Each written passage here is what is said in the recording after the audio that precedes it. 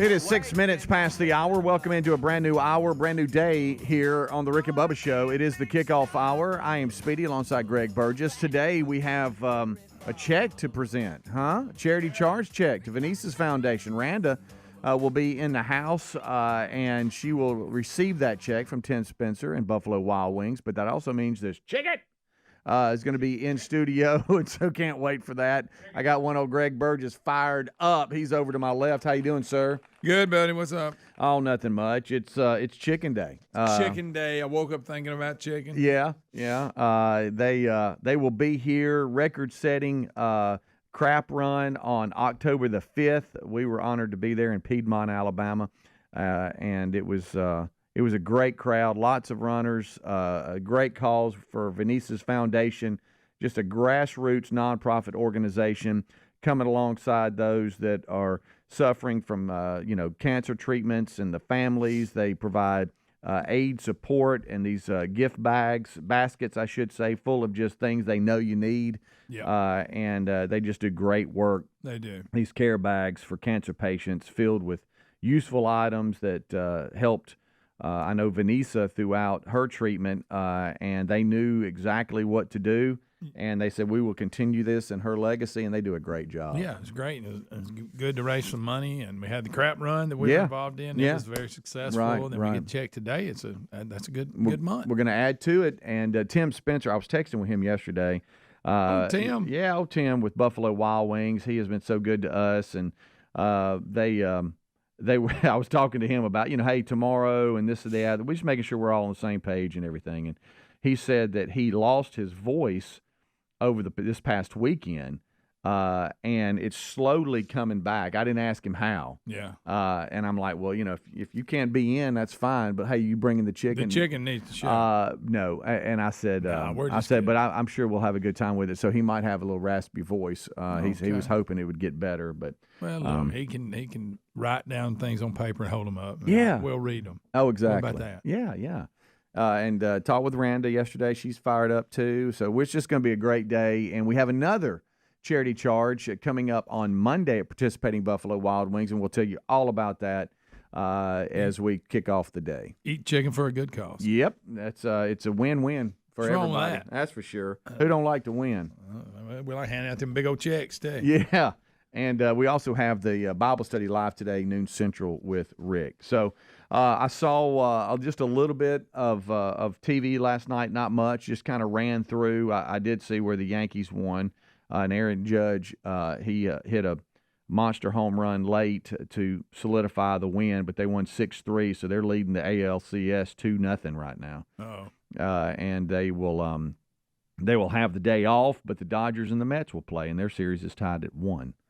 So that's going to be tonight, 7:08 p.m. Central time on FS1, Fox Sports 1. You gonna watch it? I might go over to it. Just check see. it out. See Depends on how the old days going.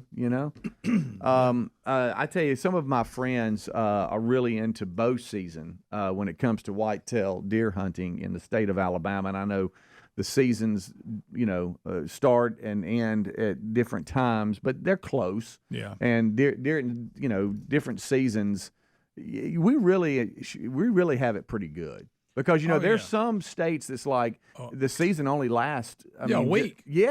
And they got to get it in, you know. Right. But here in the state of Alabama where we are sitting right now, it starts now with bow season and lasts all the way to February. You add rifle season in and all that.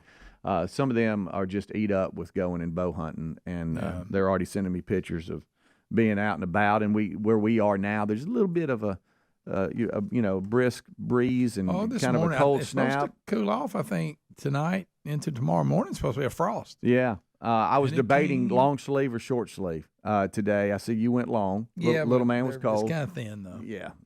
And I was like, I think tomorrow morning's supposed to be cold. Yeah. I heard it may snow. Reese drove down from Huntsville yesterday where he works for his class he has once a week.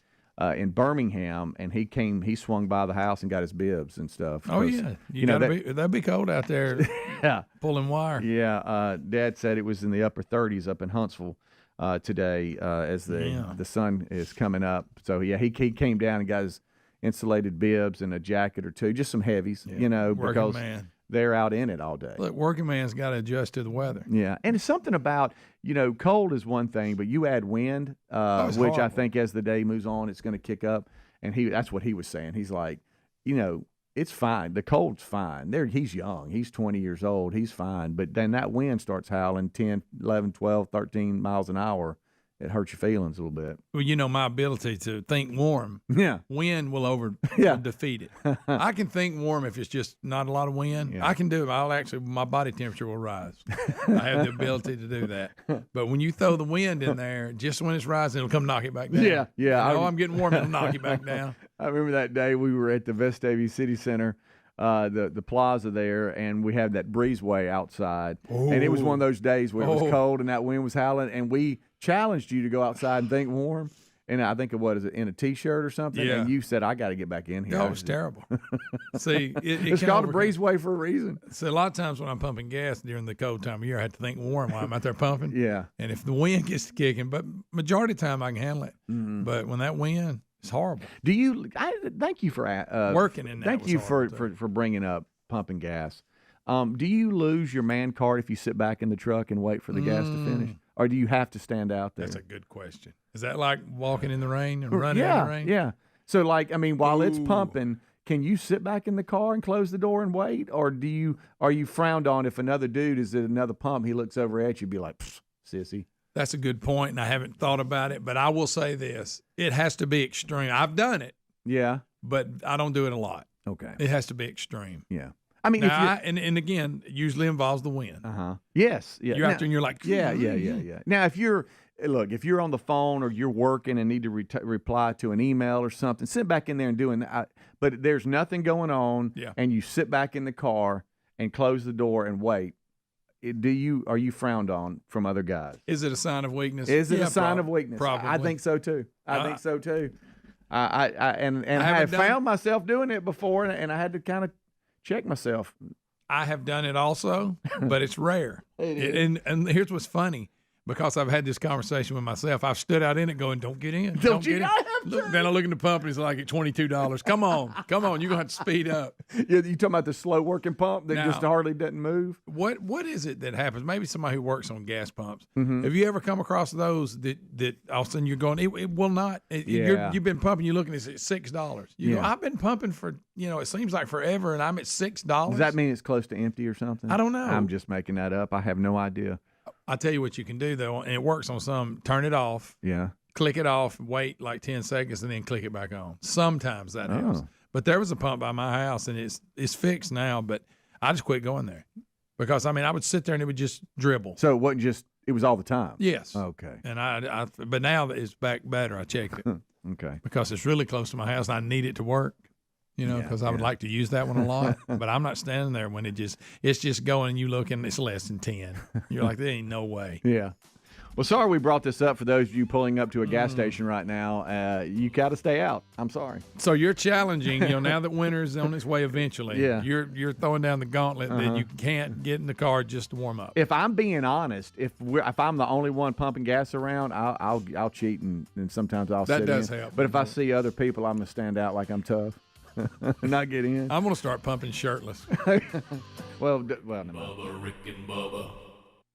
A medical test can reveal your body's biological age, which can show if you're aging prematurely. Better nutrition has been shown to reverse one's bio-age. Now, my hope of living better and healthier is why I take Field of Greens. Field of Greens is an organic superfood fruit and vegetable drink backed by the Better Health Promise. At your next checkup, your doctor will notice your improved health or your money back. Join me in better health with 15% off and free shipping. Go to fieldofgreens.com, use the promo code BIGVOX or rickandbubba.com for a link. Here's an amazing deal. The standard MyPillow retails for $49.98, but for a limited time, how about this? You receive one for only $14.98. Queens are $18.98 and Kings $19.98. Now, there's a limit of 10 on this offer, and the MyPillow is made with patented adjustable feel, so it adjusts your exact individual needs regardless of your sleep position and holds its shape all night long so you get the best sleep. Go to MyPillow.com/BigBox to enjoy savings plus orders over $75. Get free shipping. Also, find a link at rickandbubba.com under the sponsors. You've heard me talking about Raycon before, but there's no better time to check them out because they just launched their upgraded model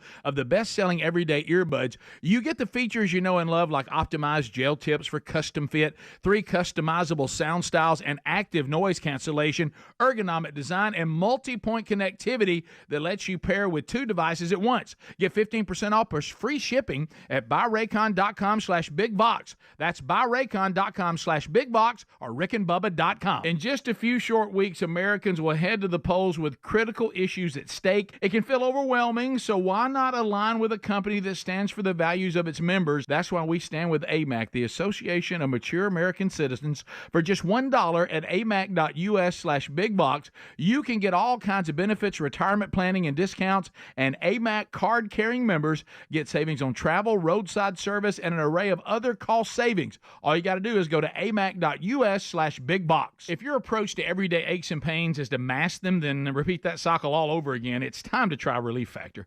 Instead of masking pain, Relief Factor helps eliminate it with a unique formula of ingredients that helps support your body's response to inflammation.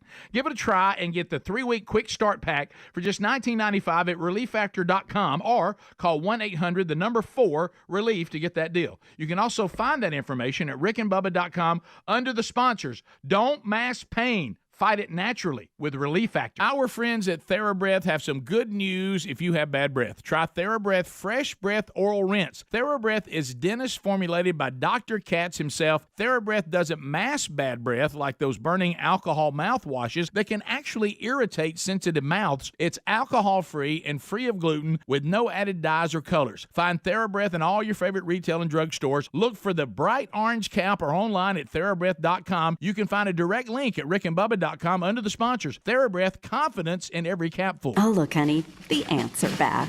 Wow. We leave one itsy-bitsy speck of food out, and they appear out of nowhere. Yeah, it's pretty hard to believe we used to try to get rid of these guys. Now they're just part of the family.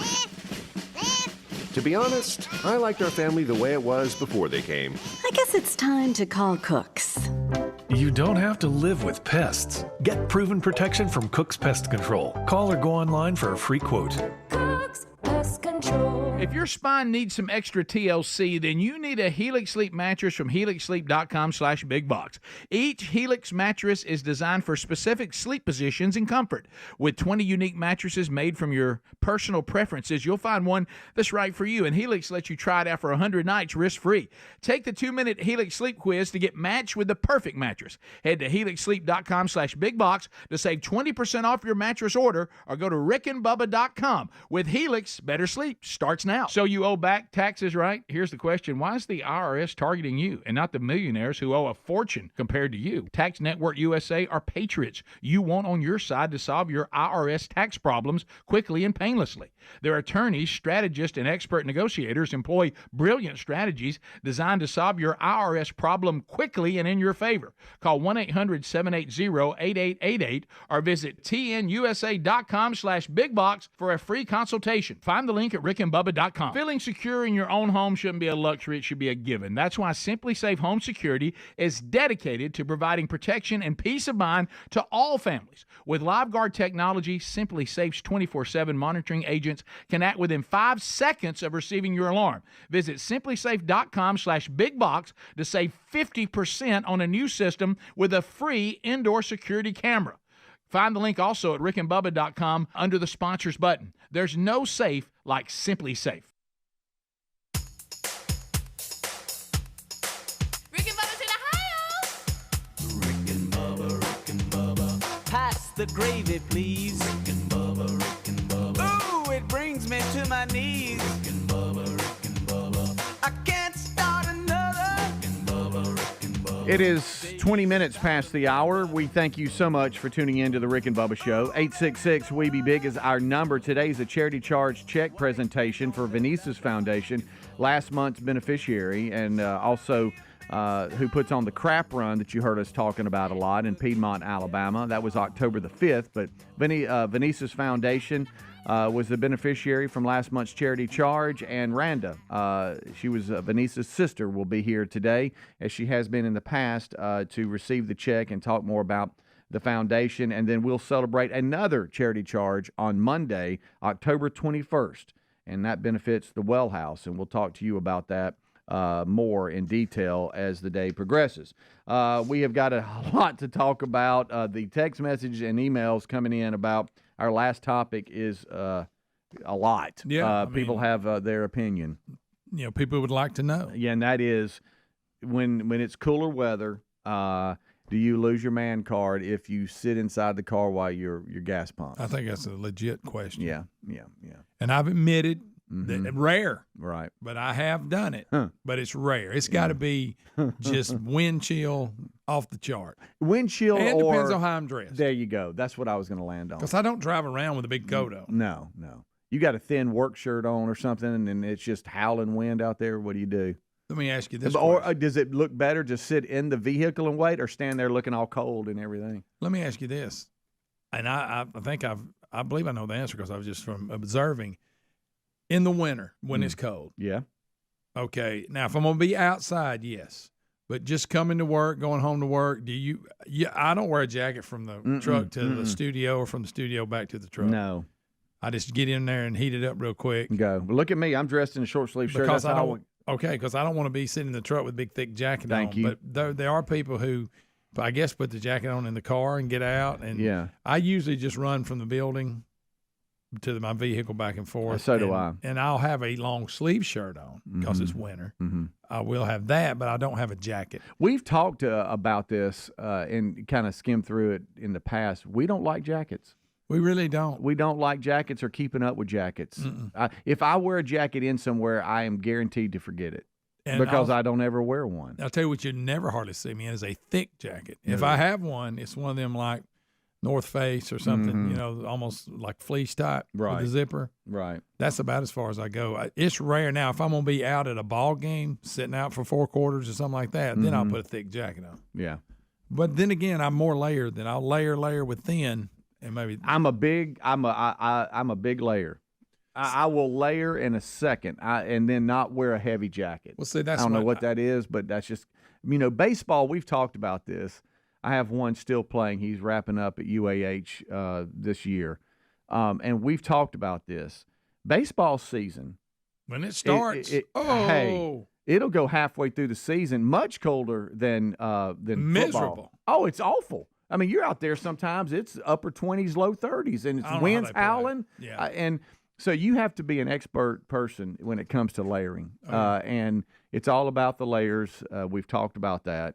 But, yeah, I just – if you see me in a thick jacket, you know it's cold. I learned that when I worked outside for a living, and you're right. I started going because you're trying to move, and especially when they got these harnesses, you got it's tough. You can't climb a pole with a thick jacket on. No, you can't do it. Can't bend your legs. As far as the bottom goes too. You're trying to find your toe, you can't. The belt is hanging over your belt. You just can't do it. So I learned to long sleeve, thin layers. Yeah, and then maybe a light jacket over it. And it was all about knee cover. That head don't hurt it. Yeah, no, it doesn't matter. Someone sent a text, and I do have to ask more about the pumping of gas, and we have other stories to get to. But so Reese, as I said, came home. When he finishes, sometimes if it's a late school night, sometimes he'll come home and then wake up early and just drive back to work and go straight there. Well, last night it was a late night. They had a big test and didn't get out of there till pretty late. So he gets home close to 10 o'clock or whatever.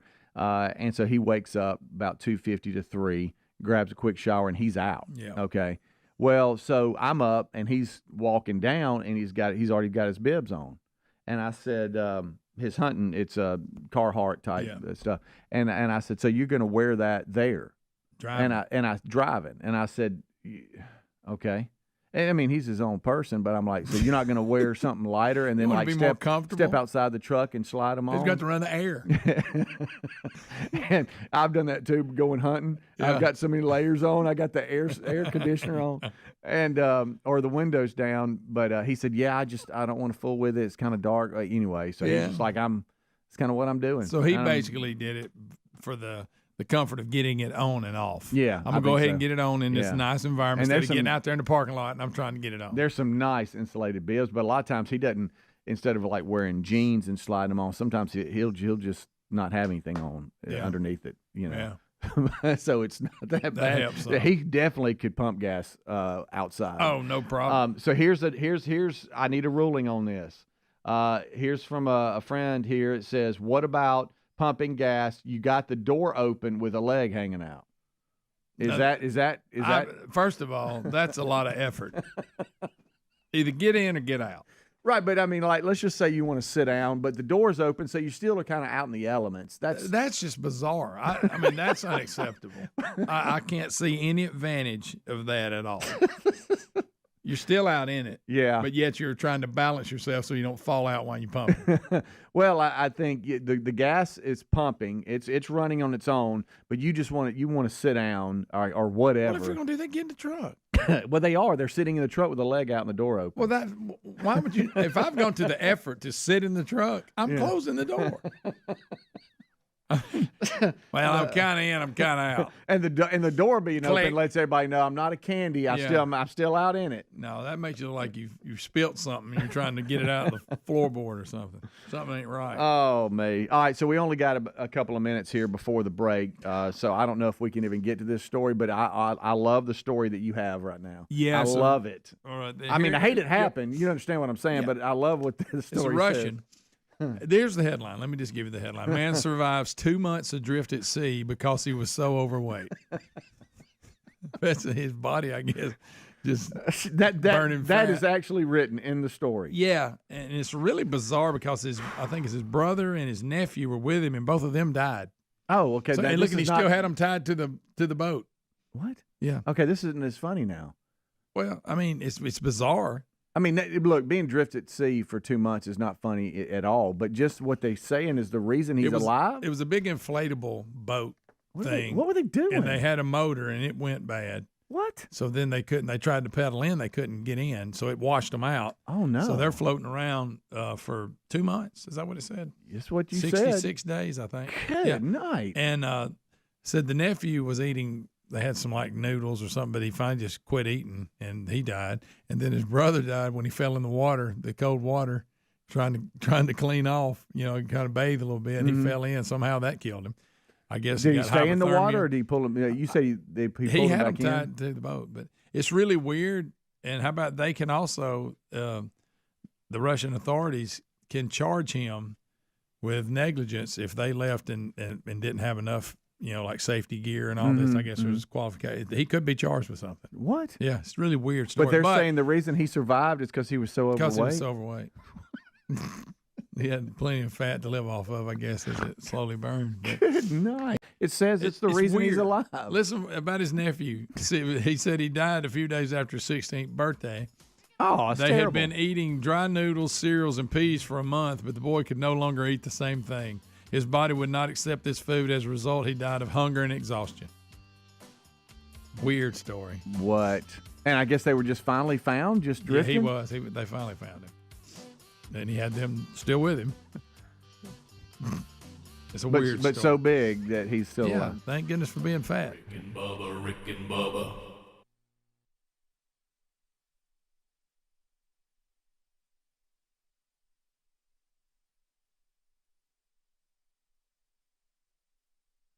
We all have two ages, our true age and our biological age. Our bio age suggests how healthy or unhealthy we are inside. You want your bio age years younger than your true age. Let me tell you how Field of Greens is helping me do that.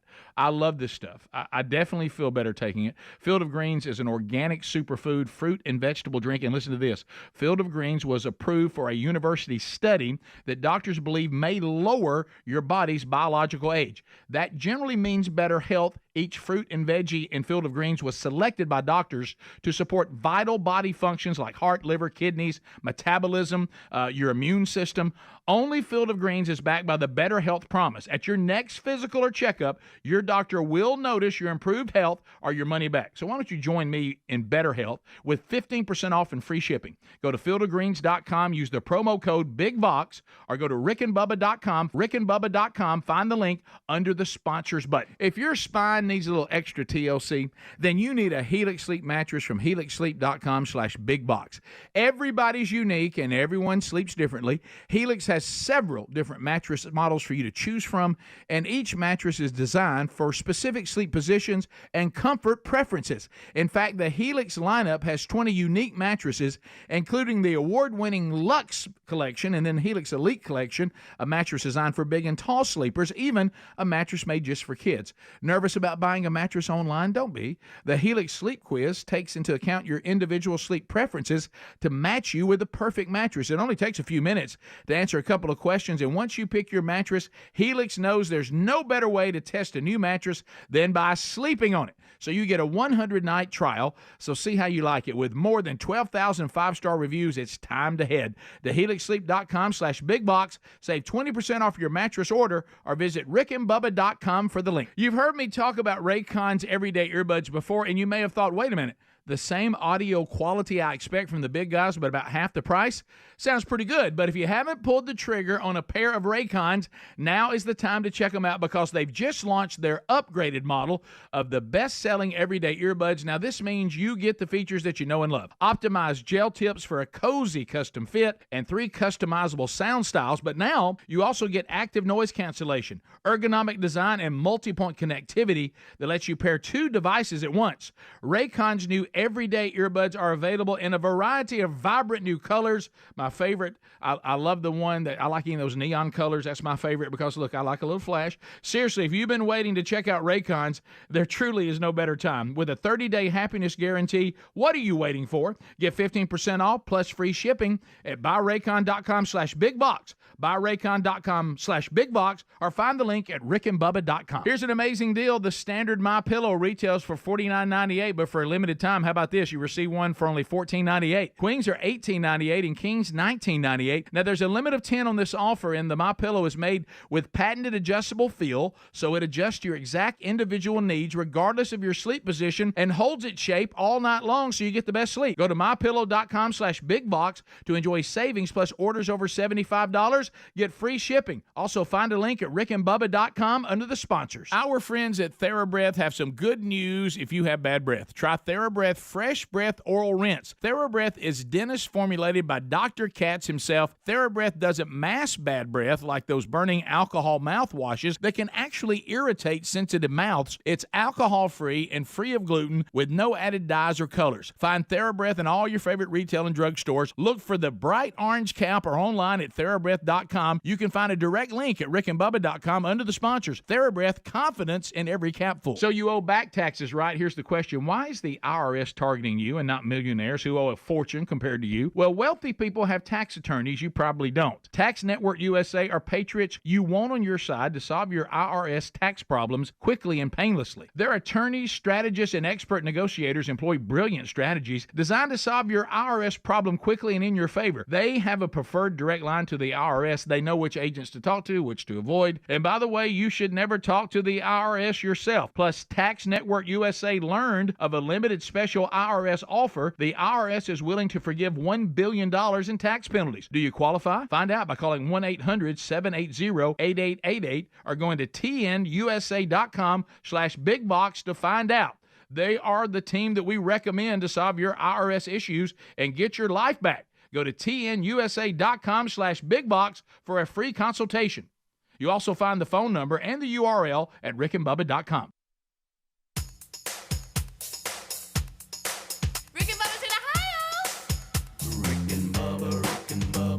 Pass the gravy, please. Rick and Bubba. Ooh, it brings me to my knees. Rick and Bubba. I can't start another. Rick and Bubba. Day without 'em, brother. All right, 25 minutes until top of the hour. Thank you so much for tuning in to the Rick and Bubba Show. 866-WE-BE-BIG is our number.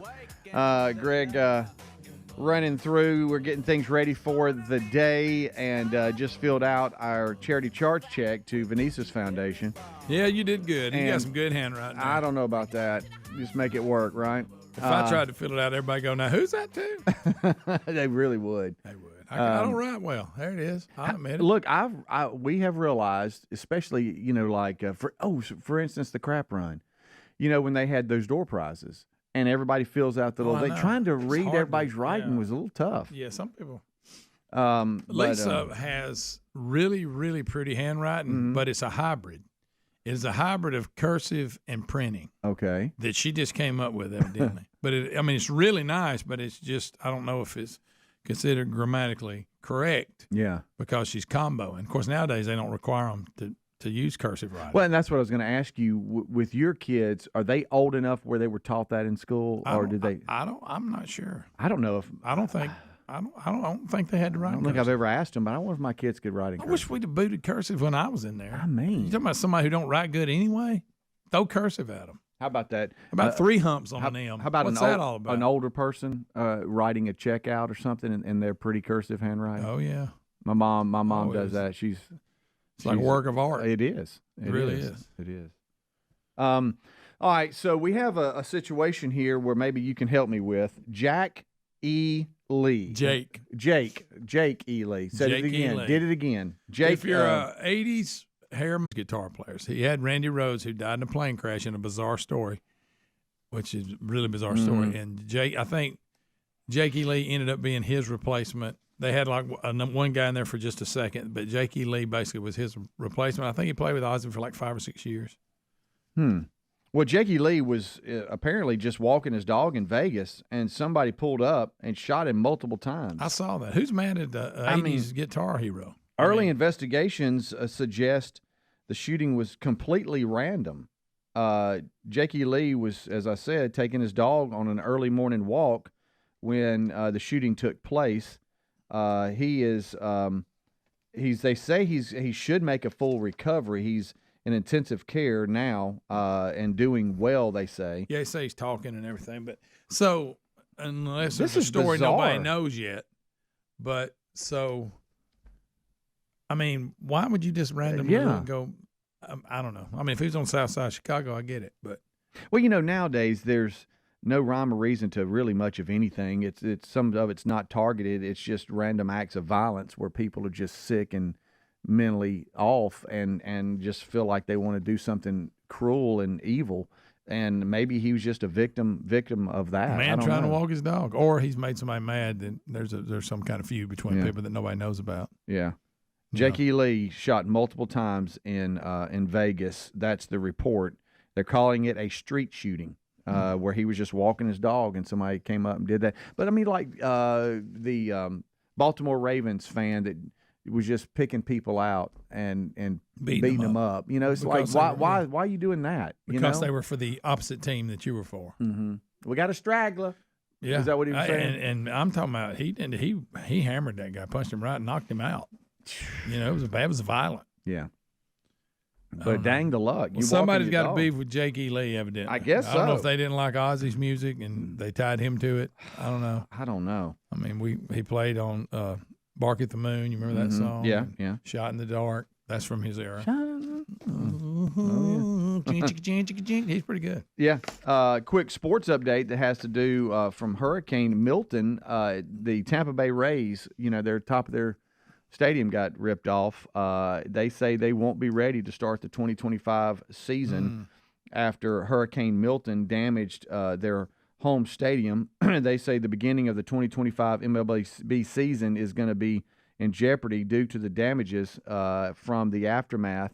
The path of destruction caused all kinds of damage to property across Florida, but among the landmarks affected was Tropicana Field in St. Petersburg, Florida, where they call home. And so they just have already come out and said the damage to the stadium is still being assessed. However, it's clear that we won't be ready for opening day, which is scheduled for March 27th. They can't find one of them blue tarps big enough. How everybody puts some blue tarps on top of that? Yeah. They couldn't find one big enough for the dome. Well, you'd have to find a big one and really tie that one down. Yeah. The ones that come flapping. It did look like it was made out of material when you saw the video footage of it. It was hanging. A lot of them are made out of some type of canvas or something, I guess. So they will have to find somewhere else to play, I guess. Yeah, I guess so. They say playing at a nearby minor league stadium was presented as a viable option, but they're saying that that they think they can make it work. But they were just coming out and saying now that we're really assessing the situation, there's no way we're going to be ready. For in a opening weird day. tie, I also heard that in Vegas, the Tropicana. I know that's funny because this is Tropicana Field, but the Tropicana Casino and Hotel was famous back in the early days. Mm-hmm. It's old Vegas. Yeah. Well, they just dropped it, and that's where the baseball stadium's going to be for the A's. Which is going to be strange. Yeah. So it's going to be a while. So the A's are going to, what they say, playing in Sacramento or somewhere. I think that's next where they year. said they were. And then, because it's going to take a minute to build a big old stadium. Sure is. I mean, sure you can't is. just throw that up overnight. No. And speaking of new stadiums and all, when's the Titans doing theirs? I know. Yeah, have they even started? I don't know though, but those plans look pretty something. Isn't it one of those amazing. just like when I saw the Georgia Dome do the same thing? They're building it beside it. Mm-hmm.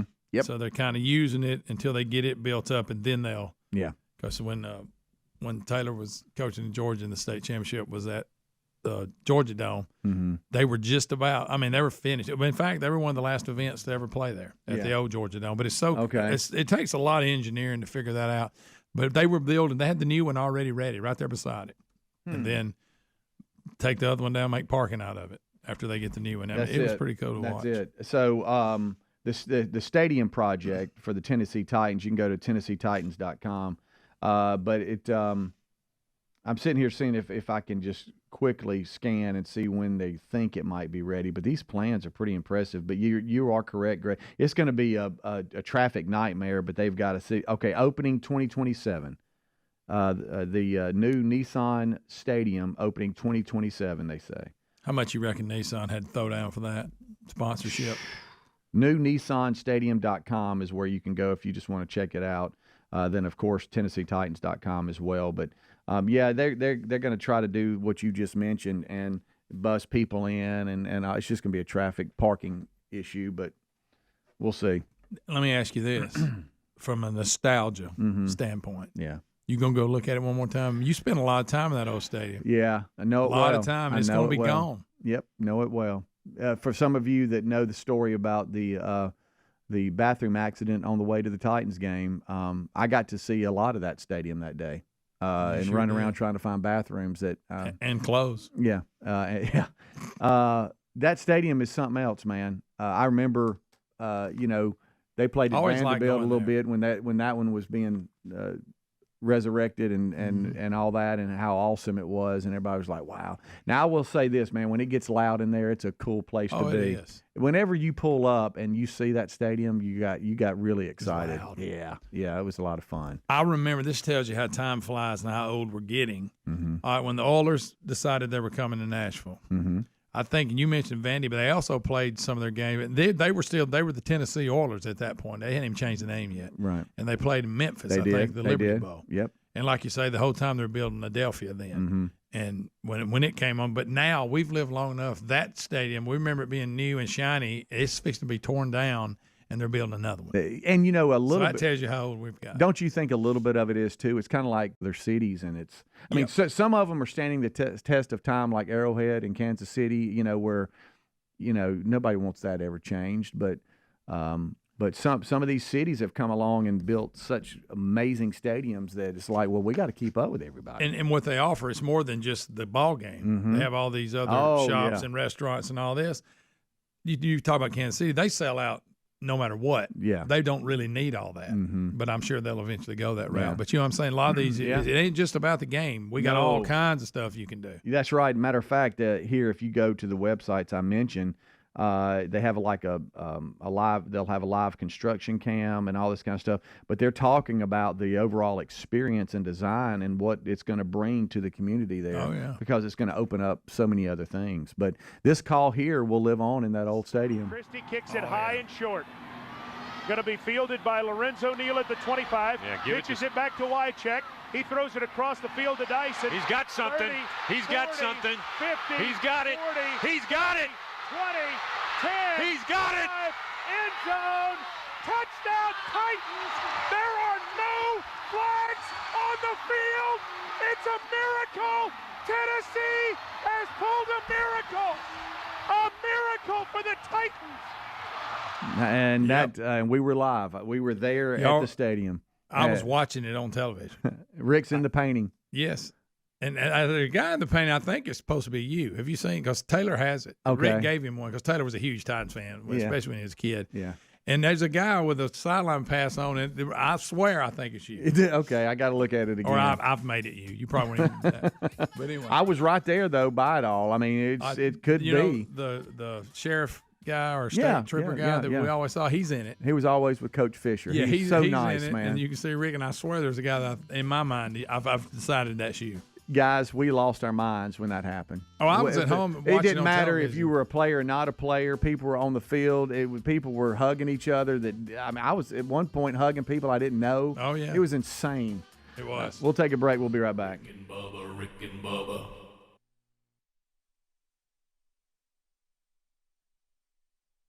Philo's got a world of entertainment for you to explore with just one subscription. Sign up today and start watching all the networks you love, like A&E, MTV, Discovery, Lifetime, Hallmark Channel, and so much more. Featuring current seasons of all the best drama, true crime, reality, and family-friendly shows you can't afford to miss. And with up to 3 streams at once, you'll never have to fight about what to watch. Get started today and unlock our library of over 75,000 movies and shows, and save all your favorites with the unlimited DVR so you can rewatch them anytime, anywhere for up to a year. Philo now includes access to AMC Plus. You can discover your next obsession from its collection of hit originals like Mad Men, The Walking Dead, Killing Eve, Orphan Black, and tons of blockbuster movies. There are no contracts, no commitments, and no hassles. For just $28 a month, Philo's a better way to watch TV. So what are you waiting for? Visit philo.tv and sign up today to start your 7-day free trial. That's philo.tv.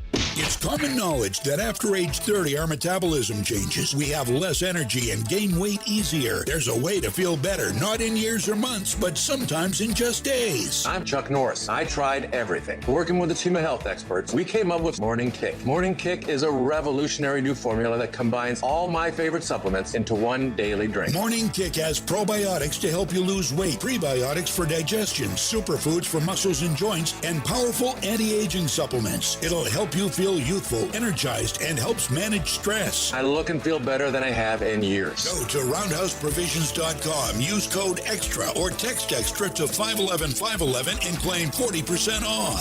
Roundhouseprovisions.com, code EXTRA. Every purchase comes with our 90-day money-back guarantee. You can be feeling these changes within just a couple of days. Text EXTRA to 511-511. These statements have not been evaluated by the FDA. This product is not intended to diagnose, treat, cure, or prevent any disease. Message and data rates may apply. Paid for by Roundhouse Provisions. Whether you own a local business or a global one, you know that these days, generating growth is a challenge.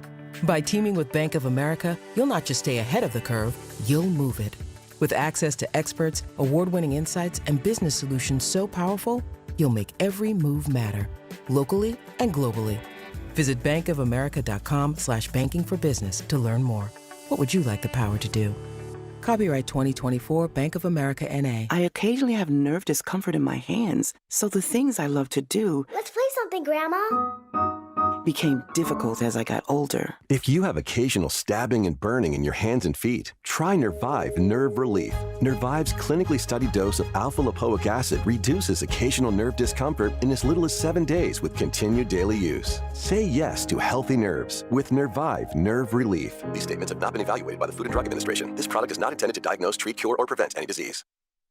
All right, if your approach to everyday aches and pains is to mask them, feel better for a few hours only to have the pain return, then repeat that cycle all over again, it's time to try Relief Factor. And the good news is Relief Factor makes that easy. Their 3-week quick start is only $19.95, less than $1 a day. Instead of masking pain, Relief Factor helps eliminate it. How? Well, it's a unique formula of ingredients that helps support your body's response to inflammation. Relief Factor was developed by doctors and is 100% drug-free. And for so many people, including some of us here on the show, Relief Factor has been a game changer because you just feel better when you're not in constant pain. You'll feel the difference. Give it a try and get the 3-week quick start for just $19.95 at ReliefFactor.com or call 1-800-4-RELIEF to get that deal. You can find that info at rickandbubba.com under the sponsors as well. Don't mask pain. Fight it naturally with Relief Factor.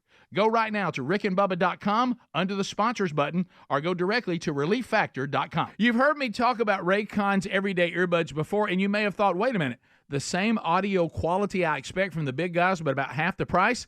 Sounds pretty good, but if you haven't pulled the trigger on a pair of Raycons, now is the time to check them out because they've just launched their upgraded model of the best-selling everyday earbuds. Now, this means you get the features that you know and love. Optimized gel tips for a cozy custom fit and 3 customizable sound styles, but now you also get active noise cancellation, ergonomic design, and multi-point connectivity that lets you pair 2 devices at once.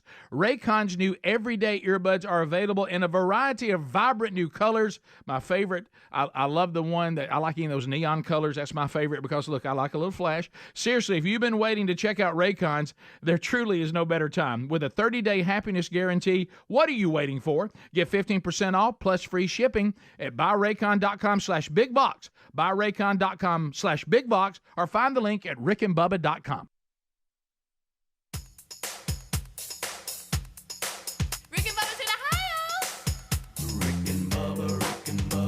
Pass the gravy, please. Rick and Bubba. Ooh, it brings me to my knees. Rick and Bubba. I can't start another. All right, minions. One Greg Burgess has called for unscreened phone calls. We've talked about a lot. If you want to weigh in on some of those topics, you can call now 866-WE-BE-BIG. That's 866-932-3244. You can always text that too. But if you want some unscreened phone calls, you can do so. 866-WE-BE-BIG. This portion of the program is sponsored by amac.us/bigvox, BIGVOX. AMAC stands for the values of its members and fights every day to protect the individual's liberties outlined in the Constitution. And I know that's important to so many of us. With this, you get also going to receive a subscription to the bi-monthly AMAC magazine in 2 weeks. Can you believe this? We're going to head to the polls, and I know some of you, we discussed yesterday, some states have already started the early in-person voting, but there's a lot in stake. And by joining amac.us/bigvox, the Association of Mature American Citizens, you're joining over 2.1 million patriots who are committed to saving the country we love, and it only costs $1. That's right, just $1 makes you part of this powerful movement and saves you big time on many products and services. Go to learn more at amac.us/bigvox, amac.us/bigvox. Join today for just $1 and make a stand for America. That's also a link at rickandbubba.com under the sponsors button. That's always a default for you. All right, well, Greg, they have responded. The lines have lit up. Now, y'all play nice. Y'all play nice. Don't go too far. They'll be unscreened. It says here Luke is calling in. That's what the caller ID says. Luke, I'm not sure what Luke just went away. No, Luke. Chris, what's up? You're on unscreened phone calls. That's just what it says. 334 area code. What's going on? What's going on, guys? Not much.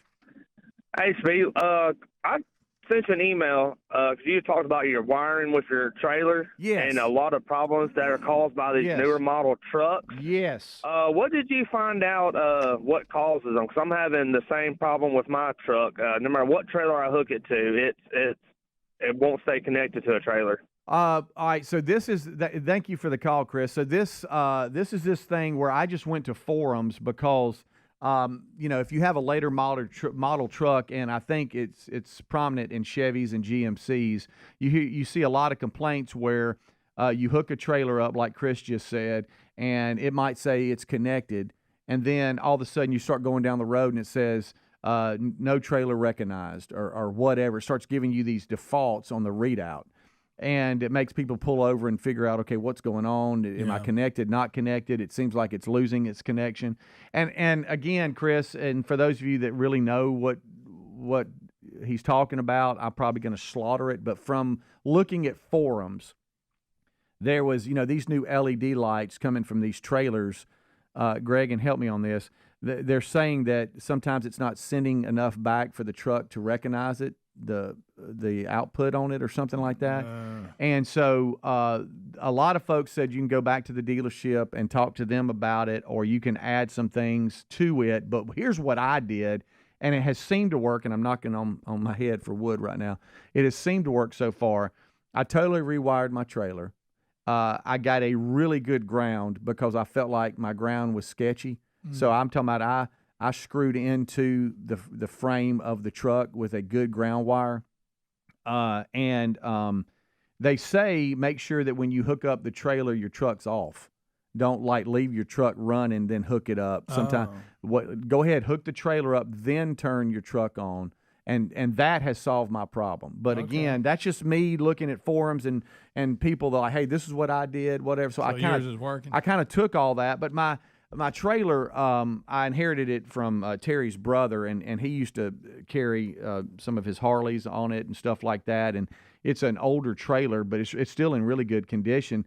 But it still had the original wiring on it, and I think that was a little bit of it too. You tried to be sharp and rewire it? And the ground, like I said, the ground was, I don't think it was really a good connection. And so I just made sure I made sure of that. The whole thing. I just took all, and I replaced a piece of the decking too that was a little rotten, but I went ahead and took all that off so I could maneuver around and get a good rewiring in it. And now you're rewiring trailers for people. Yep, that's it. A lot of folks don't know that. Yep. So I hope that helps, New Chris. business. And for those of you who have done this before and I didn't use certain terminology or whatever, I apologize for that, but that's just what They'll let you know, believe me. Oh, sure. Tom, it says, is calling in on the caller ID. What's up? Unscreened phone calls. Hey, you guys. Yesterday you were talking about looking up the planes, wondering where they were going and stuff. There's an app called Flight Radar 24 for your phone. It's cool. The little planes are all yellow, and you see one above you, you tap on it, and it turns red, and it'll tell you where it came from, where it's going, how high. Well, now, Tom, that's not bad. Now, you give that app or website again. What is it? Flight Radar 24. It's free. Okay. Flight Radar 24. All right, you guys have a good one. All right, Tom, thank you. Tom, Long-time listener, Tom. Thanks for checking in. Yeah, we talked yesterday, if you missed it, about going out at night, looking up and seeing planes and wondering where they're going. He's saying we can kind of know. I was lost for a minute. Do you remember that website? No. Okay. Let's go to about planes. I heard 24. Really? Let's go to Sam. Sam, it says on the caller ID. What's up? Hey, buddy. I was just going to talk about the pumps running slow. You think it's bad when you're in a car or a pickup truck? Imagine being in an 18-wheeler and it's running slow, dude. Ooh, you're gonna be there a minute. It's crazy. I'm just sitting here going. Oh my gosh! And ain't nothing I can do. It's not like I can back up and go somewhere else.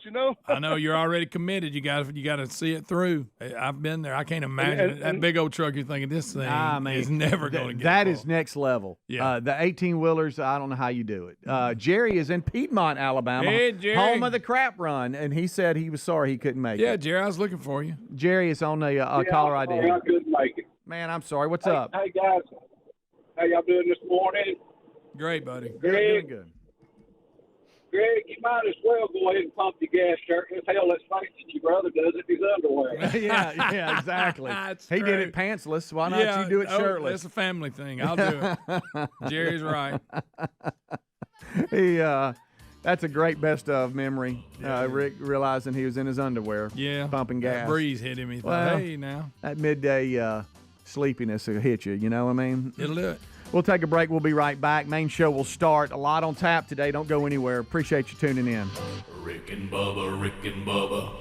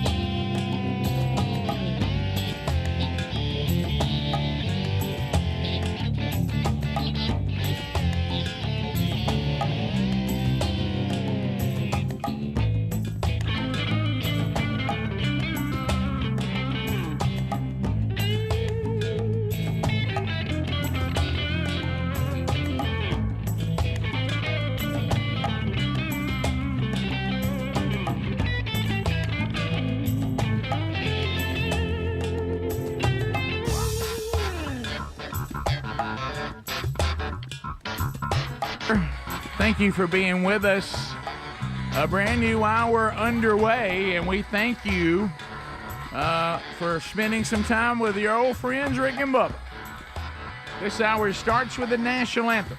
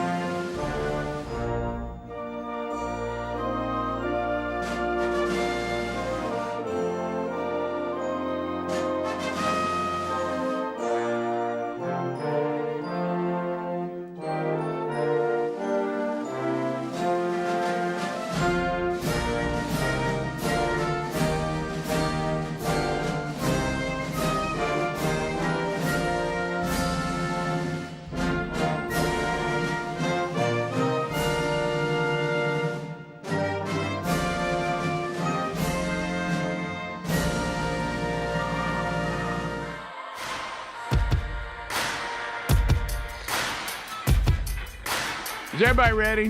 7.5 minutes past the hour. You got Rick and Bubba coming to you from the Big Boy studio out on the bleeding edge of technology. From Sweet Home, Alabama to the rest of the world, both live and archived on various platforms. If you are not getting Rick and Bubba now, that's on you. That's on you. I mean, there's no excuse.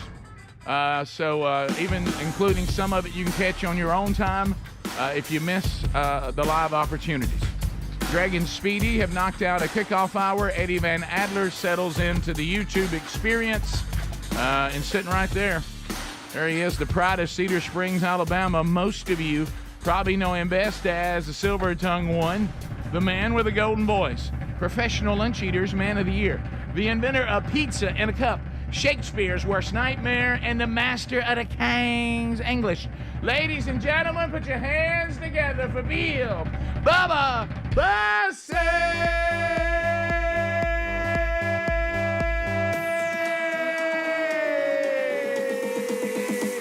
How do, Bubba? How about it, Rick Burgess? Friends, neighbors, associates everywhere, welcome into another edition of Rick and Bubba.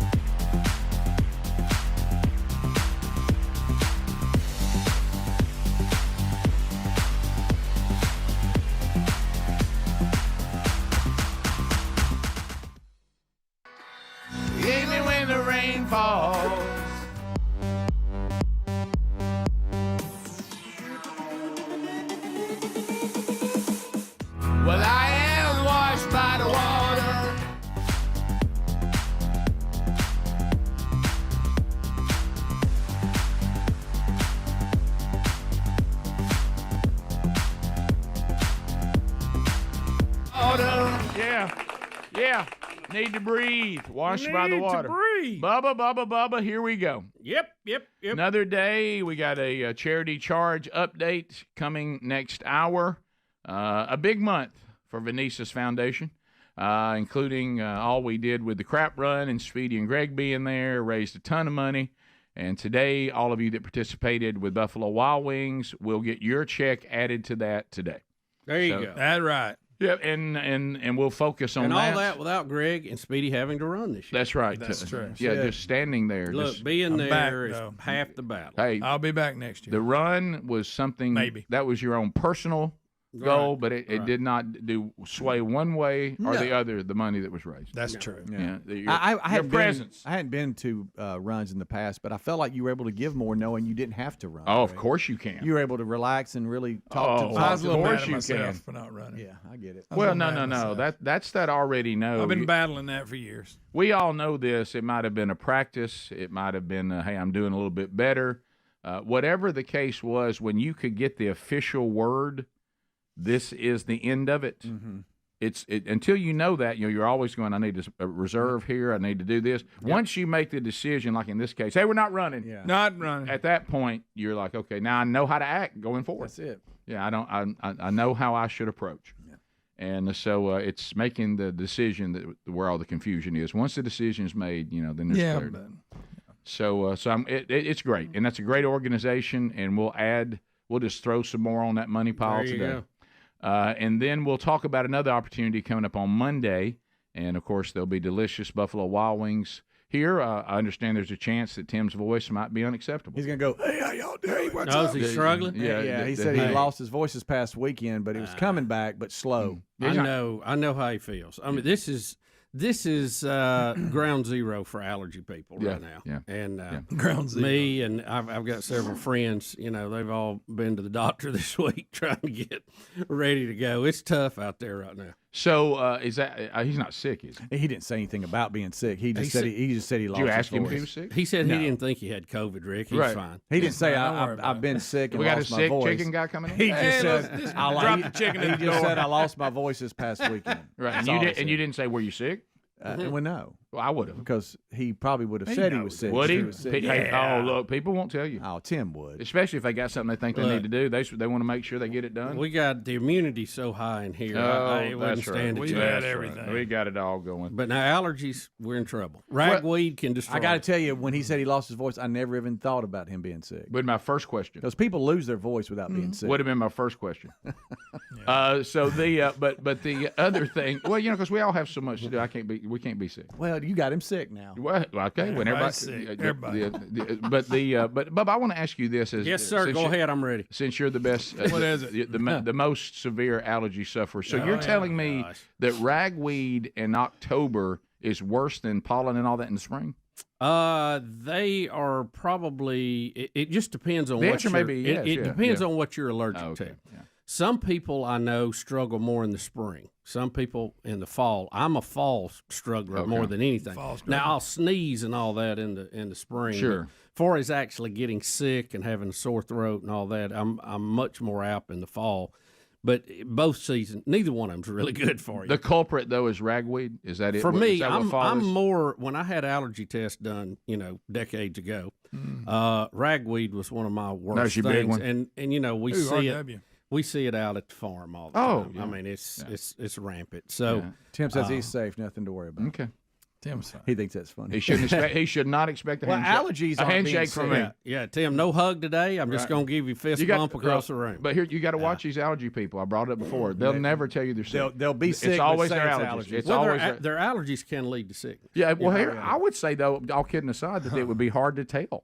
Sometimes, you you kind of get an idea, but you go downhill. Your nose stops up, and then you get drainage. Your throat gets sore, and then you're coughing. As it goes into your lungs, and before you know it, you're running a fever like you got a dragon voice. breath. Well, the big part of it is always as far to society is all right. If you have allergies, you can't pass that on to me. But if you're just sick, you can. That's what I'm trying to figure out. I've got allergies. Right. You got to keep your nose clear. The allergy doctors have told me over the years the key is you got to stay unclogged and do whatever you have to do to stay unclogged. It's one of them Navages. Oh yeah, well listen, I waterboard myself all the time, not with that device, but another one, and it's horrible. I mean, it is horrible to shoot water up. No, that's not Well, natural. that to me that falls under the you can't have nothing, but because fall feels so much more crisp and clean, and you would think the air's cleaner But yeah, if you got ragweed and all that, I got you're it's just it's just an ongoing battle. You know what? Welcome to the fallen world. If it ain't that, it's something else. Oh yeah, you can't have nothing. Yeah, your liver's falling out or something. Silly like that. He might have just been hollering across the restaurant to get somebody's attention. That's fine. I just would ask him. That's all I'm saying. I do agree with you that the odds were low, but I would have asked him. we'll be back. 16 minutes past the hour. More Rick and Bubba next. Rick and Bubba, Rick and Bubba.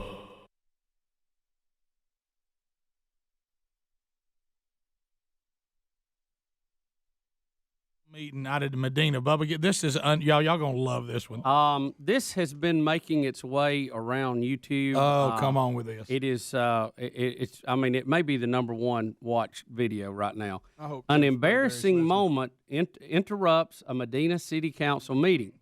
YouTube has it documented. And you have to see the council members as they break out laughing, and it is so bad they eventually have to call for a recess. Now, why are they laughing?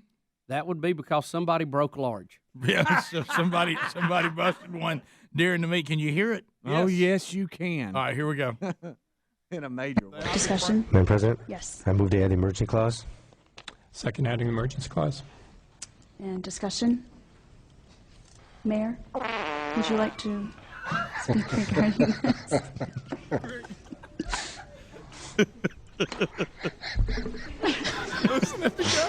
That's a first. The agreement for architectural daylighting. We're trying to continue.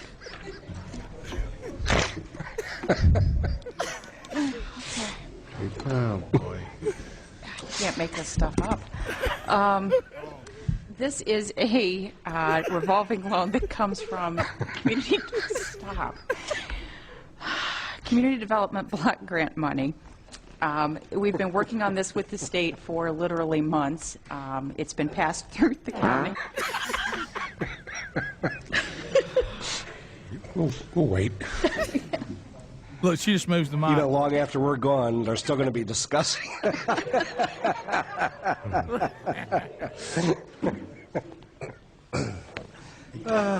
We ought to have a recess. Mayor, would you like to speak regarding this?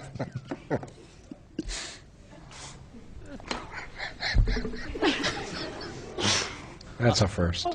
Where does it come from? Would you like to? I think the mayor on mic. Because whoever it is near the mic. By the way. Like to. Mayor, would you like to speak regarding this? Listen at the mayor. Mayor, Oh, that's so bad. would you like to? Who's the culprit? Who dealt it? Oh, you think it's one of them machines, or is it Would you real? like to? In my mind, it's real. Is it real? Do y'all think that's real? Well, look, let me ask you this. You're on the city council. Why would you let that get out? So to speak. You ever been to a city council meeting? Yeah, sure. I've actually wanted to do worse. He could have just tried to sneak it out, and it happened. Yeah, that's loud. That's excellent. Is what that is. I mean, those mics pick up well, don't they? Yeah, the quality. All right, let's ask the mayor to speak. Listen. Mayor, would you like to?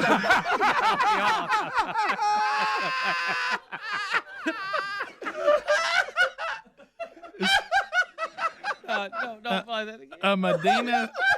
A Medina City Council meeting, and they all break out into laughter. Oh, if break's the right Well, word. well, here's the thing too. Hey, don't ever let anybody get on to you for laughing at this. Everybody laughs at this. And I mean, here's the city council. They can't work through it. No. Why is that so funny? Would you like to? Why? Listen, it reminds me of a safety meeting at the power company. It does. That was It does pretty sound like common. one. Oh, yeah. Mayor, would you like to? I don't care how old you are. You never outgrow laughing at that. It's funny. All right, let's listen to their response after again. Okay. All right. Funny. And discussion? Mayor, would you like to speak regarding this? Listen to him laughing at us. That's a first. That's a first. The agreement for architectural daylighting. What I love is the lady trying to get through it. You see her face, precious. Look at the audience. I think this is got Oh boy. Look. Can't make this stuff up. This is a revolving loan that comes from stop. Community Development Block Grant money. We've been working on this with the state for literally months. It's been passed through the county. So where did that come from? Yeah, where did that second one It's been passed through the county.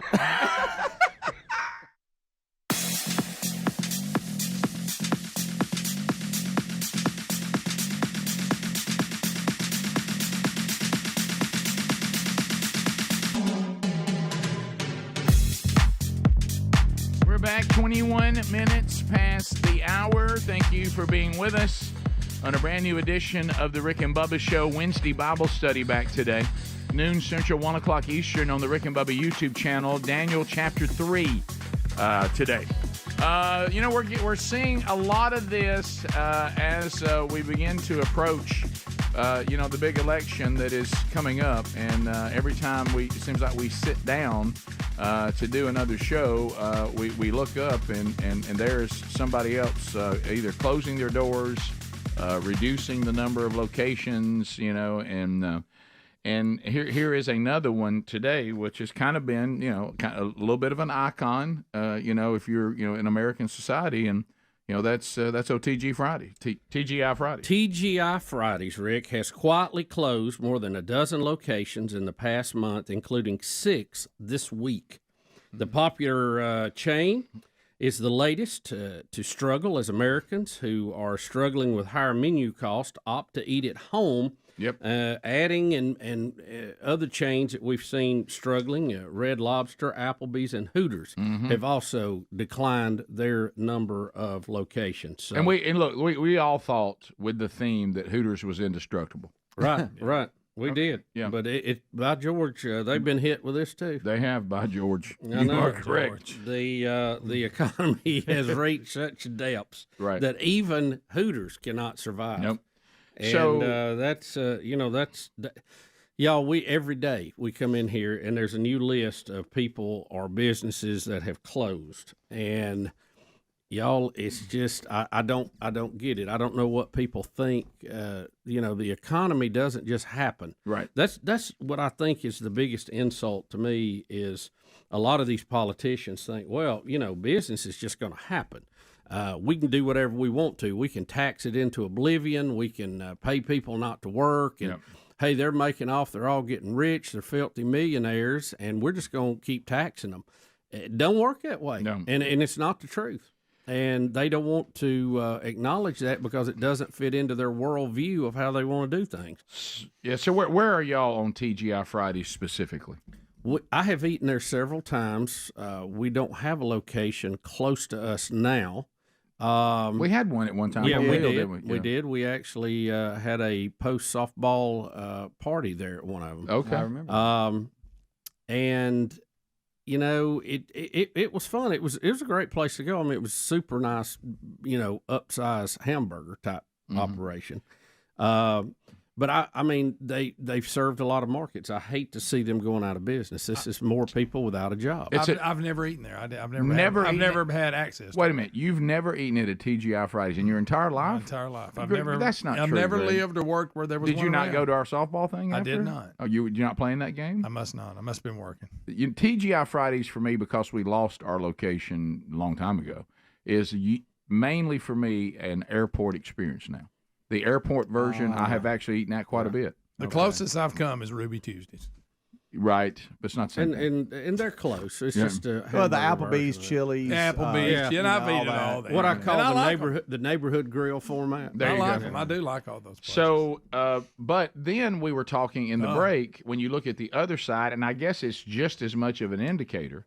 Dollar General is thriving. Oh boy! Yeah. I mean, they are popping up everywhere. And Greg went as far as to say that some locations have meat. Well, they've got an upscale. If you want to call it that, they've got an upscale model, Rick, and it's called DG Market. Yes, is that what it's named? And it has meat. It's like a grocery store.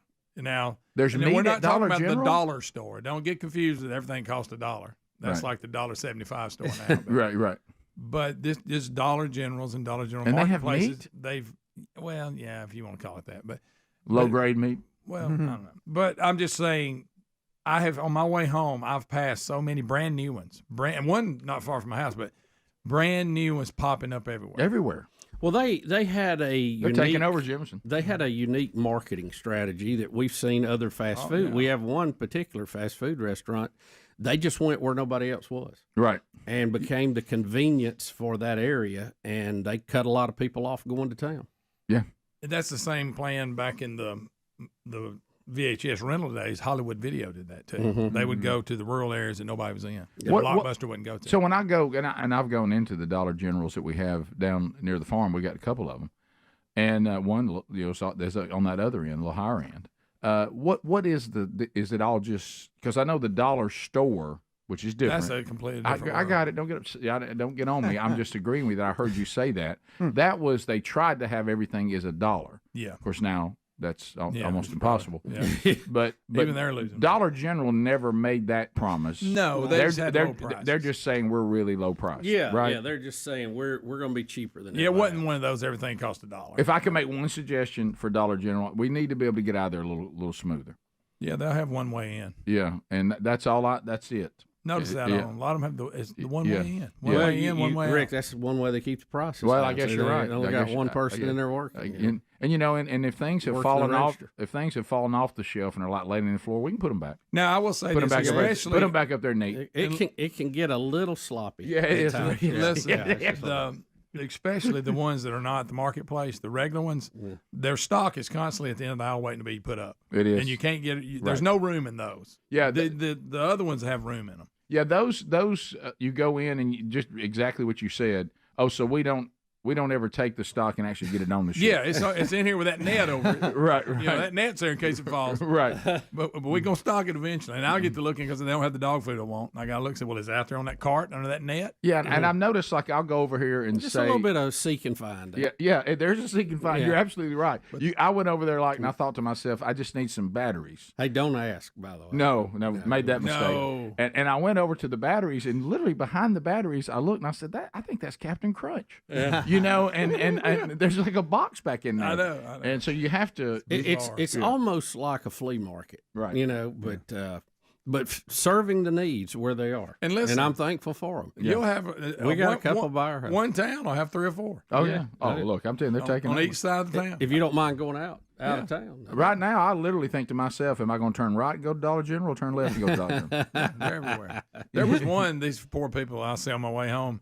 There's a house, and I guess the property was deemed commercial after they had built their house years ago, and they put one, right on them. Yeah. But they put a privacy fence up. Okay, well, that's good. I saw the same thing. Look, as soon as I figure out for sure which one's closer, I'll know which one to go to because that's all that matters to me. Well, if you miss it, Rick, just keep driving. You'll pass it. Yeah. I think what you we're will. going to see in the future is a lot of Dollar Generals, and we're going to see a lot of convenience stores that have the machines in it that you just go pay. There's no, Oh, yeah. you know, it's all vending machines. I came up on one of those. There's one of those on Highway 9 between we like got Heflin one. and Yeah, Lineville. we got one. And there's nobody there. I really think there'll come a day where you walk into whatever the version of McDonald's is, and just like we have upstairs in the snack room, you'll go pick up your cheeseburger. Oh, they're already that way. And boop, Yeah. and then you'll pick up your fries that'll be sitting up out. Sure. Yeah. And Yeah, they're you know, already doing that. Dollar General did away with self-checkout because theft was so high. Yeah. They said, we're just going to do away with it. Yeah. You're seeing that with several retailers. Oh yeah, I know that's shocking. Right. Walmart's putting a few aisles back. They are. Check out later. Yeah, the self-checkout's not all it's cracked up to be. Bubba, Rick and Bubba.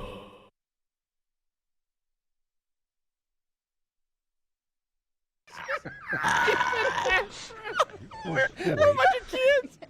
That's incredible. You know, long after we're gone, they're still going to be discussing. He's right.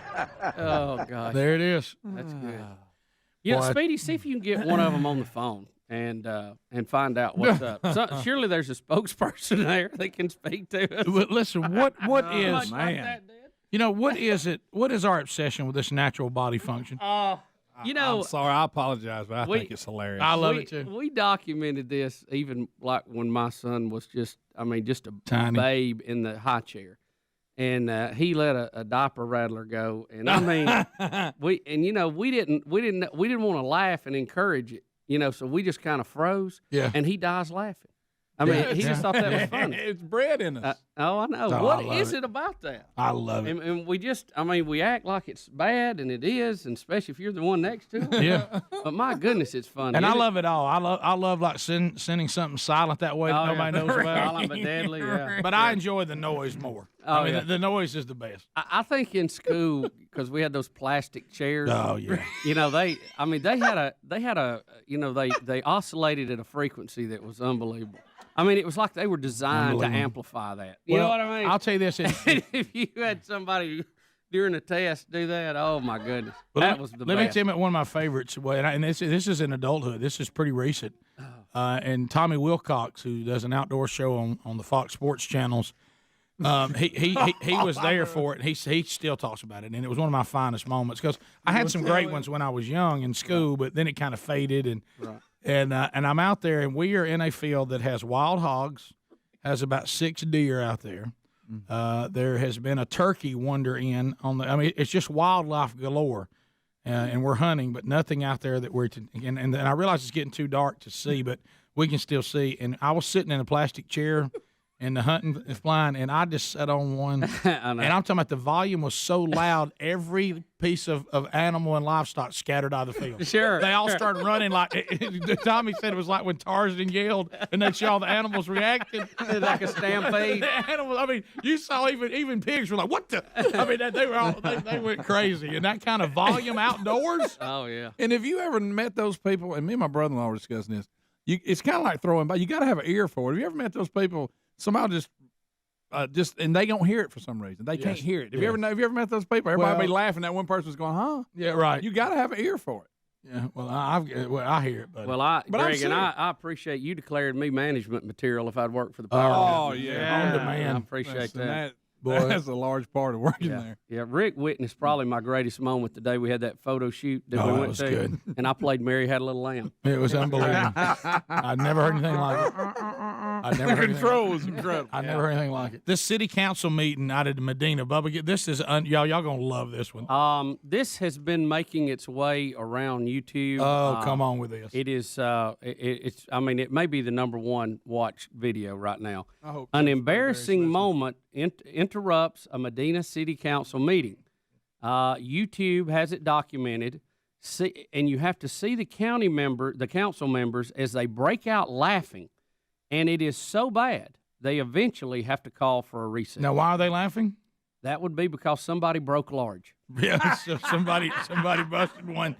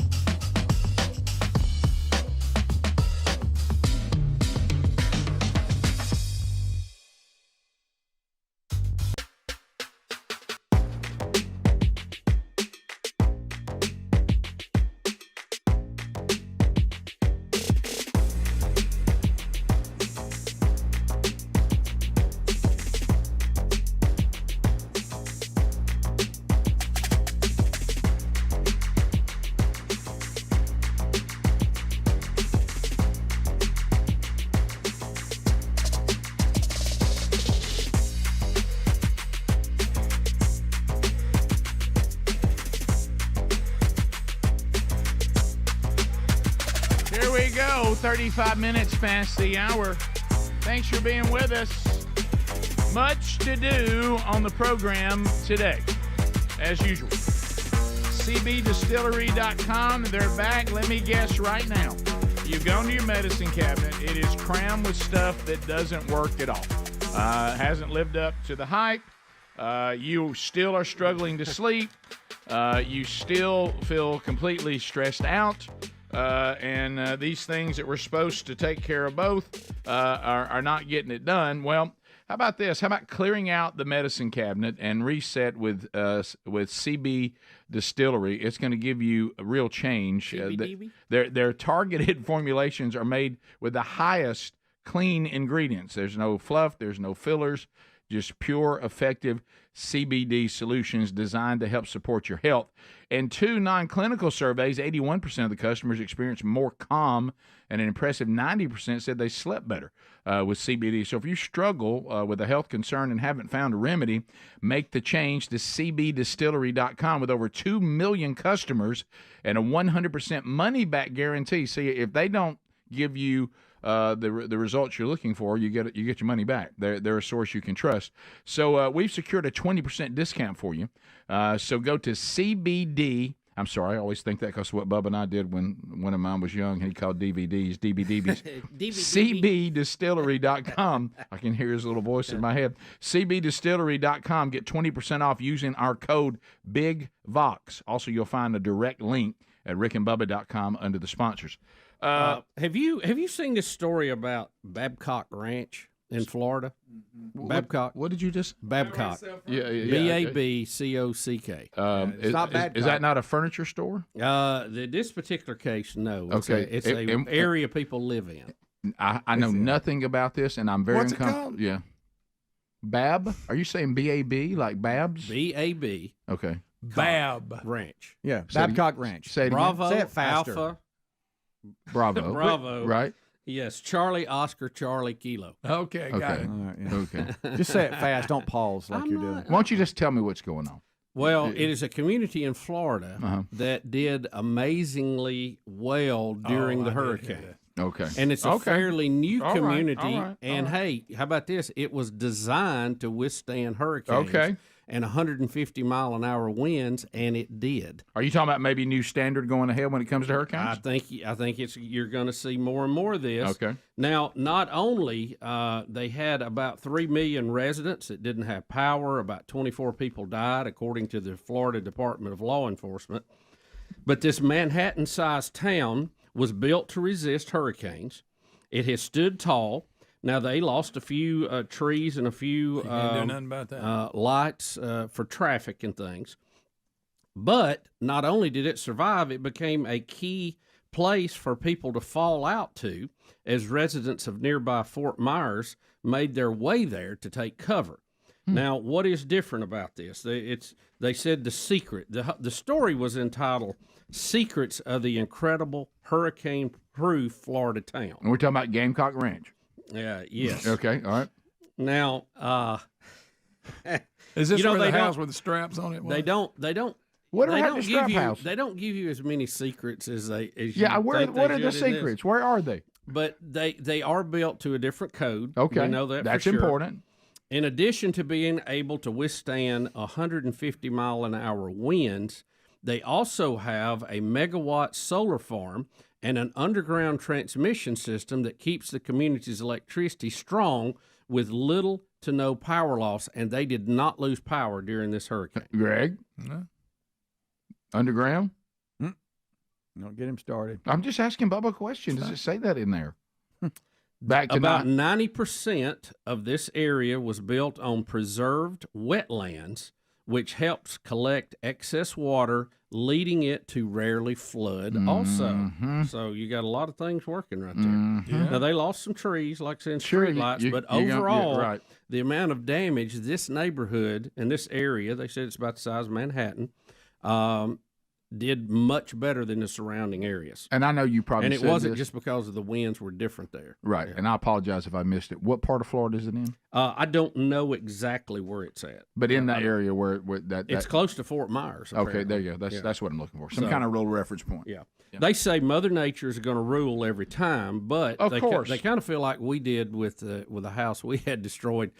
We can engineer it to at least give it a good fight. Yeah. You know, Right. and that's what you try to do. You know, Mother Nature will have the last word, but you at can least minimize you can it. show up Right. and give it a fight. That's it. You can minimize it. Yep. You know, you can say I have a sprained ankle versus a broke ankle. They said the community was so well engineered. Oh, now and it's really so well prepared that many of the residents did not leave, thinking that they could withstand this hurricane, even though it was. And they were right. It was a Cat 5 at one time, and they did, and they never even lost power. So I think, you know, when you have a success There it story is. like that, Look, Bubba, there it is. you need to look at it and go, okay. See, I think that's one of the things we probably don't do enough of here. Is when something is actually working, let's go study it and try to replicate. I tell you one thing, I Now, don't. a lot of cost involved in that. How about I tell you what I don't see? I don't see a lot of manufactured homes.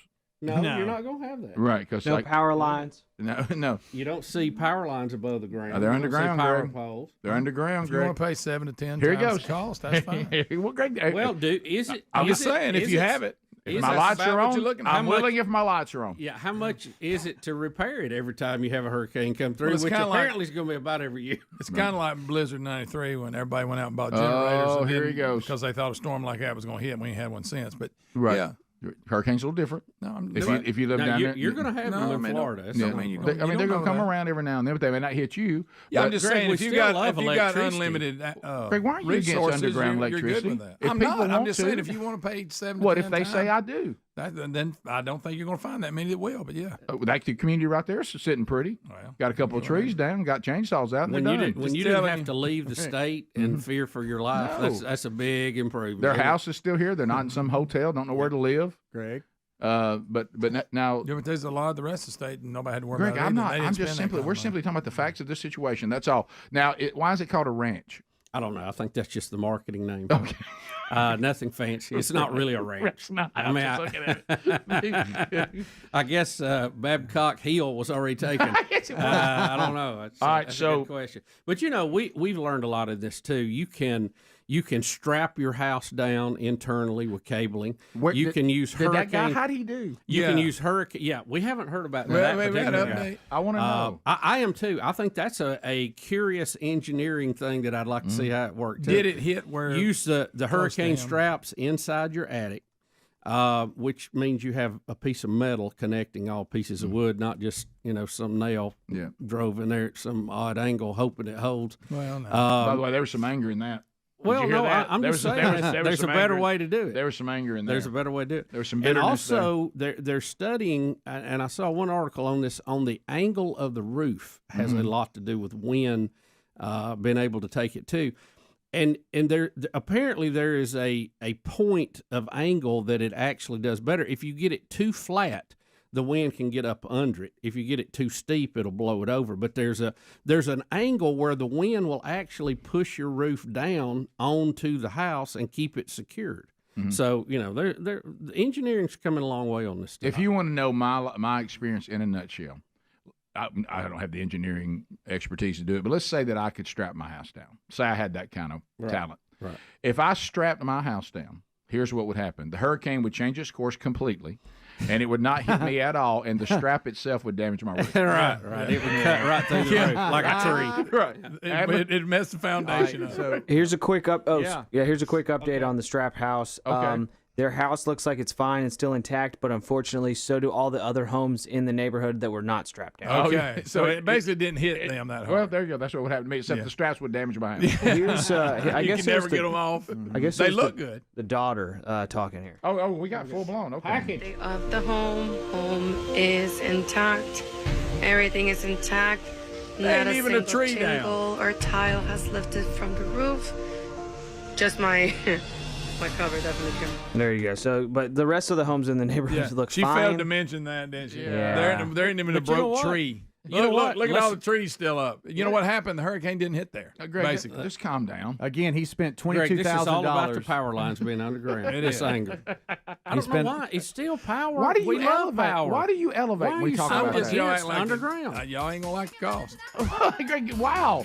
But just why do you I get mad don't like about the it? cost of cars, but I got to have one. Do you understand why he gets angry about it? I don't understand it.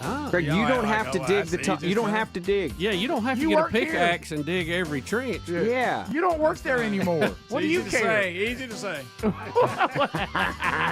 We'll be back. 15 minutes past. More Rick and Bubba coming up. Rick and Bubba, Rick and Bubba. We hear from Dickie Nadmeyer today Yes. because this is Dickie's day. Yes, it is, Rick. And so well put. We were lucky enough to actually have Dickie again come in, here into the studio. So Yes. Everybody, please welcome Dickie Nadmeyer. Wow. Rotad. He went on in a few years back. Yeah. Notice that we don't got, think so. Don't want to ruin that. Don't think so. He lives in our hearts and in our minds, Mr. Greg. Settle in. Settle in. We got Settle in, Albie. An Auburn fan. It looks like Dan has called in, Dickie. Hey Dan, how you doing, boy? Hello, am I on the air? Hey Dan, how you doing, boy? Well, Nadmeyer about had enough of your carp on the air, I tell you that. Hey, Nadmeyer, shouldn't you be in a cow pasture somewhere? Come on. You know, Nadmeyer, he ain't right, y'all. I'm just going to tell you, hang on just a minute. His people live over the hill from me, and they ain't right, if you know what I mean. I'd appreciate it if you wouldn't mind, Dan, come and pick that car up you left my driveway 6 years ago. You know, they always want to talk about everything but the facts. Have you ever noticed that, Speed? Next thing you know, he'll be quoting all them championships he says they've won. 55 championships, come on. Y'all, hey, I'll give you this, Nadmeyer. Hang on just a minute. Hey, honey, let me have that cup. You don't have... You had a pretty good team about 3 years. Now, just because the Moundsville Times says you're the best team, that don't mean you're national champion. Just because the Northport News said you're number one don't mean it. Well, I'll tell you this, Mr. Dan. I know you. Last time I checked the Iron Bowl, I saw Bama roll, Tide roll, Ramma Jamma, Alabama. Give them hell, Alabama. Yeah. I hear you. Look, you won the last two, but you don't talk about the six before that. Well, see, hey, I tell you what, Auburn is back. Auburn is back. Now, if I could speak to the Iron Bowl in the years that Auburn won, now them years Bama was down. Well, sure you were down. Bama was down. That's when y'all quit paying them players. Oh! And this past year, we kind of let you hang with us because Saban didn't want to show his hand. Listen, hey, I'll tell you what. You got your money's worth in Saban. I'll give you that. But it'll be sad when he packs up in 2 years. I'll have you know, and I have this on pretty good authority. I talked to Phyllis about it. Phyllis said the Sabans love Bama. His wife, Terry, and Phyllis are supposed to have lunch sometime next week, or at least that's what Phyllis thinks. And I think saw Phyllis out in the yard the other day when I drove by, Greg. She was grazing. Well, I'll tell you this, Dan. We've signed Sable to a deal. His contract. Hey, listen. How about this? We got St. Nick's side to a deal that starts from when he signed it to eternity, and we're gonna bear him right there next to one Paul Bear Bryant. Well, are you going to be a Patriots fan when you take that job? Don't think so. Not going to happen. Everybody who comes, the reason why I ain't stayed at LSU is because it wasn't Bama. You know, Nadmeyer, the Auburn is back. Chizik has brought them back. You know, I can't even understand why Auburn would hire some foreigner. What kind of last name is that? Where's he from? Nadmeyer, I know y'all going to be huddled around that TV tonight like chickens at feeding time, so y'all just get in there and peck, and peck it up.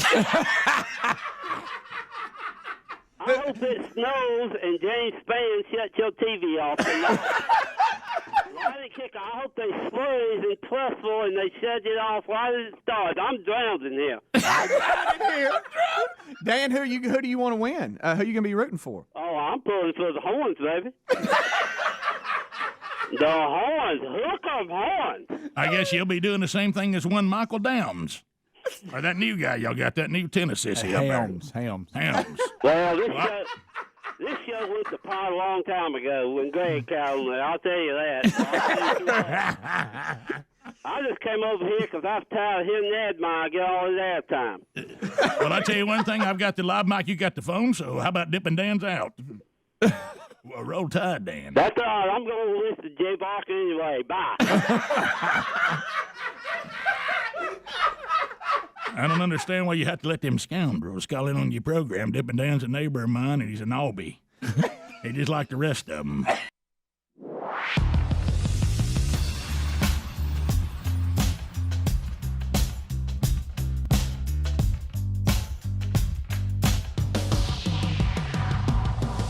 That's right, baby. We'll update you on the Buffalo Wild Wings charity charge coming up next hour. We'll also give you an opportunity to participate again. So we'll talk about that next hour, if anyone can understand Tim. Hey, I sent this to you guys this morning for Bubba. And I know, Bubba, that you have to, kind of like how Greg continues for some reason to protect the Southern Company, even though he doesn't work there anymore. I tell you, if you mention that or Talladega, you'll get your, what you'll y'all get don't your head understand. bit off around What here. y'all don't I understand know. is when I was a Here goes. local lineman. How many times do you think I ever heard that?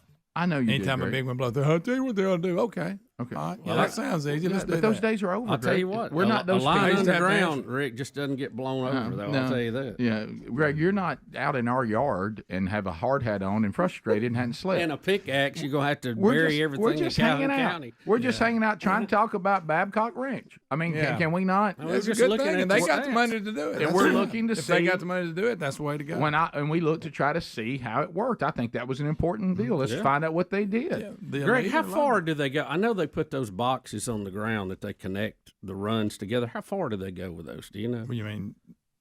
The power lines. I mean, the distance between them, or Yeah. I guess it just depends. They on does the it play. vary, or is there a Yeah. limit how far they can go? With No. voltage drop. Oh yeah, you'll have if you go so far, they'll have a junction box. Bubba. You can pull both ways. Terrible You see what I'm attitude. saying? Bubba. Terrible attitude. Ask him about his ask him And I about, don't know. ask him about his grandkids. I don't know. Well, I know how to road you're switch on it on- and troubleshoot on it, but I don't know how to The design it. road you're on now is bumpy. It's got all kinds of potholes. It's not going to be smooth. I mean, just ask him how his grandkids are doing. Would you like for your grandkids to live in a neighborhood that had underground Actually, power? they do. Okay. See, there when it comes down to your babies, Yep. it's They different. actually do. Well, It's you know, different. I think every both of house them. is somebody's baby. That's You know, right. There's your Bubba, pad mount. Greg That's doesn't your see it that pad way. mount transformer right there. We have that in ours is underground. I got one. I got one too. I mean, I'm not bragging. That's just the way it is. Highfalutin. Mine's underground for about 800 feet, maybe. But he's about to give you the speech. It's got to be above ground somewhere. Here he goes. Oh yeah, you can see where it's fed in the middle of the pasture. What did you say? 5 to 7 times more expensive, or 7 to 10? 7 to 10. It grows. Okay. And that's the initial cost, or because I'm I sure. don't know. I read that somewhere. It's $1 billion. It's $1 billion. To have That's a what I used to neighborhood tell people. Underground. I used to tell people. Oh, you couldn't Let me wait to tell say you the pressure, and You- I brought it up in a you meeting one couldn't time. wait to tell them. Do you remember when they used to have them commercials for the power? First of all, I don't know why they got commercials, but That was always and it was odd, them yeah. talking birds. Shouldn't you that be know? sponsoring something and doing community work or Those something? birds talking to each other, and then the slogan was "Always On." Mm-hmm. And I go, "Who came up with that? Always on." I said, "That's tough to live in." People would quote it to me. I Well- said, "The birds aren't real either. They can't talk." Right. And so is "Always On." Well, It ain't Greg, real. Yeah, the I- marketing. But the guy pe- meant somebody explain it to me. But they mean that we're always on it. We're available. But you got to admit, Standing always. ready to go. The marketing department does not hook up wires. No. That's the big difference. But I did the first time the guy told me that. He goes, "I thought y'all was always on." I said, "Yeah, we're always on." But that's We're always possible. on it. And how quickly did you say birds can't really talk? Yeah, I bet told you him said I that told so him, I fast. said, "Them cartoon birds aren't real either. They're Nimrod." Right. I bet you were pleasant. I like the one I was going to drop his power out one time, and I said, "We're going to have you off about 30 minutes." He goes, "To the TV too?" I go, "Yeah." The power's off. TV's going with it. Greg's, Yes, sir. Greg's favorites were 7 to 10 times. Birds can't talk. Yes, that will include the TV. And then your favorite when the guy comes out who works from home and screaming that y'all cut his power off, and he said he was going to move to gas, and you said, "Good luck running that computer on." Yeah. He, and that was on me because I assumed everybody didn't work at home. Right. And Well, it wasn't that popular then. I should have knocked on his door and told him. I was, Sure, you should have. But he kept on. I finally told him, I said, "Go back in there and you can play Pokemon in a minute when I get it back on." No, you you ain't did- working. No, you did. You in there playing video games, you mad because I messed up your high score. There they are. Think of him outside your house. Rick. I wish one of those birds on the commercial looked like Greg. Yeah. With that disgusted attitude. Well, wait, there one does a little bit. It does look That like one on Greg the a little right bit. Yes, looks like it Greg. does. Look, it's It Albert. does. They finally quit that campaign, I think. Right. You probably ruined it. I probably did. Well, you know the big reason, Rick, the birds couldn't sit on the underground wire. That's true. Bubba, you're right. They can sit on top of that transformer. That's it.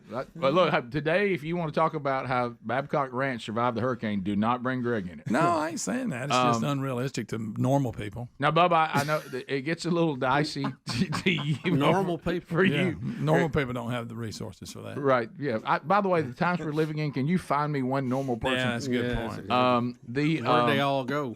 On that note, and I know, Bubba, this is a little dicey for you, so if you want to sit silent and not laugh, you can. You saw the Babylon Bee headline I sent you this morning. Yes, I did. Yeah, it's fine. Babylon Bee, NASA baffled how Elon managed to succeed without as many gay, non-binary Muslim dwarfs of color as they have. now, if you don't think that's funny, that's funny. And bold, and very, very bold. There's a reason sometimes the private sector can move at a little bit of a better clip. Yeah, because the government gets involved in every little. I mean, you talk about an inefficient bunch. I mean, and the sad part, because I've been involved in several of these and had knowledge of their working environment over the years. Sure. The things that they do to try to not waste money actually slow everything down so much that it's hard to get anything done, and then they end up wasting money anyway because it took so long to get it done. Now I want you, right? Exactly. Yeah. You're 100% right. Now think about this too. So when you look at, could we all say this? And this doesn't apply to every person. As a matter of fact, those of you it doesn't apply to, you're going to do quite well out there, and you probably are doing well. But in general, speaking in general, no matter where we are, it kind of seems our work ethic has taken a bit of a hit. Mm-hmm. You don't really see that many people getting after it anymore and having a good work ethic. So if you have one, you do really well out there because you're playing in such a weak division. Now, if you take the overall society and say the work ethic has diminished, now go over to those that work for the government, because their work ethic has always been a little bit in question. In a lot of cases, now you have like the other day we did the story, didn't do it yesterday, where some of the people working for FEMA, they're saying have knocked it out of gear and they're not working. Mm-hmm. They're not exactly getting after it. Mm-hmm. Okay, and then we had a story yesterday that we didn't do either, and they said that in one part of North Carolina that 2% of the FEMA money has actually gotten to them. 2%. All over. Back to Bubba's point, there's so many things in the way the government operates that's so inefficient. I cannot, for the life of me, even remotely be able to reason with those of you that think the government is the answer to anything. Yeah. When the private sector, back to the Babylon Bee headline today, does such a better job of getting it done, so probably we want to listen to the founding fathers and give the government very little to do. Mm-hmm. One of them, unfortunately, was to give us a secure border. Right, the border, and deliver the mail and keep the battleships. That's it. We in the mail, I'm open for us giving that to the private sector. Especially since not many of us use it anymore. FedEx showed us it can be done better. Mm-hmm. Well, they brought them pandas here the other day. That's who they got to bring them in. FedEx. When we needed to deliver the pandas, we went private. Yep. We did. FedEx had a big cage ahead of them. Mm-hmm. I want you to picture the U.S. Postal Service trying to get the pandas in. No, boy, pandas wouldn't have a chance. Not a chance. So, I don't understand. No bamboo anyway. I don't understand this concept. It's like you wouldn't hire them to coach your football team. Why would you hire them to do? Their winning percentage ain't great. It's just not. Like I say, those three things. If we could that's really all we really need to have them do. And so, top of the hour. I mean, they ain't got a chopstick catching one yet. Nope. No. So impressive. It is. The more I look at that, the more I'm impressed. Even I was impressed by that. It was so obviously impressive. You know what I mean? I didn't have to look hard. Yeah. Top just eased up there and did it. Top of the hour, we'll give you an update on the latest Buffalo Wild Wings charity charge, and we'll point you to another opportunity right after this. Rick and Bubba.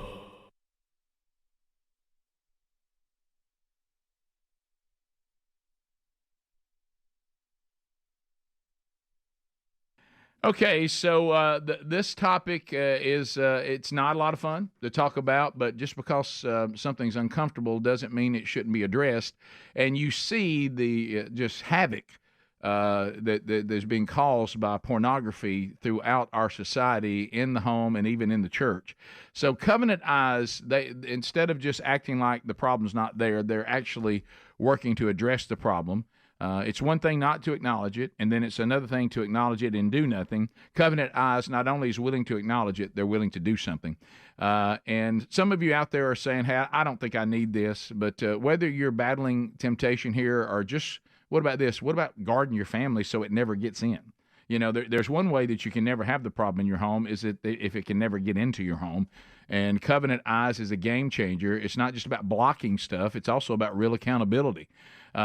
Accountability, there's a word that's also not real popular anymore, but God designed us for community to help each other out. And that's what Covenant Eyes is all about, putting someone in your corner to keep you strong and to hold you accountable. It's not about shaming you or anything like that. It's about living free of it. You know, freeing yourself from it. So with Covenant Eyes, you choose an ally, okay? Someone who sees what you see, gets a report on your online activity.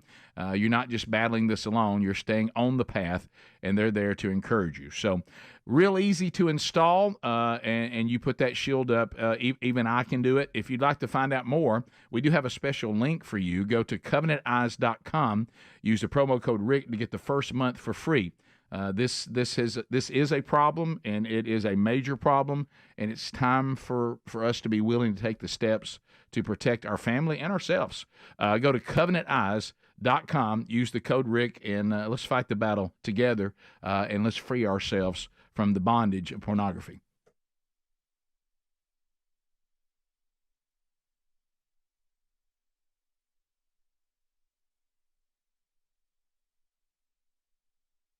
Our job when Bruiser came here was to teach him about this business, but it was also to embrace him, life lessons, and make him into a new man. That's right. And one of the things that he had to overcome was his fear of driving on the interstate. Mm-hmm. He's overcome that fear, but I understand maybe overcame it more than we all had hoped. Yeah. What happened? Well, anyway, I was hoping my mom wouldn't say anything about this. Well, too late for that. But anywho, I didn't say your mother said anything about it. That somebody told me. It might not have been your mother. And it was my mom. You don't know that. Because she told me she sent you an email. We can look at police records. We don't need mama. We know a lot of state troopers. Yeah. Stay in it! That too. Unfortunately. Gouge it, Bruiser. Gouge it. Bruise it, gouge it, driver.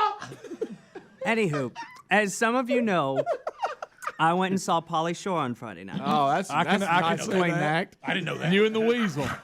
Bruiser was hanging with the weasel. Anywho, he was at the comedy club at the Stardom, and me and a friend went. And after the show, we were going to get in the car, and he said that he really had to go to the bathroom. And I said, well, why don't you just use the one inside? He said, I don't use public restrooms at all. I'm not shocked by that. What you just? Hold on. This was the comedy club Stardom. Went like it was some gas station. Yeah, I know. That's what I was saying. Evidently, it was beyond just. So it was up to I'm closing my mind, trying to picture y'all two together. Yeah. Hold on. Okay. Yeah. By the way, was this a deuce or something? Had to be a deuce. Was this a deuce situation? I don't know what. Because if he won't go singular. Oh no. Yeah. It was number one. Yeah. Well, he won't use a bathroom. Well, that's crazy. That's crazy. He ain't dropping the boys off. My gosh, you can go behind the dumpster if it's one. Bruiser, that was my point. That was my point. I understand you try to kind of avoid public bathrooms, but in general, but you like to say when it's a number So one. anyway, for this ticket, by the way. I understand a deuce situation. Yeah. How about I think you deserve it? All right. Anyway, so he lives back in Irondale, where I do. So he had to hold it. Well, that's 30 minutes away for those of you that are in Alaska. And he didn't know how long he could hold it, so we're like, okay, well, what's the shortest distance? So we plug it up on the GPS, and apparently the back roads were the shortest way. I wish I could have been there. I don't know. So why wasn't I not in the back seat? Anyway, so basically, I wasn't familiar with the way I was going because I usually go, this way to go home. I thought the back roads were your home. There are no speed limit signs. I don't know how fast I was supposed to go, but there's you're an supposed overpass. to know whether you're in a residential. There's an overpass that people exiting off. So I'm thinking, highway, go maybe like 45, 50. So I'm going that. We're making good time, and I come around a corner. Now the whole time is he going? Yeah, because he's got to pee. Yeah. He actually says at one point that his bladder is starting to sting. Did you tell him? Because it's your You know fault. what I 'cause you do? wouldn't I know. pee I at the go, you start see off." them privet hedges over there? Have at it, brother. So anyway, Get out. we come around this bend, and I see the first speed limit sign that I've seen this whole time, and it says 35. I'm like, oh God. Rick, Is that So what you I said? start slowing down, and I get about 45, and in my rearview mirror, Don't slow down. Ooh. I see the lights. Woo! You know. 5-0, baby. So anyway, yeah. Did he draw his gun on you? And so we pull over to the side, and then he says, I can't get to you right here. Go in this driveway. Can you So- imagine trying to pull Bruiser over? Please, no. Man. So Please we- try to be the so- officer right now. So we pull over in this driveway. He comes over, license, registration, and all that. And you're nervous and shaky. Yeah, were you nervous and scared? Yeah, pretty much. Your buddy's peed in his pants. You know Well, that. because There's this, no this doubt. is like, So is Bruiser, unfortunately. Right. yeah. I was little Bruiser at this point. Little tiny bruiser. Yes.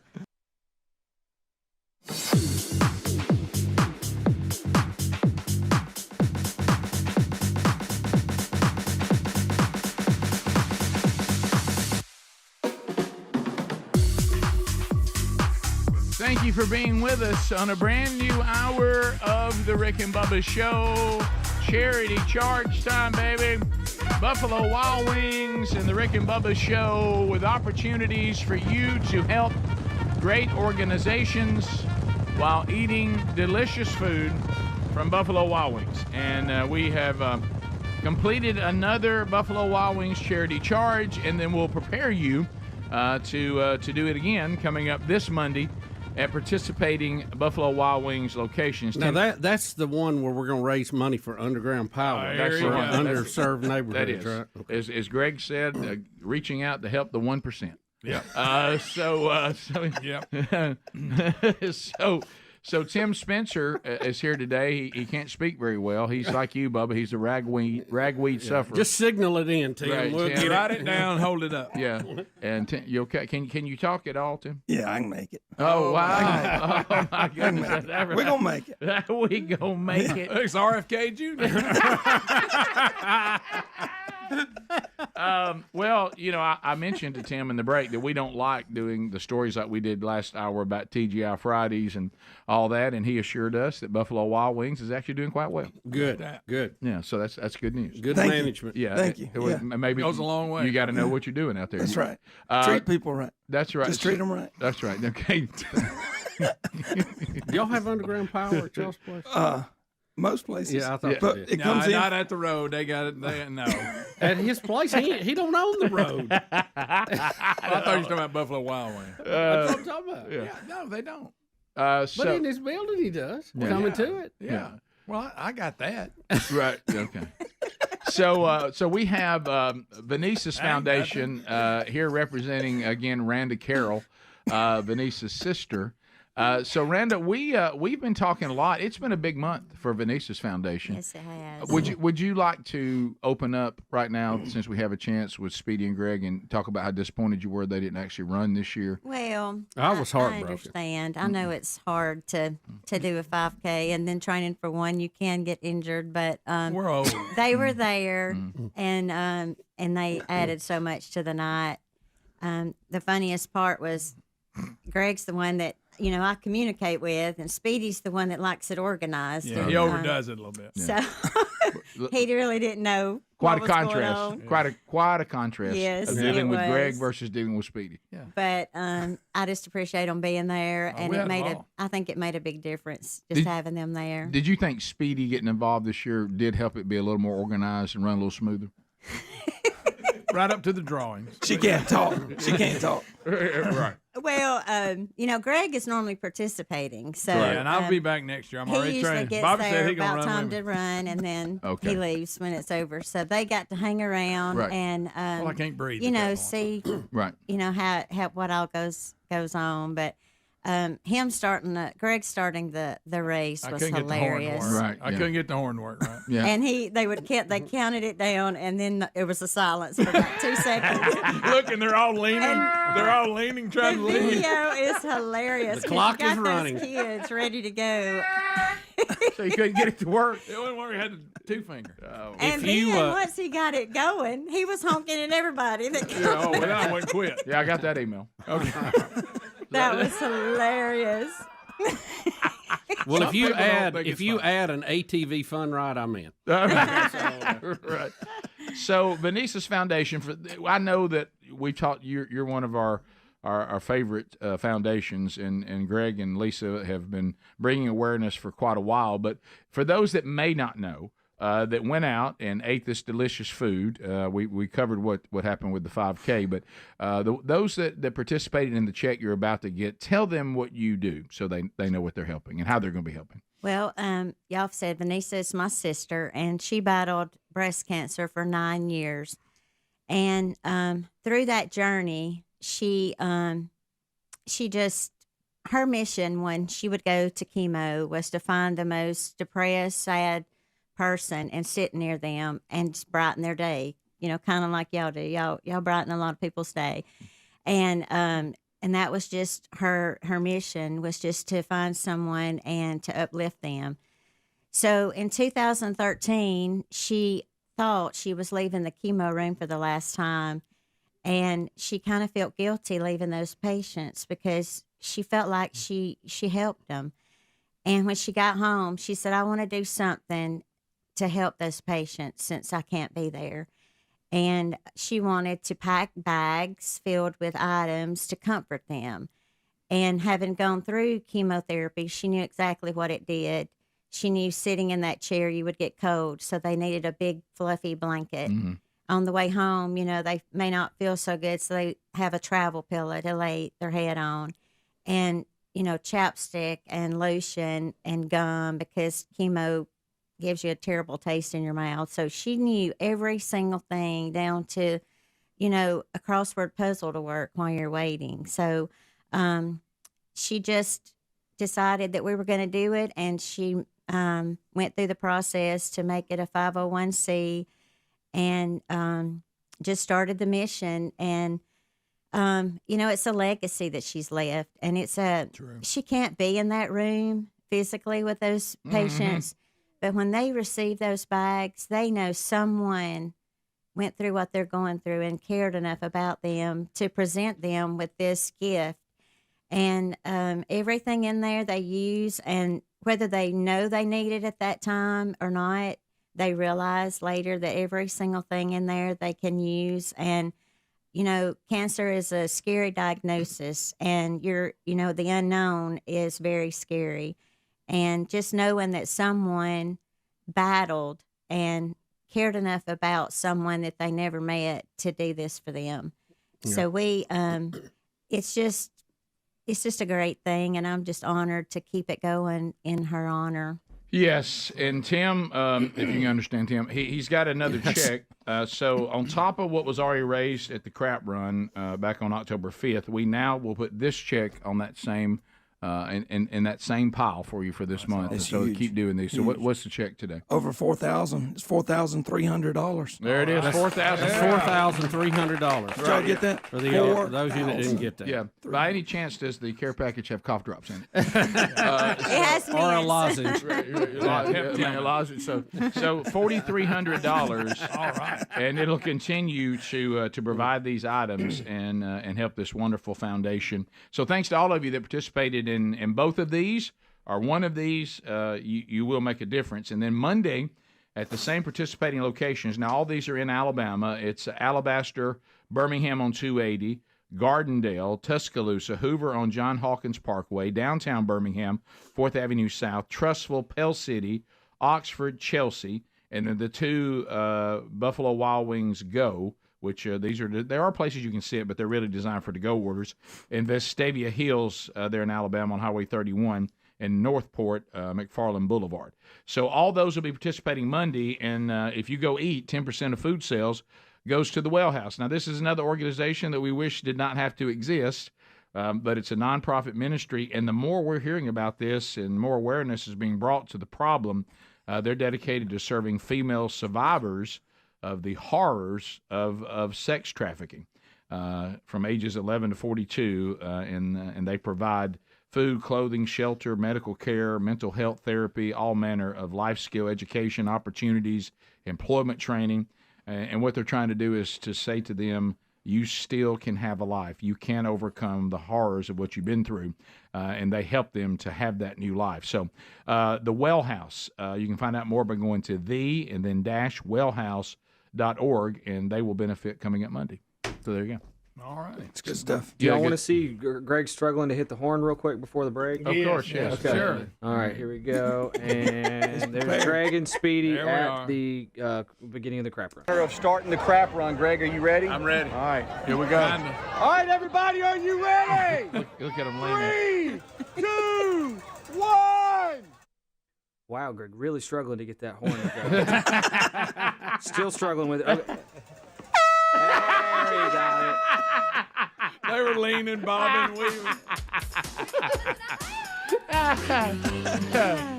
Well, that's great. I should have test fired it for him. Tim, thank you so much, and thank you for all the food you brought today for us to enjoy. Thank y'all. Randa, thanks for the great work you continue to do. It's awesome. It is awesome. And Tim, thank you for giving to the little people. No, Well, it's a team effort. it is. Thanks. We'll be right back. More Rick and Bubba coming up. Rick and Bubba, Rick and Bubba.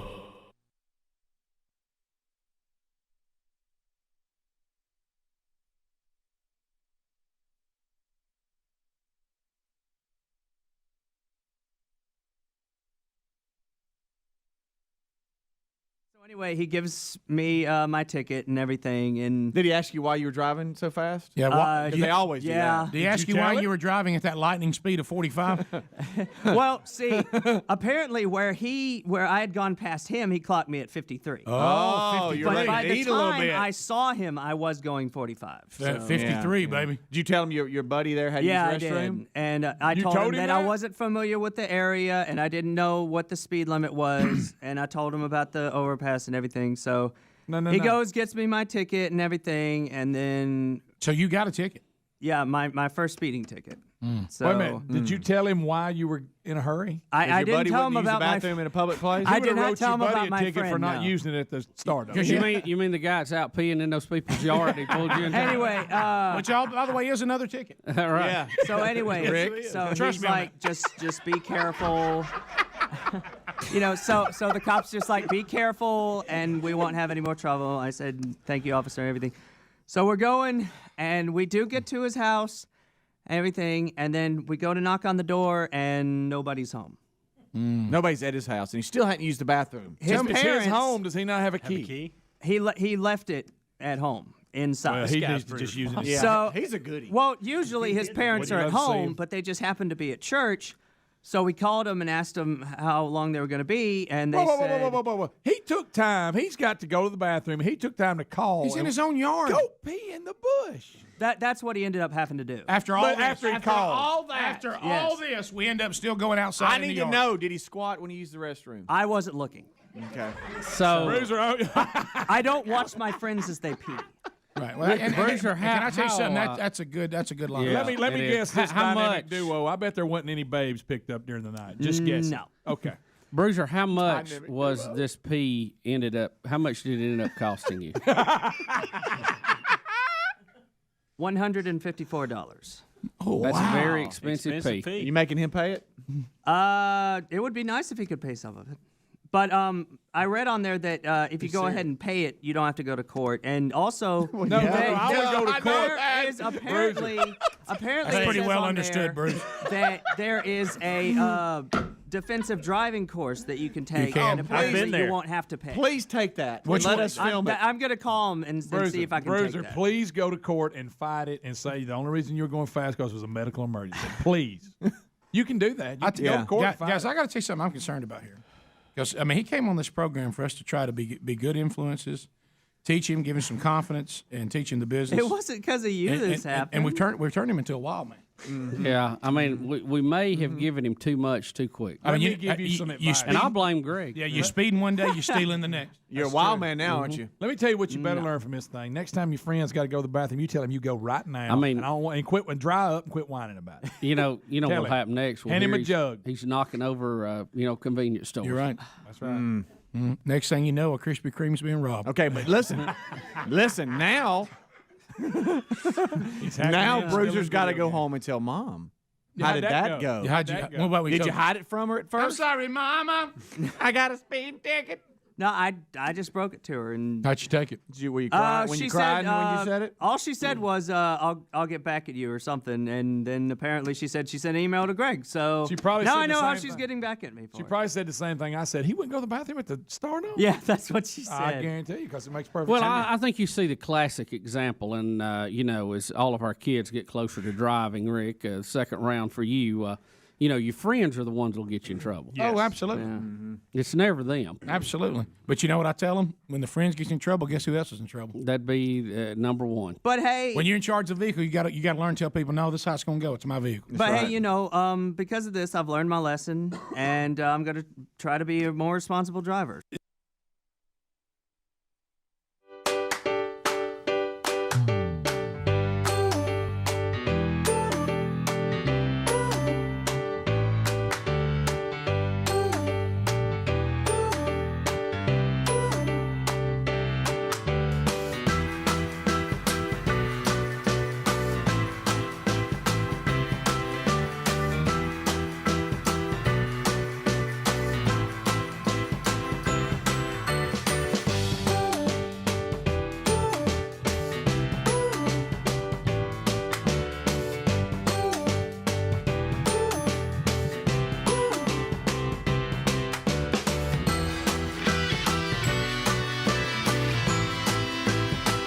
Pick up your Rick and Bubba swag before the Rick and Bubba show winds down into the year. Got a new order of spatulas rolling in. That's good.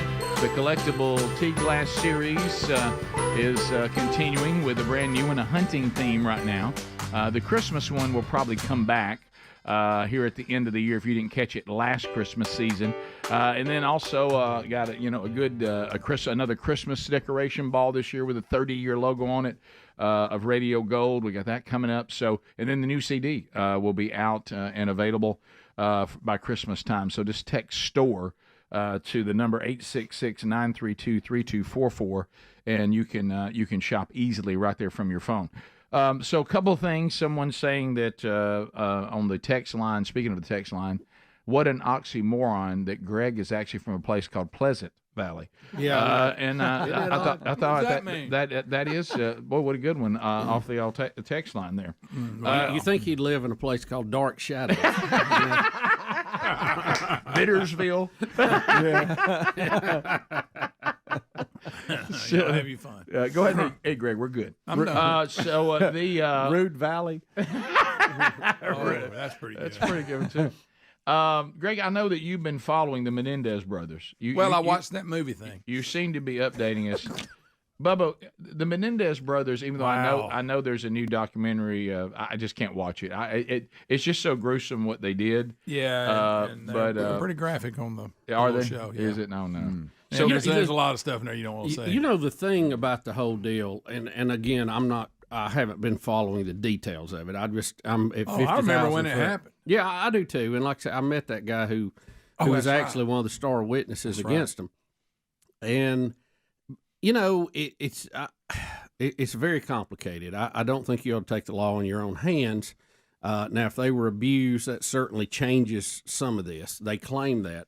The thing to me that was the most damaging, I thought, was the way they acted after the fact, how they started blowing through the money and going to everything. That's bad. That didn't look like someone who had been abused that finally broke free of their captor.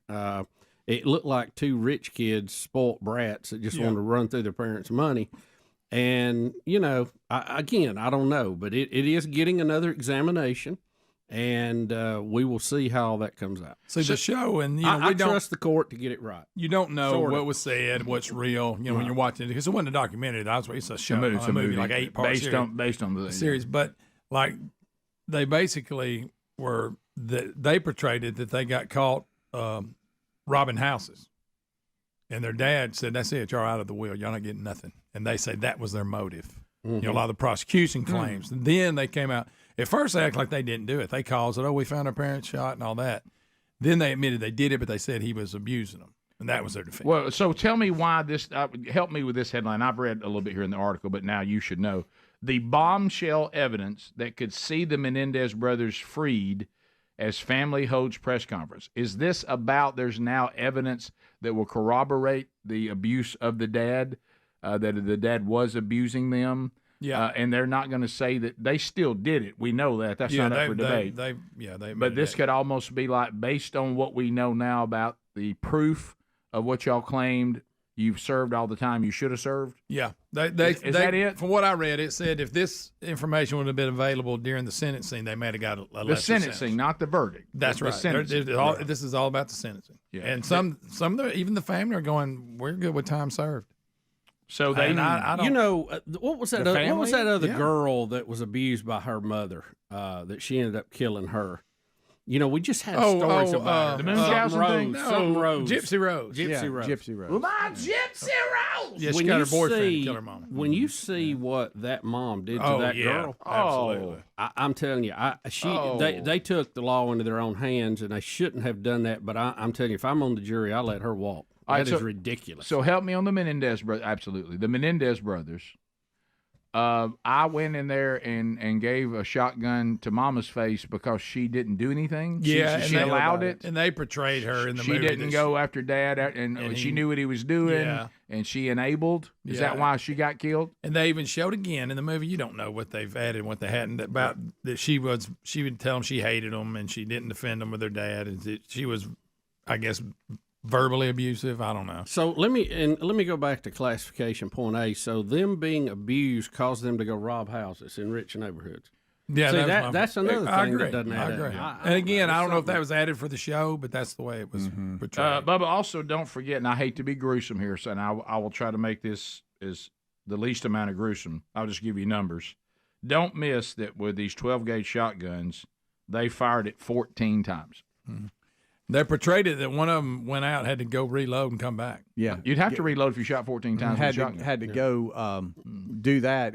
Reload in went to the car, right? Yeah, for went to the car. ammunition or something, and then that's for shells. Yeah, that's and what I then- mean. He left the scene with the car. That's a lot of anger. Yeah, and that was for Mama, right? Yeah, that's a lot of. I'm mad. But this, like you say, boils down to the sentence. They're saying, should it be shortened? Should it be let go? If this evidence had been available but then, the bombshell evidence that if it had been available, sentencing might have gone different. Not the verdict, because the verdict is correct.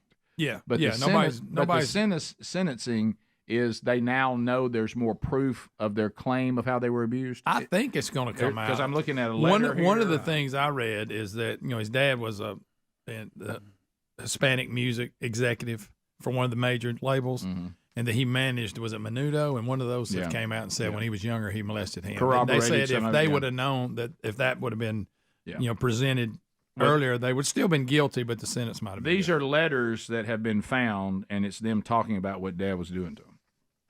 So if it's true, it's rough. Well, it's horrible. Oh, let me ask you a question: Is this kind of like an up and vanished podcast that then now opens the case back up and new evidence? Did this story or episode or movie, whatever, did it open things back up? I think Do you so, know? because the timing of it, like you're talking about, they just did this, and then now they come out with how Right, they're and- looking, after since the movie or series, whatever you want to call it.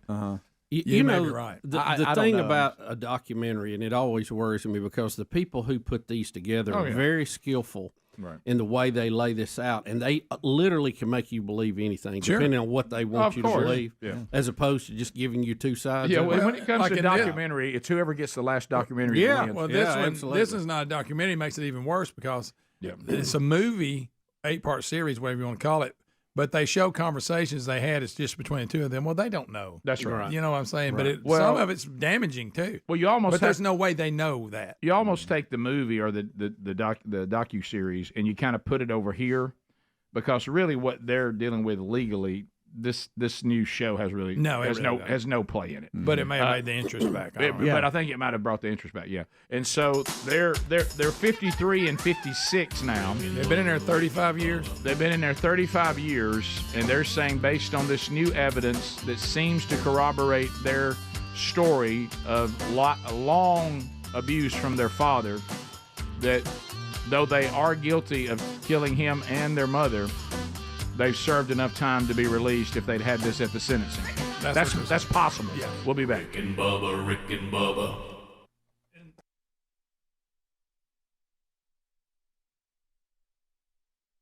Out there, all of you who do parenting and you have to deal with youth league, little league, whatever, according to what age they are, or even high school sports, but be surprised how organized I try to be when it comes to youth sports and little league. I need to know what's going on. What's our plan? Where are we playing? What time they need to be there? Are the uniforms clean? Where are they? Right. Let's get our uniforms together. And I'm that guy. So I work a plan. I'm the kind of guy. That we've got a lacrosse game coming up on Saturday. What do you carry your equipment in? What all do you have to carry with you in lacrosse? Can I ask that? Yeah, because this is new. You're introducing us to lacrosse. Here's how I work lacrosse. Now, I understand I don't know anything about it, so I may be wrong. Right. Here's how I work lacrosse. When we go to the truck, we have on our pants, or the shorts. We have on our jersey, and under the jersey we have an undershirt that I pick based on what the forecast is. Right. If it's really cold, we go Long the polar. sleeve. We go the polar underneath. If it's hot, then just so we do T-shirt. Then we put our shoulder pads on over the T-shirt. So we're in the car riding with shoulder pads on, the jersey, the shorts, and the cleats. Over here, What are the shoulder pads? They're not as big. As no, football. they're not as big. They're much smaller than that. So over here, then over here in a section of the truck, I have the sticks, because you don't let them have their sticks in the car. That's a huge mistake. Right. You lose a window. Right. And then you have the elbow pads and the big gloves, because they have to wear big gloves because their hands take a beating in the sport. Right. Okay. So and their It's helmets. like welding gloves on crack, right? Yeah. I keep mouthpieces in a sandwich bag because we know they're going to be lost. All right. And I take them up immediately. So how in the world do you keep up with all that? Well, that's a lot of stuff. You know what you have to do? You have to work a plan and never move these things out of where they go. I agree. Because if I move them That's around, tough. if I have multiple places, then I'll lose. That's tough. And there's a place in the laundry room where I put these things if I feel like it's a week or more to the next game. Right. Then I'll bring it out of the truck and put it in an area in there. Yeah. All of it on 2 shelves. So I've got my plan, and Sherry's going to meet us from her speaking engagement, and the place we're going is supposed to be a field that's real hard to find. So I've printed out maps. Sherry has her map. I have my map. All right, everybody's got a map. Got my map, and we're supposed to play 1:30 Central Time. Be there at 12:30. Got it. So I go to bed No Friday. big deal. I go to bed Friday night. Check my email before I go to bed. Everything's in order. Round everybody up. Got a pretty detailed email from one of the coaches, which I love. I love a detailed coach. The more details you can give me, the better. Doesn't bother me. I like to know. Give me a lot of contact numbers. I need to know how to find you. You know, and so I need to know. But don't make it too long. Right. I need to know where to go to look if fields are open or closed. I need that website. Right. And I need to know where all these fields are. Because where we live, the popularity of lacrosse is outpacing available fields and coaches. So you may end up playing and you don't know where. Right. So I'm ready to go. So I get up on a very casual Saturday morning now. Mama's getting up. She's about to leave to go to her thing. Me and the boys, we're in pajamas. We're washing hairs all over our head. Yeah. We're bowls of cereal. We're taking our time. We're getting up whenever we feel like it. We're sleeping when we're ready to get up because we ain't no hurry. We Ain't it ain't great when You don't play to lunch. Hey, we don't have to set the alarm. Hey, we don't have to play lunch. You know what I mean? At 1:30's game, 12:30. I mean, and from what I can figure, I'm only 15, 20 minutes from the field from what my map says. So I'm eating my cereal, and everybody's eating cereal. Kids are playing. They running through swords. You got some kind of little game going. Ooh, roll by Big Papa's office. I said, let me get in here. It's about 9:15 now. Let me check over here. I don't know. For some reason, and I don't know why, I went to my email. I went over and I clicked it, and I looked up there. Important U11 lacrosse. Important. And I went, oh, I've already seen all that. That's old. And then I looked at the time, and it was like about the time I went to bed. Oh, that's a new one. Click. And then you click it like, oh, don't let it. Attention, parents. We need you. Game has been moved. And I thought, well, that's no big deal. It's at a different field. Yeah. But also, it's a different time. Oh, no. And you know what the time was? 9:30. 10:30. And what time is it now? Let's try to be there at 9:45. It's 9:15. And then I look to where the field is. Now I've gone from 15 minutes away to it's in a completely different community. Across town on the other side. Well, now why do they think that parents are going to get that info? I mean, you send an email. Maybe it's like Seinfeld's bit where he says everybody now's walking around with a BlackBerry or an iPhone. I don't know.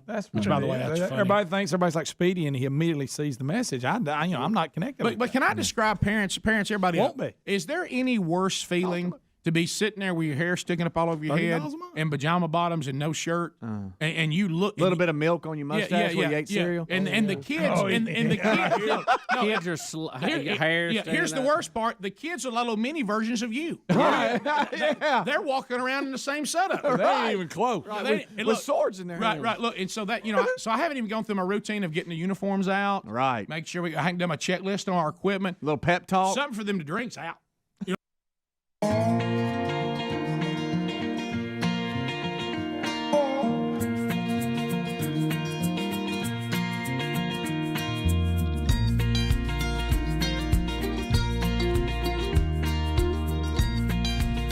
We're back 35 minutes past the hour. Thank you for being with us on another one today.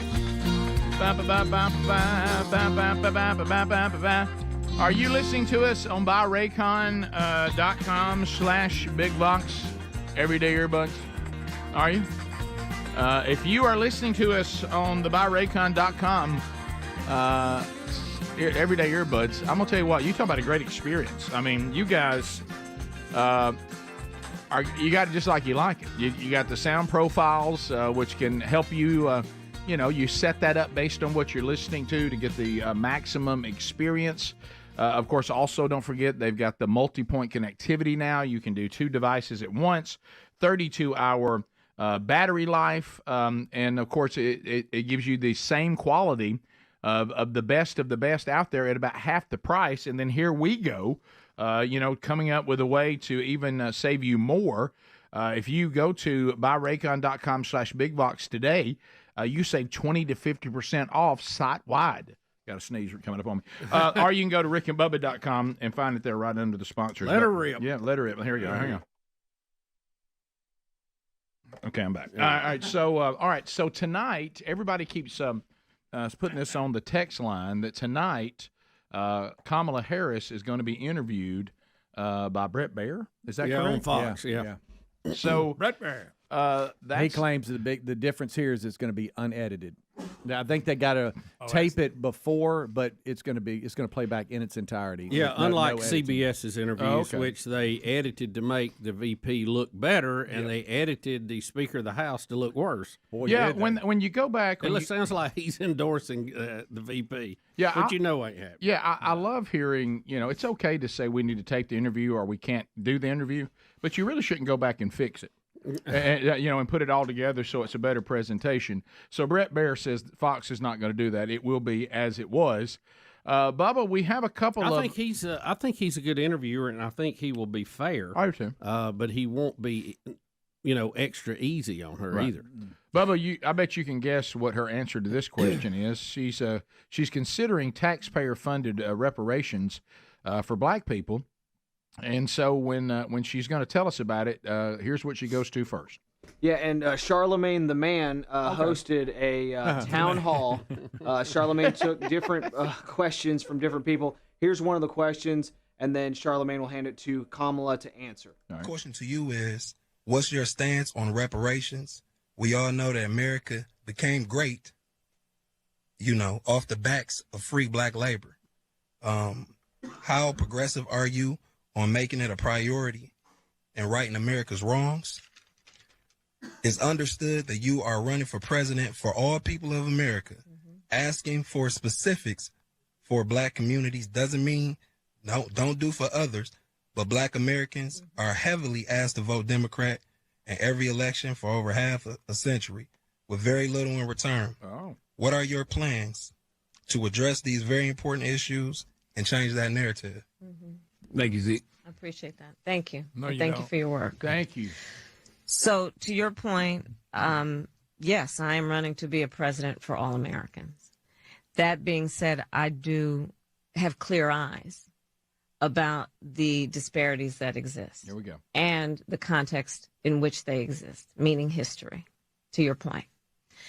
So my agenda, well, first of all, on the point of reparations, it has to be studied. There's no question about that. And I've been very clear about that position. In terms of my immediate plan, I will tell you a few of the following. One, as it relates to the economy, which is a lot of what you have addressed. Look, I grew up Here it comes. in the middle class. My mother, worked hard raising me and my sister, and by the time I was in high school, she was able to afford our first. Okay. What does that got to do What with in the the price of world? rice and Johnny? I do not know. I told Bubba in the break, and we both agreed. Who came up with that saying? Where he's saying, you remember that? What's that got to do with the price of rice in China? I don't know why we took that analogy. That must have been the most obscure thing anyone could ever care about. I think it was on completely the opposite side of the world, so it would have little impact, right? Yeah. So I just have to say, and I don't think politicians know this, and I guess we may not speak for all of America, but I bet we do for most of America. I don't know if it's possible for me to care any less about the person who wants to run the free world if they were in a mansion their whole lives, or they were in a trailer, or somewhere in between. I don't care if your family was poor. That doesn't make you a great leader of the free world. I don't care if your family was middle class. That has nothing to do with your ability to do the job. If your family was wealthy, it doesn't give you any more ability or any less ability to be the leader of the free world. These things are insignificant and mean nothing. I don't care if your granddaddy had a farm. I don't care if you can quail hunt. I don't care if you drive a truck. I don't care what you drive. I really don't. I don't care if your mom and daddy are the same ethnicity or they're not. Don't care. Don't care the color of your skin. I don't care about any of this. What we want to know, do you have the skill set to lead a superpower, the United States of America, in the current state of the world, taking care of the people of the United States of America and being sure that we're in good standing, that we have a good position in the rest of the world? That's it. Yeah. None of the other matters. This other stuff, why did they just think we're all just, there's somebody goes, you know what, I wasn't going to vote for you until I found out that your mama worked hard to provide for y'all and y'all were a middle-class family. Who cares?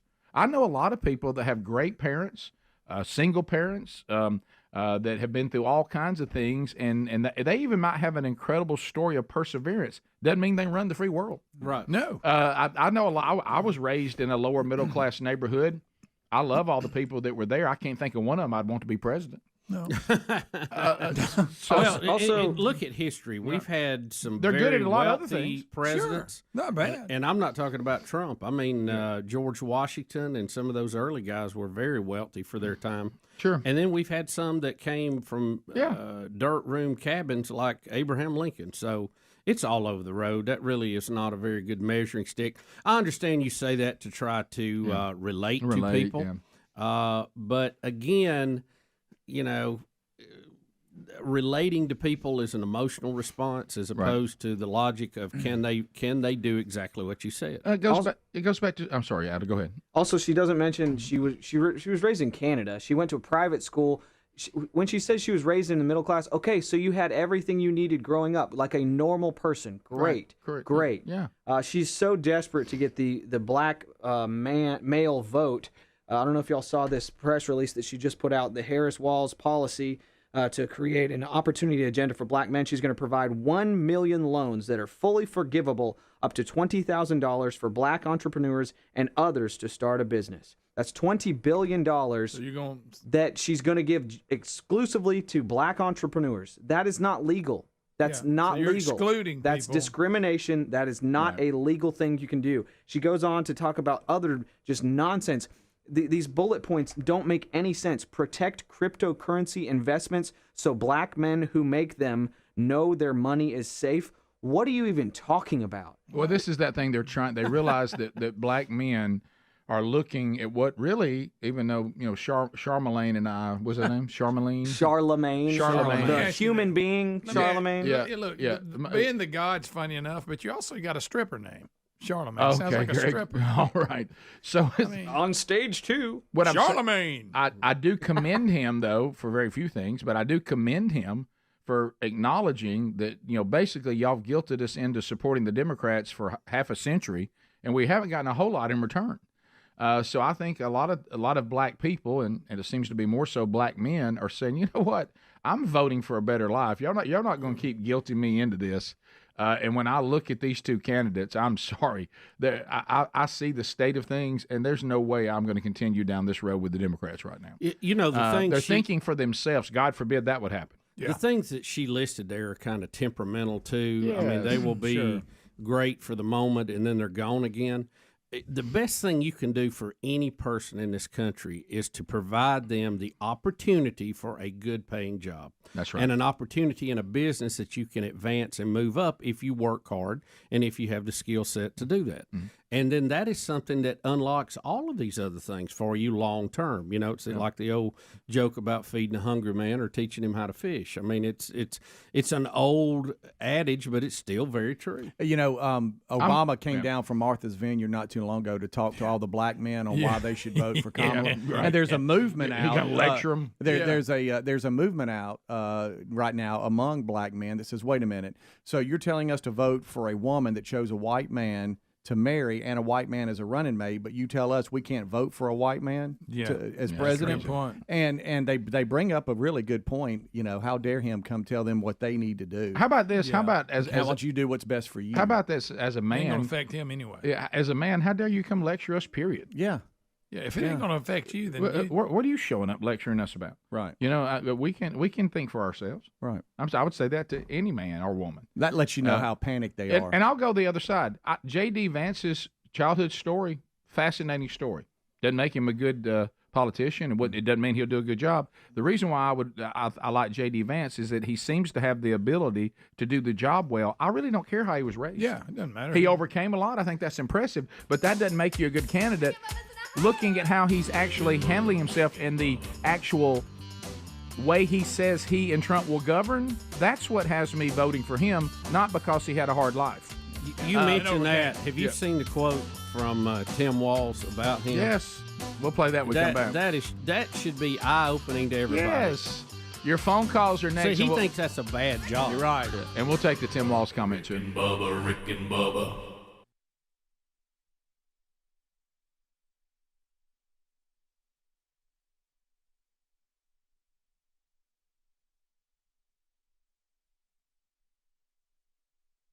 All right, we have a story today about the 80s supergroup Men at Work.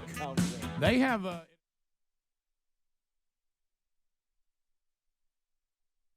It appears that the super mega hit from Men at Work, I come from a land down under...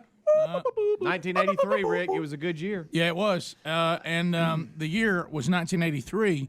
And now and I remember learning the song as a kid. Does everybody remember that little kid song, Kookaburra? Kookaburra sits in the old gum tree. Oh, yeah.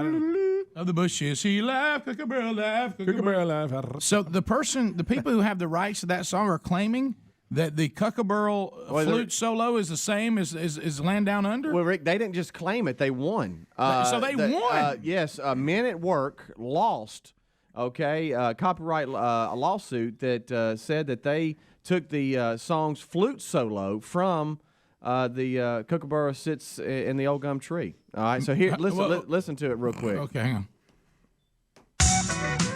That's Internet director himself, Ryan Greenwood, the man who makes sure the show is archived daily for you.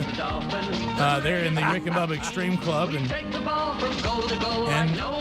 maniacal is a better word, Miami Dolphin fan. Saying no. Jimmy Buffett said, y'all say what? All the true Dolphin fans are not real big on the left, fin to the right. Turn the ball over, you'll lose. Yeah, sure. Pennington to the left. So after the Dolphins' dismal season 2 years ago, last year they come back. They had an amazing turnaround. 11-5. Great expectations were high this year. Yes. They start off in Atlanta, and Falcons pretty good team. Falcons is a good team. Now here's what we heard. Let's get some updates because honestly, you came in and started talking about things other than the Dolphins, which even with the loss surprised me. But now we heard that the Dolphins were within driving distance of you and you weren't going. That is true. At one time we had having all three girls playing travel softball. Right. It did not look like it was going to work out. We were going to be covered up with tournaments, and so I did not purchase tickets originally because it did not look good to go. So. But it worked out the way things happened to work out. We ended up free for yesterday, and so I decided to get up and grab one of the daughters, and we took out the. Now I feel like there's more of a ATL. story than what Ryan just said. He went from having 3 games to none. That's something going Well, we had 2 tournaments. One dropped out. One the turnout was smaller, so it turned into a 1-day tournament instead of a 2-day tournament. And so me and Carmen took out little Mojo. And all right, now let me ask you this: First of all, how do you pick the daughter of the 3? One Is of there a them, rotation? One of them still had practice, so she had to stay back. The very youngest, I like their first experience to be in Miami, if all possible. Oh, see, I knew it was something weird. So, that's so strange. and the fact she has not answered 3 questions correctly. And what You are have trivia. You have trivia questions. Yes, questions right. You have to be able to answer to go to a Dolphin game Rick. to qualify for a Dolphin game in I Miami. feel so much better as a dad. You should, by the way. You have to be able to answer makes 3 us all feel questions, bad. and obviously the level of difficulty increases with each question. All right, what are the questions? My Well, goodness, they I just changed. let mine go to New York and make good grades. They change. Well, yeah, you can't. I didn't know I was so far behind. You make an A, you're in. I mean, no, you have to change the questions. I mean, So they it's have like to having answer. a test. If you know the answers, you don't. I mean, What's you the ain't learned question? anything. What was the question this week? This week's questions. The first one for Cassie, little Cass. The first question Who was wanted to go so bad. right. Just want to spend some time with dad. What's the first name of the starting quarterback? Oh, that's easy. Chad Pennington. She said Chad. Of course, she had a good guess because it's Chad Pennington and Chad Henne plays, so she got that one right. The next thing got a little more complicated. I asked her what position Jason Taylor played, and she said defensive end. And I said no, he used to play that in a 4-3. Oh, 3-4. Now he's an outside linebacker. Oh, okay, now whatever. I think that's a technicality. Right. That So- depends on the set. Did you give her a Wah. So what was the third one going to be? I don't know.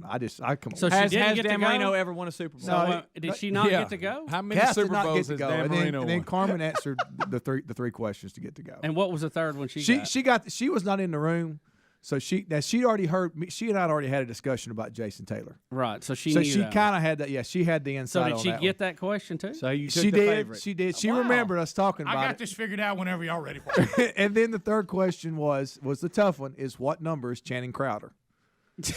Who is Channing Crowder? He's one of the middle inside linebackers. Who is? Here's much less his number. Sounds like He's a soup. 50. He's 52, and she got it. All right, Ryan. I'll let me- take some Channing Crowder. Right, When was the last time? All right, we're back. 9 minutes to the top of the hour. Phone calls now. The real Greg Burgess taking those phone calls. If you can get him to stop eating chicken and pick up the phone, he is ready at 866-WE-BE-BIG, and he'll get you on the show. Also, don't forget Wednesday Bible study back today, noon Central, 1 o'clock Eastern, chapter 3, the book of Daniel. So Tim Walz, he's really, well, you talk about, do you think the Democrats, if they could go back and say, so is this the 2 we're putting out there? I mean, are we serious about this? Are we honestly going to run these 2 people? He is Elmer Fudd. Wow. Yeah, here's Tim Walz. I think trying to take a shot at J.D. Vance, but it doesn't reflect very good on Elmer Fudd here. So here we go. And Senator Vance, he became a media darling. He wrote a book about the place he grew up, but the premise was trashing that place where he grew up rather than lifting it up. This guy's a venture capitalist cosplaying like he's a cowboy or something. I don't even know what a venture capitalist does most of the time. Okay, very important. Tim Walz has just admitted he doesn't know what a venture capitalist does. Venture capitalists go out and supply money to startup businesses and take a gamble. A lot of times they may not be able to get financing through normal avenues, or they may need more. Venture capitalists, people who have this money to invest, and it is a gamble. It's an educated gamble. Right. Can we get this company to be successful, and can I get a return on my investment? And they usually get a better than normal return for taking that risk if it pays off. Yep. But they also have some that never pan out. Venture capitalists are absolutely critical for a free market enterprise system. Right. For these people to be able to have a chance to get going. There's so many success stories out there that was started by venture capitalists. Now, they have their losses too, but that's on them. See, it's on them. It's not on the bank. It's not on, the taxpayer or all that. They go out there and they look at these things and they measure it against their knowledge and what they know, and they invest sometimes a few $100,000, sometimes millions of dollars in these startups. The fact that he doesn't know that, or he says he doesn't know that, shows you how much he knows about business, which is zero. This guy's a joke. I can't believe he's even governor of Minnesota. He is a communist by all accounts, socialist wannabe communist. Absolutely. And he is the very last person we need as vice president. And for him to say that about Hillbilly Elegy is just absolutely He untrue. hadn't read the book. He elevates his grandmother and how she's the one that gave him the shot to go to Yale and to get that done. All he talks about is how hard his grandmother worked for him and played a huge role in keeping him from completely fading away. Yeah, it shows the story of white working class Americans in crisis and humanizes them and tells that story. It's not bashing them at all. That's just a lie. No. If he was telling the truth, I'll tell you who looks down his Well, nose. again, this is his attempt to say, look, this guy ain't like the rest of us. He's filthy rich. He's got rich by ill-gotten gains. He runs down people like us. You don't want him doing your thing. Well, and I have no idea what a venture capitalist does. Right. So, again, venture capitalists are such a key component to the free market system. I mean, without them, the majority of these businesses, a lot of them that have really become big, successful, they're publicly traded companies now, all started with venture capitalists. Yeah. I mean, that's just being an ignoramus to say that. It is. And plus, keep in mind, he either knows that or he's really a moron. Well, he's a big government guy. What he would rather do, as opposed to somebody going out and taking chances and creating businesses and doing all the things you said, he would rather just be in the government and be part of the ruling class and just take money from the taxpayers. That's what he'd rather do. And somehow he's elevated that above a venture capitalist. Yeah, I wish anybody could explain to me how you could have everybody in the country working for the government.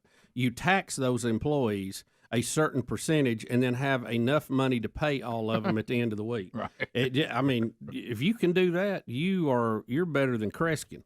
Clint in Alabama. Clint, go ahead. Welcome to Rick and Bubba. Thank you, gentlemen. Monkey Grass, Green Acres, I guess. Yeah, well, Green Acres means you're calling from work. Yeah. Are you calling from work? Yes, sir. Yep. All right.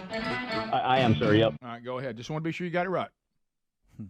Yeah, I know earlier this week you guys talked about the Men for Harris commercial, and I'd seen on social media that there was a gentleman who had kind of debunked that. I didn't know if you had seen that, where he identified specifically the actors in that commercial and where they were from in Los Angeles and their names and the whole 9 yards. Yeah, actually, I was comforted by that because I didn't want to think that men like this were actually real. So that actually was soothing. Speaking of that, keep this in mind, too. When you go to Hollywood to produce a commercial, guess what? It's a union town. Mm-hmm. They have to use paid actors. They can't use people off the street without jumping through a whole lot of hoops. Yep. Yeah, all of these guys are Democrats. They are all actors. The guy on the far right is bisexual and appeared in several films where he is engaged with men. Easy. He is the guy that also said, I'm man enough to braid my daughter's hair. He's not married. He doesn't have any kids. Well, sure. And it's across the board on every think single they were one of real? these. Nobody. I mean, it's. I'm somewhat comforted though by that. Like I said, This whole that they're not real. It's just so much smoke and mirrors. It's unbelievable. Bart in Alabama. Bart, go ahead. Yeah, Rick, I was just curious why you feel it's not okay for Obama to go in and lecture men, but you make hundreds of thousands of dollars a year doing exactly that. Well, first of all, I don't know where you're getting your information from, but I would love for you to join us because I didn't know that was available. I do not. You make money Bart, what I'm saying, make money lecturing men. No, I don't. You make money lecturing men. Yes, you do. No, I don't. You're also a hypocritical liar, and you disowned your daughter for being LGBT. Oh You're my a bigot. gosh, Bart, you know what you are. Bigot. Fuck off, bigot. Fuck off. Gosh, what a. For a moment. When you take yourself and discredit yourself that fast, you think for a moment, oh, this is going to be an interesting conversation. Then he reveals who he really is. You're like, okay, well, that was the whole agenda. Yeah. From the beginning. So, Bart, good to hear from you, and I'm glad that hopefully you're no one's dad. Let's go to Jeff. Jeff, welcome to Rick and Bubba. Go ahead. Could you tell me a little bit about Project 25? Me and my granddaughter had our first debate yesterday about, politics and stuff, and she said she was going to vote for Harris because of Project 25. Is that? What is Project 25? Yeah, it's not the complete name of it, Yeah, I but thought it was something it's just a think tank, conservative think tank that put out a paper saying how they think things ought to be done. And Trump's not a part of it. Yeah, he said he hadn't even read it. Yeah, Project 2025 is not affiliated with Trump officially in any kind of way. No, that's just more propaganda. There's the information you need right there. Rick and Bubba.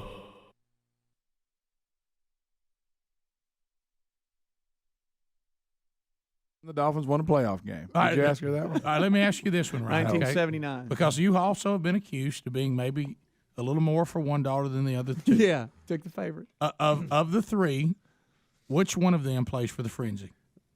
Well, right now Carmen does. Okay. Sure she does. So if you played the Mustangs, you didn't have a chance. Now, that's the one that got to go, and that's the one that got the question that she'd already heard the answer to. Bingo. That's right. So, but the Mustang. And remember, the had non-frenzy one got caught on the technicality about a new 4-3-3-4. Yeah. Well, and we'd rather her first experience. I'd rather it be in Miami. So I can. I mean, there was some influence there, sure. So I did need somebody to go with me. I mean, I won't lie. The question on everybody's mind is: what do you feel like you did anything that mojoed the Dolphins?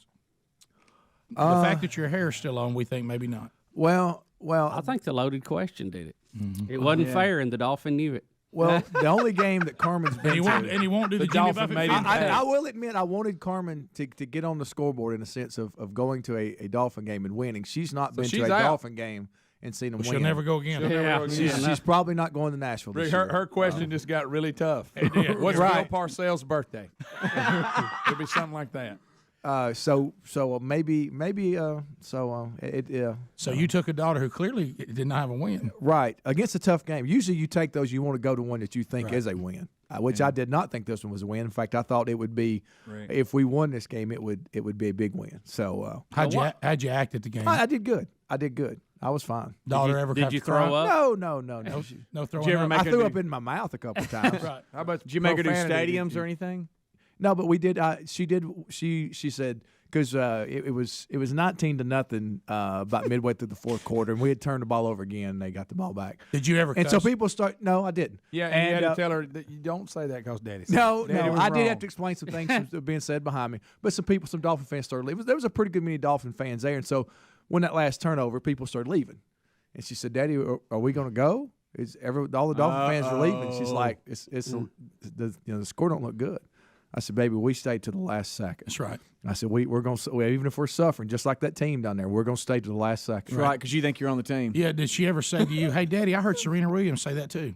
No. Speaking of that, did Serena? Daddy, do you kiss grandmother with that mouth? Did you say, Did Daddy, Serena- I promised my foot wasn't on the line? Did Serena or Venus go down there and give him a pep talk? I mean, they needed one. I needed Serena on the sideline. You needed her She playing was, quarterback. matter of I fact, actually could have used her on the offensive line. You needed a running game is what you needed. Well, it starts with that offensive line. But somebody can tell Jake Long, the first-round pick last year, it's okay to come back your second year and block somebody. Rick, I gave Ryan. I was flipping channels, and one play I saw, this guy bull rushes Jake Long, and this is no lie, throws him on his back and dumps Pennington. Oh my God! On that play, also Jake Long got called for holding. Yeah, he tried to hold him as the guy stepping over him. He grabbed his I think foot. he was trying to hold it to keep him from running over him. Yeah, that's the only play I saw. Hey, Jake, it's okay to block somebody. Ryan, I did see Venus Williams in the stands with her Dolphin visor on. Though. As Serena was cussing out a line. So, doggone it, Ryan. Well, he picked out somebody with a fiery temper, so Yeah. So they get that on the field. Not a win. You can't turn the bottom line. You can't turn the ball. We played good at times, bad at times. You can't turn the ball over. Who 4 is it times. next week? Oh gosh, next week. I call him turnovers, and you telling me he never cussed. I don't believe that. Rick? I didn't. Then y'all play next week. Oh, he's got Indianapolis. Oh my goodness! But we're at home next week. Yeah, but but you got still. we got Peyton. Manning coming. Yeah, we got down. Peyton coming in. Sure. Time to go get Cassidy. See if she can be a good luck charm. Well, she's got to get 3 questions right first. She better study. Hey, look, you should Or we start. just know the make roster. Carmen go this time and listen for the questions. Rick and Bubba.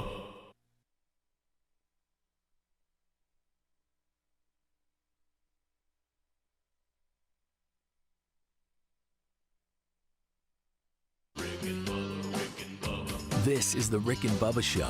Watch more at blazetv.com/Rick and Bubba.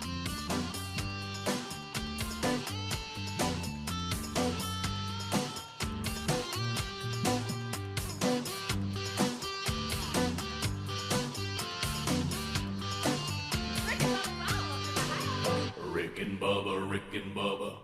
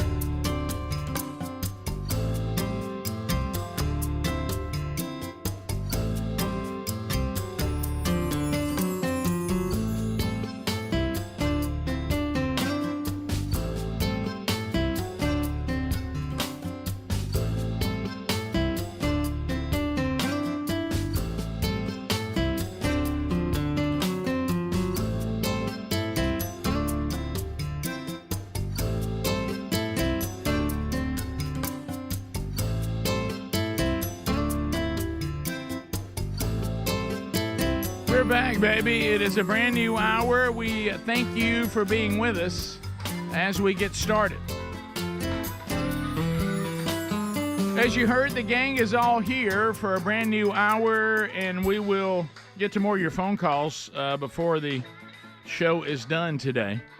All right, so we talked about this, I think, a little bit in passing about these pandas. Early in the show, we said that were brought in, it looked like in a FedEx truck.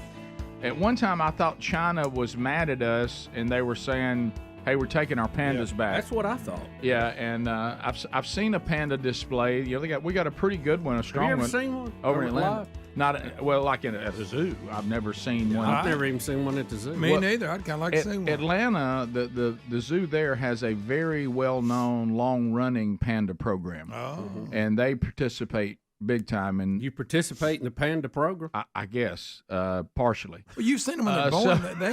They're not this big when they're born. They're tiny. Yeah. So anyway, apparently we were wrong.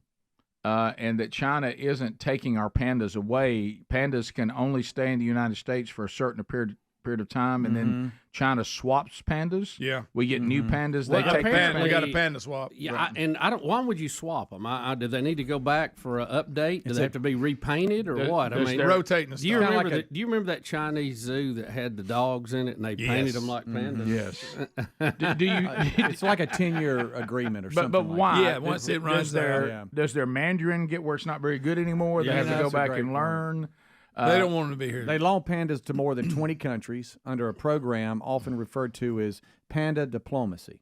It's a big deal at the Atlanta Zoo. They're really proud of their panda display. They're one of the certified panda people. Yes, they are. Can host pandas. Yes, they are. And they have all the little names, the little pictures up and all that. So it's a panda people program. Yes, right. That's what it sounds like. That they participate in partially. Right. Apparently, zoos pay the Chinese government $1 million a year to display the pandas. Ooh. Okay. Now I see one of those. So Bubba began to, and it was like me asking him about, according to the internet, about space, and I felt like I let him down a little bit. He looked over thinking, well, this is our animal guy.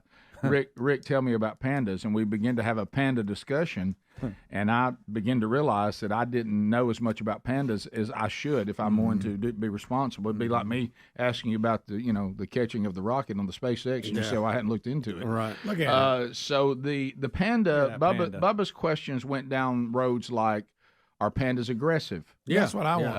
Are pandas? Will they go after people? Yeah. Will they attack? Could they make it in the wild? Let's just say if we dumped, 5 or 6 of them out in Montana, would we have a populace of panda population, or what would happen? It seems to me that the pandas would not fare well against our brown bears and our grizzlies. That's just how it feels. They have a feel of being lazy looking, right? And they're not. How big do they get? What's the They're biggest? pretty big. See, I just don't feel like if I got a pen and you going to get in there pen of pandas? with that grizzly bear, I'm like, no. But if they say, well, step in there with that panda, I kind of want to. Their adult coloring, weighs up to about 353 pounds. There's a window from 165 to 353. Their coloring makes them look like a toy. That's it. Like stuffed animal. Like in all my years of seeing various stunts, never once, not one time, has anyone ever said you want to box the panda. Right. You see bears riding bicycles at zoos. Yes. But you've never seen a panda do it. You ever seen a panda in a circus ever? I've never seen a panda eat food or anything. They eat bamboo. They'll eat bamboo in a second. Right, but I mean, that and eucalyptus. I know they eat that. No, so their sinuses are real that's clear. koala bear. Well, that's close. Yeah, right. That's another one. You don't a panda, my experiences with a panda, and I have viewed them for a pretty good clip of time. Know that. They don't do much other than sit around and eat bamboo. They do that a lot. Speedy, what did you say? They sleep how much a day? 10. It looks like they eat 12 hours a day. They say. That doesn't look dangerous to me. No, see, I want to go pet him. Rick, they eat 25 to 40 pounds of bamboo per day. That is correct. They like how about him doing the handstand? That's pretty impressive. Have you ever seen them when they get sliding down the snow hill? Right. Mm-hmm. Do the pandas? Do they fear the pandas start, unlike Tim Walz, starting to try to consider venture capitalism? They start kind of digging the free market. Well, Rick, there's the kung fu panda. Don't forget him. Right. But I don't know. But if the panda was dropped in Montana, I don't think they fare well. There's not a lot of bamboo. They just don't look aggressive. They're clumsy. Yeah, and they're just straight up clumsy. Well, what was that? I threw out another fact. Was that the bamboo? Was that being romantic? They were Cubs wrestling. Yeah, if you watch too long, you're going to understand other things about pandas. All right, so I threw out a fact here that, according to the website, it says is one of the interesting facts about pandas, and Greg started screaming at me. This isn't true. All pandas are born female. Males are only created if pandas receive a fright in its first 48 hours of life. That's why some zoos employ panda spookers. That's hogwash. Okay, wait. Is that a parody? That don't even make sense. That's a panda parody. Did you say that zoos employ panda scares? Spookers. So how do you know you spooked it? How do you know? And how exactly does it change the female to a male just because it got scared? Now they're not feigning goats. That's panda propaganda. They tense up and it pops right out. This is under the 100 interesting facts about pandas. That's not true. What is true is that there's nothing on the outside that they're born with. It doesn't appear until they're several months old. Cats are like that. So they are a male. As a matter of fact, they said they had 3 that they thought were males. Now, I heard this in Atlanta. And somebody walked by and said they thought Kamala Harris might win. They had 3 males immediately. I know a guy at trade day could turn over and tell him favorite male or female. Yeah, he was pretty good at that. Yeah. So does the spooker or does the fright make something? I don't know. I don't buy that. I think push out. I think that's groundhog shadow territory. Yeah, I think got it up there. Okay. Yeah, I think that's. I don't know where that list came from. But that list may have come from China. It's clear we don't know as much about pandas as we probably need to, since they're visitors here. Right. Well, y'all want to see this panda fall off a drawbridge? Sure. No one has been able to tell us if they're aggressive or not. Absolutely. And down he goes. Look at it. Hey, God love his panda heart. They're just like balls of Rick, fuzz. wouldn't you like to have a couple of them at the farm? Yes. I don't have a lot of bamboo. Well, we'd have to get it shipped. Like I have some, but not a lot. Surely they could learn to eat other things. Pandas use the bathroom more than 100 times a day. I bet they'd eat corn. We got a lot more in common than I thought. Right. Y'all that far. That particular video kind of makes me feel like my day every day. Right. It started out. Do you think I had good intentions? I just didn't get there. To me, you think that somebody didn't do their panda research? Oh, they'll love this. Hey, they're not real agile. I wouldn't put that up there. They'll fall. Yeah, they'll fall. There's just a montage of them just falling. I just want to know if you got the property for a panda, Greg. I'm not sure, Bubba, if you are. You said this. Tree. Look, Get out of that tree. Well, pandas just fall all the time, I guess. Yeah, they're not. They get in over their head. Good gracious alive. Wild pandas fall. No wonder China wanted them back. They saw all this. Wild pandas fall a lot. I'd love to see one By the on way, trampoline. I'm just reminded. My mom had to make a no climbing trees rule for me because I fell out of so many trees as a kid. She was like, "Stop climbing trees. You're falling out of a tree like once a month." So you're a panda. I'm a panda. You're a panda. Bubba was considering in the break if he's not more like a panda than a peacock. Yeah. Mate.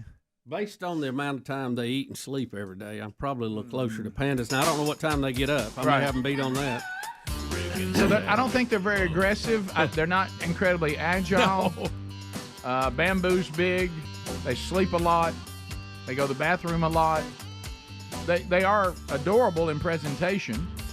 And China apparently only lets us keep them for a certain amount of time. We'll be back. More Rick and Bubba coming up. Rick and Bubba, Rick and Bubba.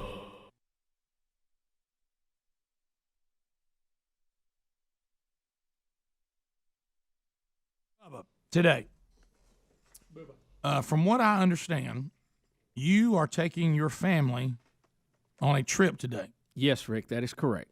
When I heard what you're doing, The buses are going on a trip. I don't. This is an educational family trip that we're just going to do this afternoon. Right. And we're going to tour a hydroelectric dam. What?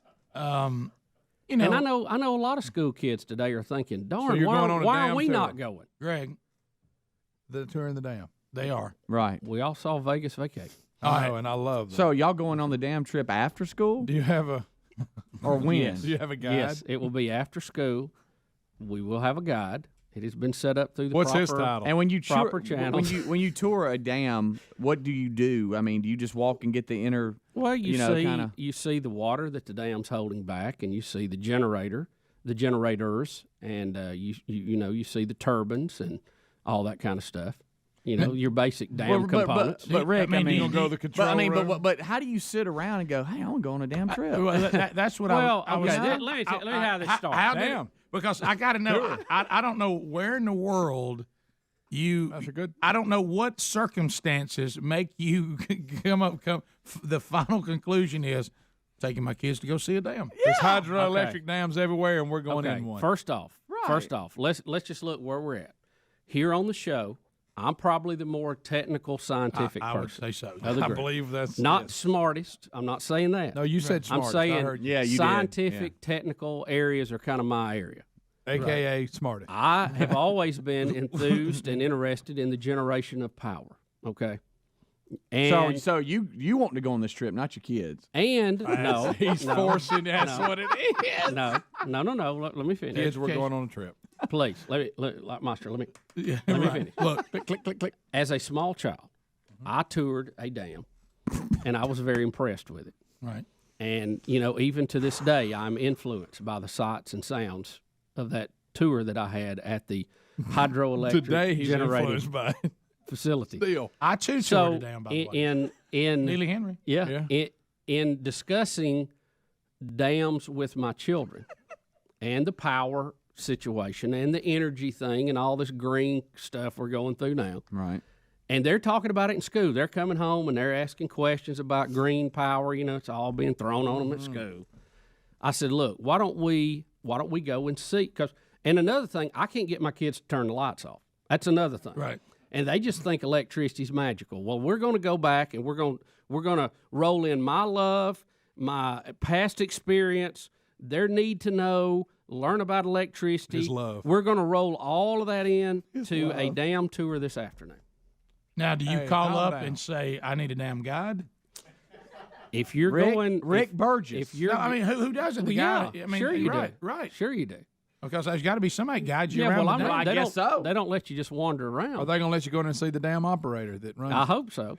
Because there's There's a you just side see of the me control room, that a lot hopes of gadgets in hopes there. they have T-shirts. So are but- you? but how do you book this? Are your I mean, children? do you just send?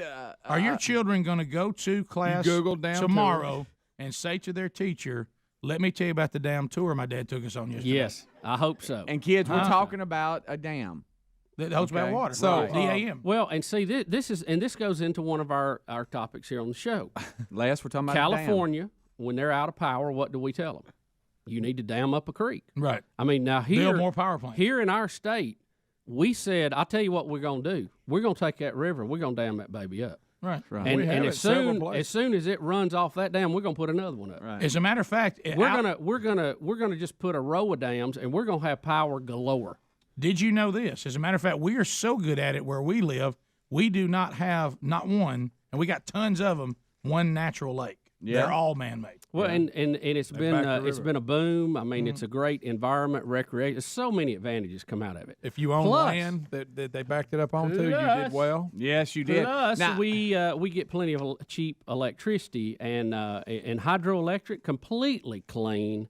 You know, we don't have to deal with all this. So I just thought it was a good time, and they're at a good age that I educate them on the attributes of hydroelectric power generation. And we even went over at the table last night how a generator works with coils of wire and fixed magnets and turbines and RPMs to create certain voltage. Tonight, before we go, we're going to cover alternating current.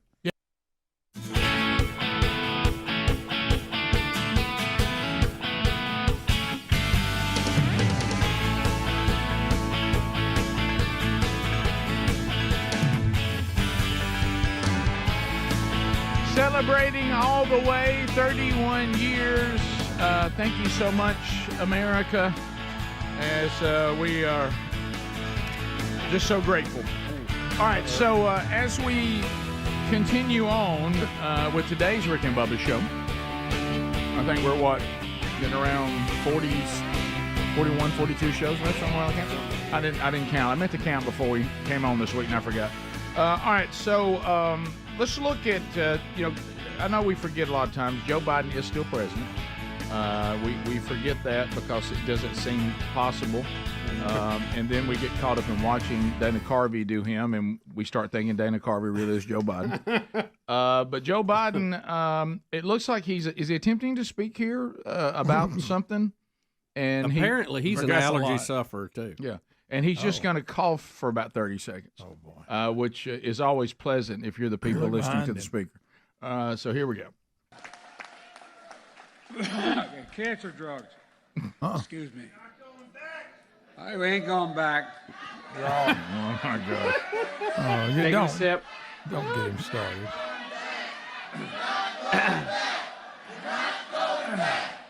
Still coughing. Taking another sip. Still drinking water. Still trying not to cough. Maybe he'll be okay now. The audience really has helped him here. Oh.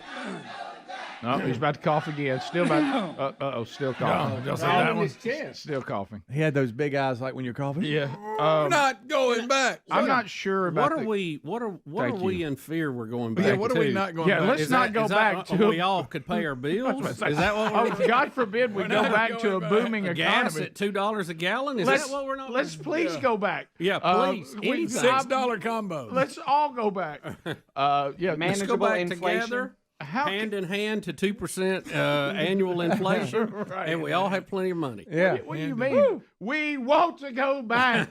Please take us back. What are you talking about? Back? Can we go back to before this happened? Yeah. What is he saying? The Biden-Harris administration. Let's all go back. Oh, that's funny. Now we're talking. Look, this is not a new topic. We just want to always provide evidence that this narrative is actually legitimate. And that is, we do have a very big problem with the mainstream media manipulating stories and exaggeration, editing. Unfair edits. Editing people's interviews. Journalism is dead. Not only have they edited Kamala Harris's interview to make her look better, they now have edited Mike Johnson's interview to make him look bad. Yeah, oh boy, CBS has really got the old editing bay hot. So they just do. Here's showing you everything you need to know to see exactly what they've done with their interview with Mike Johnson. Here we go. So that's a different accounting than this 2% you say was distributed. Yeah. I'm sorry. This is what aired on CBS, and then you'll hear the full answer. You're going to hear her question twice in a row. Okay. So that's a different accounting than this 2% you say was distributed. Yeah, so they've obligated some funds, but they've only distributed 2%. The rescue and recovery effort's still going on, and then we address the rest of it. So that's a different accounting than this 2% you say was distributed. Yeah, so they've obligated some funds, but they've only distributed 2%. And when I was there on the ground, and you should go, I mean, bring the cameras and talk to the people there. They'll tell you, don't take politicians' words for this or the administration's word. Talk to the people there on the ground. They had not been provided the resources almost 2 weeks out from the storm that they desperately needed. And when I was there, 13 days post the storm hitting that state, people are still being rescued. They're stuck in the higher elevations in the mountains because the roads are down and all the rest. So they need every available resource and all hands on deck. The rescue and recovery effort's still going on, and then we address the rest of it. So there you go. So see, that's a big difference. I mean, he walked that out. He explained it. They didn't want to hear all that, so they edited it out. If you're going to go to the extreme of getting the Speaker of the House, pretty big thing, third in line to be the president. Yep. And you want to take time to interview him, and you've asked him to be interviewed. Why don't you ask him questions and then air his answer? Right. That's what I don't get. I texted my grandma last night, who lives in Asheville. I've talked about it a bunch. Here's a report from her. My house has been full every day in October. So many friends still don't have water or power. They shower, do laundry, eat, and some have even needed to sleep here too. My niece and her husband got to get here from Walterboro, South Carolina. They had many difficult roads and detours to get here, but they did. It's been really tough, and they've been given. My grandma's been given some things to give away to people who still don't have items that they need. Well, and that's he was clarifying, before the edit that, and he at least he got some of it in. Allocating money and it actually getting to them are two completely different things. Yeah. And you may have allocated this much, which is what the Democrats will talk about, but only 2% of it they actually have. So there's that bogging down again of these government organizations, and which is why they just can't do the job as well as the private sector, and they've proven it time and time again. You could almost call them unrealized allocations. You know how they want to tax they want to tax unrealized gains. Well, let's just call these what they are. They're unrealized allocations. So now let's go to 4B. Trump is sitting down with Bloomberg. It's an economic club of Chicago. Got heated. And so he's going to talk about in 4B, he's going to talk about tariffs and how they will have a positive effect and how they work and have worked in the past. So 4B, here's Trump on Bloomberg at the Economic Club of Chicago. Yeah, and I lost that link. I'm going through my that's my okay. list here. Really. Here it is. Here it is. I got it. Okay. All right. And boy, Trump went hard on this Bloomberg guy. It was fantastic, and I loved every second of it. What does the Wall Street Journal know? I'm meeting with them tomorrow. What does the Wall Street Journal know? They've been wrong about everything. So have you, by the way. You've been wrong. You're trying to turn this. You're trying to turn this. You've been wrong. No, you're trying to turn. You're trying to turn this into debate. There are business people. There are business people. You're wrong. people. You've been wrong. You've been wrong all your life on this stuff. You've been wrong on tariffs for 25 years, so it must be hard for you to go back on it. So here's Trump also talking to the same host about 19 seconds of continuing about him being how he is wrong and talking about tariffs and how they work, and him saying that they don't, and he's saying, but you're not using them. So here we go. Tariffs also have another side. Isn't that something that you have to acknowledge? No. You could be plunging America into the biggest trade war since Smoot-Hawley. But there are no tariffs. You're going to stop. There are tariffs already at the moment. There are no tariffs. All you have to do is build your plant in the United States, and you don't have any tariffs. But people, a lot of places like this. Yeah, he's like, no, the threat of them. See, if you come here, it all works great. See, here's the thing, and I heard the VP say this. Look, tariffs are going to raise the price of everything, and you won't be able to afford it. It's going to fuel inflation. Funny that they have picked that to decide what fuels inflation and have jumped over the 12 other things they are doing to cause it. Correct. But here's the thing, and again, this is where they don't either understand or they're just being intellectually dishonest. The idea is not to have tariffs. The threat of tariffs is supposed to cause these people to act in a certain way, Correct. and that is build your plant here, not carry it overseas. So as Trump said, you build your plant here, you got no problem. We are promoting building plants in the U.S., hiring American workers. Yes, that's what he's doing. What's wrong with that? He even gave examples when he was president before. You might remember that. Don't go back. Yes, go back. When he said, he had a major auto dealer that was going to take their plants to Mexico, and he says, if you do, I'm going to hit you with a 200% tariff, and you'll never sell another automobile in here in America. Nobody will buy it. And they didn't go. Same with John Deere. Yeah. So that's tariffs would in some cases raise prices, and it could be passed to the consumers. Yes, it could. But the whole idea is to have the threat of tariffs, but not actually have to use them. Right. That's the game here, guys.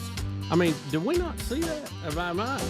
Is it me? It's kind of like that is paddle. It me? Yeah, Have I got a lot smarter than everybody else, and I didn't know it? Because I'm pretty C here. I'm pretty C average across the board. Bubba, you are an intelligent meat peacock. No, but I have run a lemonade stand, and I can do a budget. Rick and Bubba, Rick and Bubba. At what point do you wake them up? Wake up something. Hey, Bubba, when are you going to take them on the tour of the evil coal-fired generating plant? Well, we have lots of those, too. You know what we're going to do? We're going to do a tour of power generation. We're going to start with hydroelectric. We'll work our way to coal. The big finale, or what I like to call the crown jewel, nuclear. Well, but now, don't forget, we got, and it's actually in Calhoun County, a natural gas-fired turbine. Really? Powered by natural gas. We'll see. We'll get to all of that. But I saw the damn email this morning when I was printing out. About all the information about the trip. Right. And it was like, hey, Bubba, here's who you asked for and stuff. And I'm like, so this is real. Yeah, I mean, you're really going on a damn tour. You understand where we're coming from, though.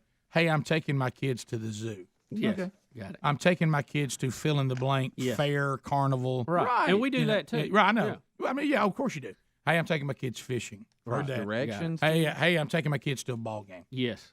Hey, I'm taking my kids on a damn tour. Yeah. You understand? Yeah. Well, it's like it just jumps out and gets you. I like to call it the next level. There's never been a kid's book. Billy takes a tour at a dam. No. You know what I mean? Well, there is. You just had to look in the right section. Boy, you really did. You had to get out of the 200s. But they're up in the 500s. But there is a side note to this. It's kind of ironic for me in that the particular hydroelectric plant we're going to, I actually had it would be a great uncle that helped to build it back during the early years of this century, whenever it was built. Have you taught your kids though? And my mom, as a kid, went to visit him while they were building the dam. Isn't that funny? Have you taught to the kids that, unfortunately, and it shouldn't be this way, that there's been another version of the same word that people find offensive, right? Or can be inappropriate, right? Well, no, they just like to laugh like y'all do.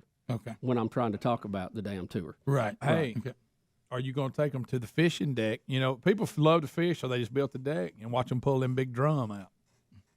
Well, Greg, how much you want for that buffalo? I don't know what's on the tour. I mean, that's why I'm so excited about going today. I'm jazzed, as a matter of fact. But this just came. You just got stirred on it. But I mean, something had to happen for you to go. I want to go on a damn tour. Something. No, it's a culmination. Something happened. You just don't just ride down the road and go. It's a culmination of several things. Mm-hmm. And then, I hope we get to do that, and then maybe go see a Vikings game. Is Betty going on this tour? Yes. Oh my gosh. Oh, God love her soul. Now understand, this ain't Hoover Dam you're going to. We don't have anything quite like that. I will tell you, I ran into a little bit of problem yesterday with Betty. Yeah, I bet you taking a babysitter on this one? Because you're going to have to. Those kids are going to be running all through that dam. You know they are. No, we're not going to be running through the dam. You're going to have to go over the rules on what to do and what not to do. No damn. There's going to be a busing incident at this dam. Yeah. See, I heard Bubba. No damn running in here. So this explains. I heard Bubba booking the tour, and I went. I think you used it in the wrong context there. By the way, I went by his office. It would be no running in the dam. He was just looking, and I said, "Man, he's eating somebody up in there." Rick and Bubba.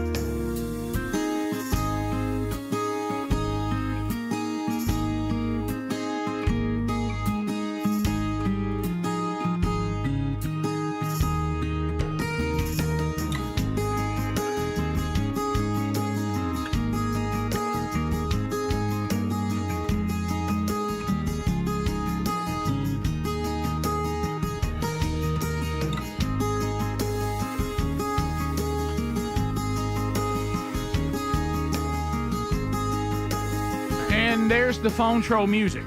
So phone troll, all 10 lines are available. 866 We Be Big's our number, 30 seconds a pop. Largest number of people, shortest amount of time, and there you go. The old buzzer will sound, and your time on the program will come to a close. It will open up opportunity for others. 10 lines are available, so we do have a bigger sample, easier to get through, and because of the buzzer, you don't have to stand in line much longer. As we are lining up those phone calls and giving you time to call in, Bubba, another example of a tariff, and somebody today that explained those to you as clear as you can possibly understand. Well, Rick, to me, a tariff is like carrying a loaded gun. If you look at the numbers, and I don't know exactly what they are, but very few gun owners ever shoot another human being. Right. Okay. I hope and pray I never have to. Man, I hope same. and pray none of you that are listening ever have to. Same. But if your life or your family's life is in jeopardy, you're prepared to defend it. The threat of having that gun keeps you safe in many situations. It does, yeah. Same way with a tariff. You hope you don't have to use it. It can be, very damaging if you do. The threat of using it gets the result you want. Here's CEO, billionaire Howard Lutnick on CNBC, and he explains tariffs. I don't know that we can get any clearer than what Bubba just said, but here he is adding to that right now. So here we go. I think you're going to see tariffs across the board of 20%. I think we should put tariffs on stuff we make and not put tariffs on stuff we don't make. It's pretty simple. And of course, it's a bargaining chip. We can't sell a Ford or GM in Europe. You go to Europe, you can't sell a Ford or GM. Why? There's 100% tariffs. How about in Japan? 100% tariffs. So do you think if we said, we're going to tariff you the way you tariff us, do you think they're going to allow Mercedes and all these Japanese companies and Porsches and BMWs to all of a sudden have 100% tariffs in America? Of course not. They're going to come and negotiate, and their tariffs are going to come down. And finally, Ford and General Motors are going to be able to sell in these places. How's that sound? Of course they're going to come down. Of course. This is just negotiating.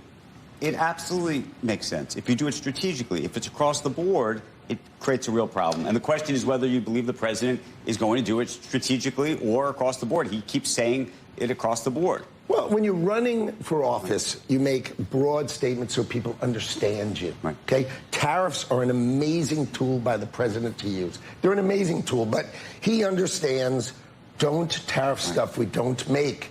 Right? If we don't make it, and you want to buy it, I don't want to put the price up there. It's pointless, but use tariffs to build in America. If we want to make it in America, tariff it, or if we're competing with it, tariff it. But you got to remember, we need to protect the American worker. Finally, someone's going to protect the American worker, and Donald Trump is here to protect the American worker. Do you think we make a lot of money in tariffs, or if they're used as negotiating tactics? Look, tariffs will come down there. We're not going to have super high tariffs here either. There's not going to be a big pot of money at the end of the day. I love that story. So which is it? Do we make a lot of money on tariffs, or we bring productivity here and we drive up our workers here? So it's a win-win scenario.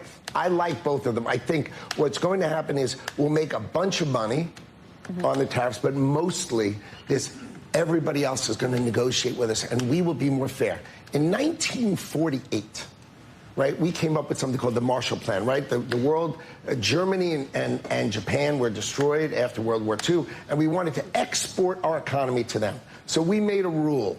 They could tariff us, and we won't tariff them. So they can rebuild. This is the best explanation I've heard of. So they can rebuild their economy. We rebuilt their economy using something called the Marshall Plan. Yeah. Our economy is so awesome that we'll use it to help you rebuild. When should that have ended? What do you think, 1980? Right? 1985? I mean, why 40 years are Japan and Germany and all of Europe still tariffing the heck out of our auto industry, tariffing the heck out of our furniture industry? Do you realize all your furniture you're buying that's made foreign? It seems crazy. Why? It's because they tariff us and we don't tariff them. It's so obvious. Boom. Straightforward. It works in many ways. So what is hard to understand about that? Yeah. I mean, I'm not that smart. I get it. I bet Tim Walz doesn't understand it. Well, he doesn't know what a venture capitalist is, according to him, not me. To the phones we go. Good Lindsay Lord. in Lord Coleman. help us. Pretty straightforward on tariffs. Lindsay, go ahead. Hey, Lindsay. I hadn't heard if you guys talked about the Bussin' with the Boys podcast Trump was on. We have it here today. Have not got to it yet. No. Well, he talks about playing football and says he doesn't want to play people that were strong and maybe from a bad neighborhood that wanted to hit him. And then Washington Post asked for a response, and Will Compton has a response on Twitter, and it's fantastic, or on X. Yeah, we have that. Matter of fact, that's coming up next. So you just did a promo for the next segment. Awesome. How about awesome. that? Yeah, good work. Yeah, we do have that coming up. 866 We Be Big. Let's go to Sam in Alabama. Lines are opening now if you want to join us at 866 We Be Big. Sam, go ahead. Yes. I'm a truck driver, and I was sitting in the driver's lounge talking to another truck driver from Minnesota. The nickname they have for Tim Wald is No Balls Walls. No, thank you, truck driver. He shut down all the restaurants and grocery stores and places to shop. And then he got caught going over into Wisconsin, eating out and going shopping. Of course he did. You mean like Gavin Newsom did in California when he banned everybody from going out, and then he went out and had a big party? Like John Kerry did. Yeah, with his boat. He raised the rate to dock a boat in his state and then took it about 300 yards to the next state where he didn't have to pay for it. Barack Obama's birthday party. Yes, all this. And remember, the same people that don't want voter ID are the same people that push for vaccine passports. Yeah, I know. Jeffrey. Isn't that funny? And Jasper. Jeffrey, go ahead. 30 seconds. How are you? Hey, I'm doing good. How y'all doing? We're good. Yeah, I wanted to talk about that Bart fella that called earlier. Got on my nerves. Oh, I thought you said you were going to talk about Tim. Also, look, don't worry about it. I appreciate everybody defending, and that's very kind of you to do that. But I mean, this stuff's old and tired, and Bubba and I have been doing this a long time. It comes with the territory, and we someone's opinion of you always goes. You go to the validity of it. Are you concerned about it? Is look at the character of the person that's making the comment. When I know the kind of person that Bart is in the world that he wants to live in, his assessment of my character is meaningless because we're opposed on the things the way we see the world. And, and when people start going after you because making stands on your faith and comparing going out and reaching and discipling men to Obama lecturing men on how they should vote, and then going the things about my daughter, which he doesn't even have the facts right on that, and then going on and on and on. I said it earlier this week. The two of us have been at this a long time. We are battle hardened. So, we're not sitting here quaking in our boots every time somebody says something mean about us. I mean, we've been through this, Matthew 5, 11, and 12. Blessed are you when people insult you, persecute you, falsely say all kinds of evil against you because of me. Rejoice and be glad, because great is your reward in heaven. For the same way they persecuted the prophets who were before you. This comes with the territory. Jesus told us it came with the territory, so we shouldn't be surprised when it happens. And I wish him no ill will, but this is a tired thing. And most time when people try to tear you down, there's enough flaws that I have that you don't have to make them up. Sure. Sure. So, but some of the stuff he's saying is completely false and made up. You know what I mean? I want to know what you do with all the hundreds of thousands of dollars from lecturing men. What's that? You know what? If I could find a way for that to work, I actually it's the opposite. I would do much better if I would go back to Premier Speakers Bureau and say, just give me the corporate gigs where I can go and talk to business people and get a big check and walk away. I'd be doing a lot better off if I went down that road and take those opportunities. I rarely, if ever, do, because I feel like there's another call. But if you want to show me how all of us individually can make hundreds of thousands of dollars doing men's ministry, I'd love to see your business plan. But just because something isn't true, if you say it with enough, emotion and passion, then I guess you convince yourself those things are true. But I appreciate that. But look, we've been here a long time. This is we're not quaking every time somebody gets upset with us. Let's go to Royce in Florida. Royce, go ahead. Okay, I know I only got 30 seconds. I listen to y'all all the time, all the conservative radio when I get in my vehicles. But here's what bothers me. We keep telling the truth. The idiots don't ever hear that. And so what is the next step that we can do something rather than just talk about it? And y'all are great, by the way. Also, the House of Representatives, why don't they just cut off money? They can do that. Why don't they just cut off money for things we don't agree with? Well, Your turn. Because they buy votes. Yeah. I mean, it's Royce. It's pretty, and I understand what you're saying. I've thought about that before too. When we're all making these great points, are we just talking to the choir? Are we just preaching to the choir? Is there anybody that hears these things we say that oppose us and think differently politically and go, hey, you know what? That changed my mind today. Yeah, so I think what is helping, though, is it does educate some maybe that are trying to figure out where they stand or why we feel the way we do and do these things we say actually work. I think there's benefit there, but I also think this time the things that are hurting people, everybody can understand whether you listen to conservative radio shows or not or watch Fox News. Everybody can see the state of things. It's so blatantly obvious. We'll be right back. Rick and Bubba, Rick and Bubba.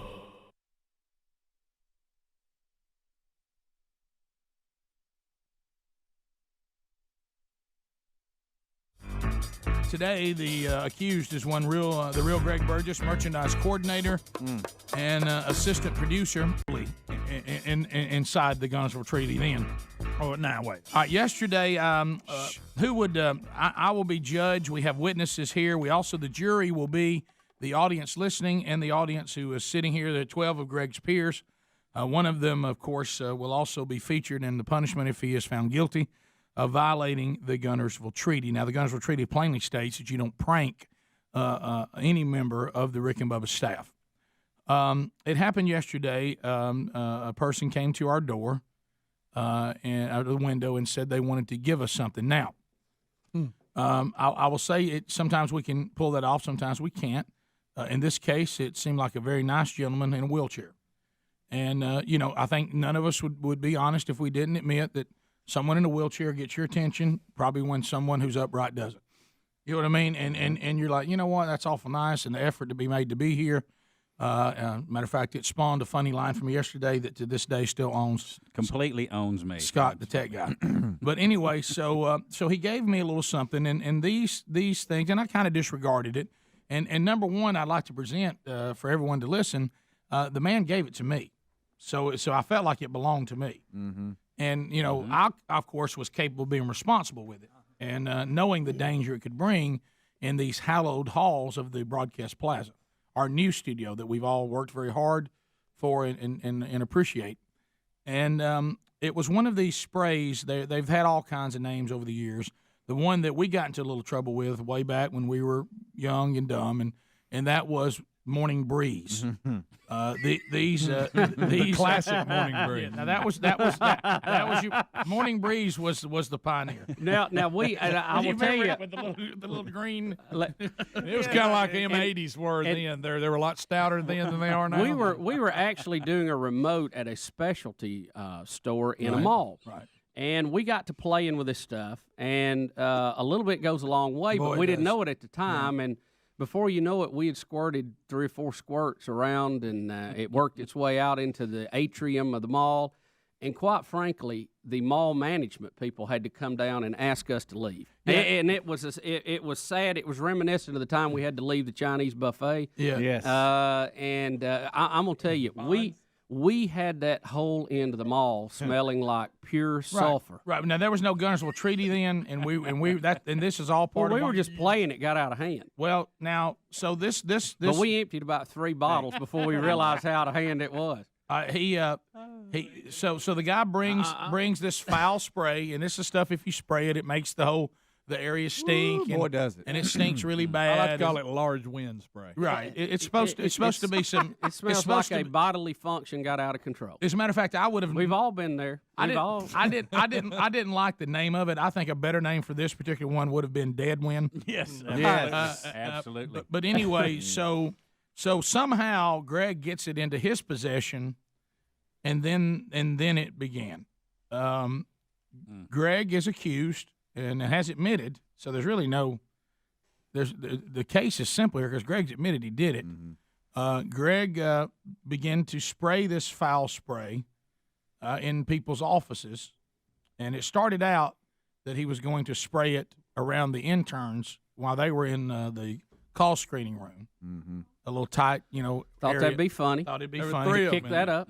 Yeah. He grossly underestimated its power. Yeah, apparently this is the new these things ramp up. formula. These things ramp up. Boy. Did he? I was when I was first made aware of the event. I was, my office is in the very back of the studio near the business entrance, and I was sitting there, just working on putting some commercials up, and I kind of, what is that? Right. And I'm in the far end, and he had used it up here. And you thought Daisy was being a bad dog. Well, I knew it was bad. I knew it was bad when the dog looked at me like, "What is that?" Her the little dog nose even was had burning. she even had a shocked look on her little face. The smell was so intense.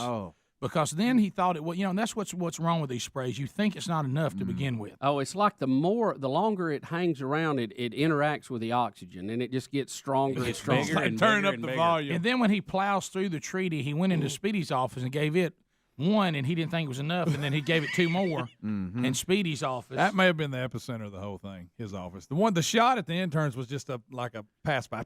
And here's what makes it so bad is that we're in the studio. Speedy's office, it was... So we're...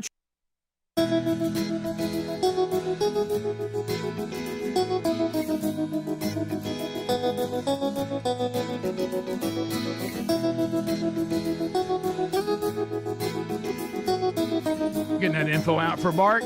All right, so as we come back, boy, Field of Greens has really so glad they came into our life. I remember the first day I was asked about the product, and I was like a lot of you, a little skeptical. Okay, heard of these kind of things before. But the more we begin to research, and more importantly, the more I begin to use the product, I realize, hey, this is the real deal. Game changer, and it's pretty common sense, but you have two ages. You've got your true age and then your biological age. So the biological age is the one that really gives the true picture of how healthy or unhealthy we really are. So the biological age gets younger and younger. And if you do the nutrition, you take care of yourself. There comes a point where maybe the number of your years is more than your biological age. You would hope that would be the case. So you can reverse this by providing that nutrition and living a healthier life. And Field of Greens, they do their part on the nutrition. Look, you could be the most disciplined. You could have the commitment. I'm going to eat the right fruits and vegetables and the ones that it's just really hard to do. But with Field of Greens, you can because the doctors and scientists have already done this. They've hand-selected organic fruit and vegetables. It's like a superfood, and it's serious nutrition, and your body will respond in a positive way. And they're so confident of that, I've seen it in my own life, that if it doesn't, if you're on Field of Greens and your doctor says, I don't see a change, then you get your money back. It's the Better Health Promise. And it's one of the most important, best moves I've made in improving my health. And you can find out more by going to fieldofgreens.com, use the promo code BIGVOX, and get 15% off and free shipping. And at your next physical or checkup, you're going to hear your doctor say, what are you doing? And then keep on doing it. All right, so more to cover as we work our way back. This thing with the women's sports, you just sent this to Adler. Adler, do you have this? Okay. So we played something and talked about yesterday that we had a group of women that play volleyball at Nevada, and they refused to play a transgender athlete, and they got in trouble with the university. The university said, no, y'all didn't consult us on this, and they began to say things in legal terms. Yeah. Why won't you look after our well-being? What about our safety? What about the state of women's sports? Title IX. Well, here it goes. It's starting to get momentum. Here is some female athletes, and they're calling out Nike, saying, if y'all really want to look after women's sports, then you got to stop pushing some of these agendas that put us in a position that we cannot compete or we can get ourselves hurt. Yeah, and y'all remember Sage Steele? She kind of got behind this and sent this out on X, and it was done by XXY Athletics, which is, they say, a brand that stands up for women's sports. Yeah, it's funny. And they sent this out right around 10/10/24. It was XX Day. And so they said, hey, get behind this and see if Nike won't stand up for women's rights. And this is what they put together. Dear Nike. Dear Nike. Dear Nike. Why won't you stand up for me? Why won't you stand up for me? Why won't you? Why do you claim to support women and girls? Yet when we need you most, you remain silent. Today, males are claiming our identity, Our sports, our spaces, Men and boys are stealing opportunities, medals, trophies, and our future. and it's not fair or just. In fact, it's often dangerous. Yet you refuse to use your platform to stand up. You say you're for social justice and progress. So why do you allow men's rights to come before ours? See, with a big platform comes an even bigger responsibility. You have a chance to do the right thing, not just do the easy thing. So we're asking you, Nike. So we're asking you, Nike. So we're asking you, Nike. As the biggest voice in all of sports. Will you stand up for me? Will you stand up for me? Will you stand up for me? Will you stand up for me? Will you? Will you? Will you just do it? That's a Save Women's Oh, Sport. that's a good That's a one. good one. That's a dandy right there. And this is where, if you become woke and and you try to say, I just want to break it to everybody in the whole wide world. I know that you think there's a way that you can allow everybody to do whatever they want to do whenever they want to do it. That is impossible. Yep. You have to decide where you stand. Because now, here's another example, and there's many, where standing up for women is now colliding with standing up for trans athletes and trans people. They're colliding now. Yeah, sometimes you're going to have to pick a side and go. You're going to have to pick a side. And you're going to have to accept the cheers of the side you picked, and you're going to have to accept the boos of the side you didn't pick. Because now you're going to say, hey, I'm going to get boycotted by the LGBT and then all the other letters that have been added now, or I'm going to get boycotted by women. And women and female athletes and coaches. So you're going to have to pick which one of those two movements, or you could do something outrageous and decide where you stand. And I do believe, even though I think, like we said a minute ago, everybody's real clear on our worldview. Yeah. However, if you want to get out there and say, is there a way for us to make all this work? There actually is. And that is to stop the lunacy of letting biological males do all the things these women said and these girls. And say, if y'all either compete with your biology, okay, or we'll start a whole separate version of sports that features trans athletes. You can do that, but you won't, because you're trying to take this, I want to identify as a female, and you don't want to put any limits on that. And I hate to break that to you, in the real world, here come all the adults walking in. That's just not possible. Yeah. It's not and this stuff is just logical. And I really believe if you just communicated that, now you're going to have people jump up and down and say, no matter what my anatomy is, and no matter what my muscle mass is, and no matter all those things, you're going to let me be a female in every aspect of my life. But you can't live in that kind of world. I'm sorry.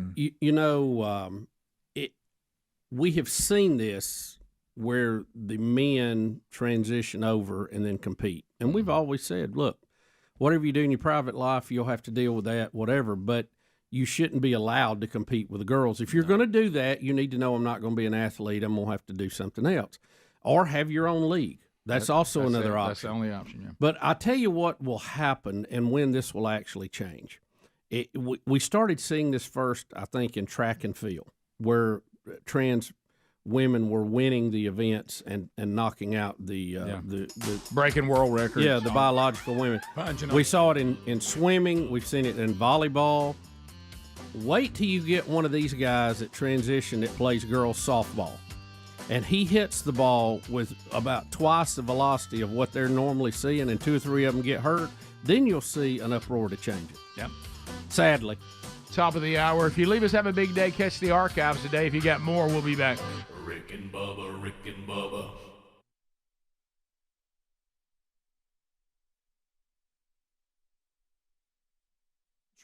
We're trying to cut commercial in post-show production. Bubba has a meeting. There's guests here. Yeah, no, of course it has to do with tennis. Yeah. Well, did you see the looks on their face? Yes, I did, and I saw them weeping.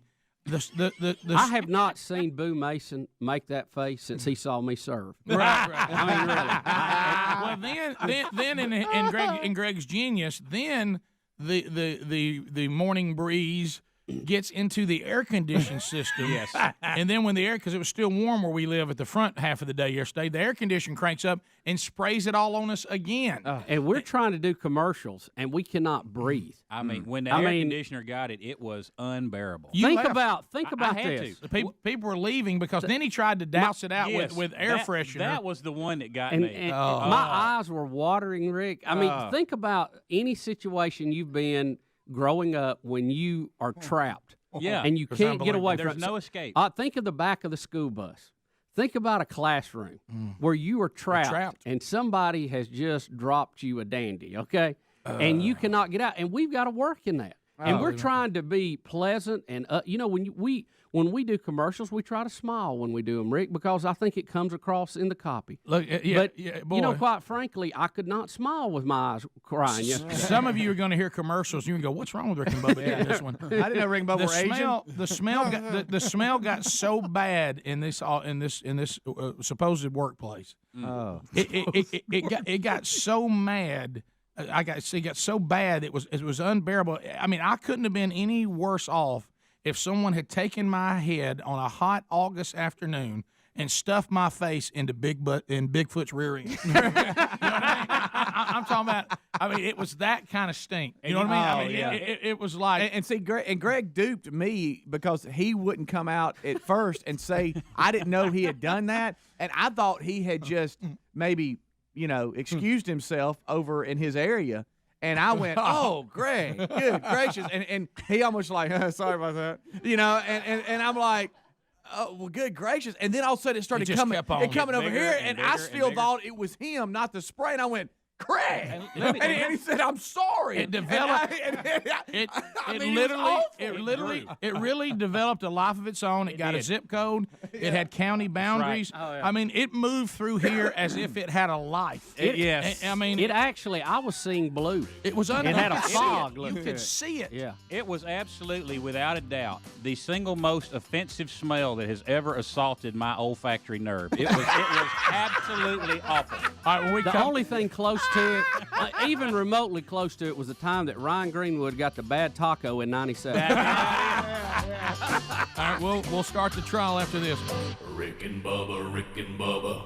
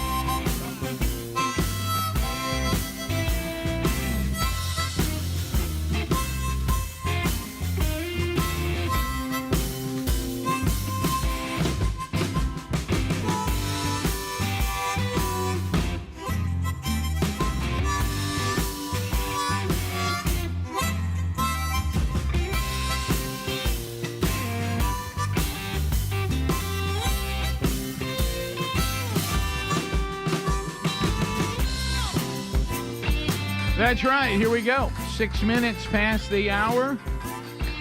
Much to do as the show goes forward. Speedy, the real Greg Burgess, and Adler all here today as we all start a brand new hour. Say hello to Bill Bubba Bussy. Well, hello, Rick. Glad to be here, and thank all of you for joining us. We only ask for 5 hours each and every day. Considering you got 24, you sleep 8, that doesn't seem too bad. It really doesn't. Trumpy, here we go. Only weeks away, friends. Only weeks away. We had a caller mention that.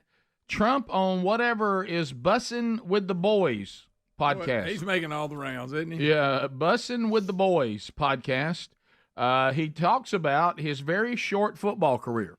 Apparently, he and Charles Barkley had a similar experience on trying to play football. So here is Trump talking about that on the podcast Bussing with the Boys.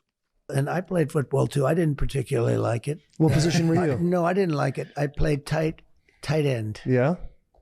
Can block, and I can didn't catch like, the whole you know, thing. You had some hands? We got Delaney Walker I behind. could catch the ball good, but I didn't particularly like having some guy that was lifting weights all day long and came from a bad neighborhood. Yeah.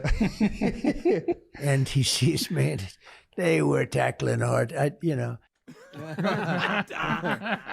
like it. They were tackling. So, of course, this has been called... You'll see that on Saturday Night Live, by the way. Yeah, you're right. So, apparently, this has been deemed racist, that Trump would talk about people from bad neighborhoods lifting weights There's all day. There's bad neighborhoods of all colors. Yeah, I'll be honest with you.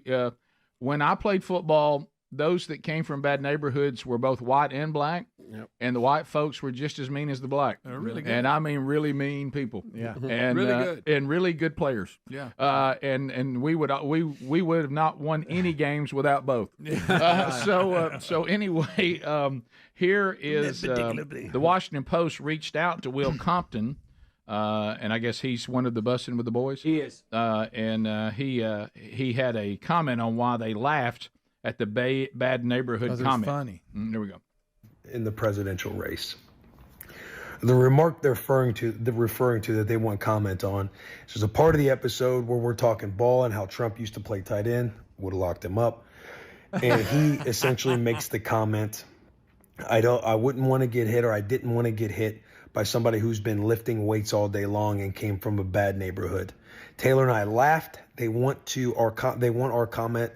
Their question is, why did we find that amusing?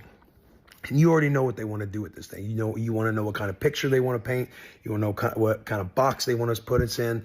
You want to know, their vision for this entire question on asking that.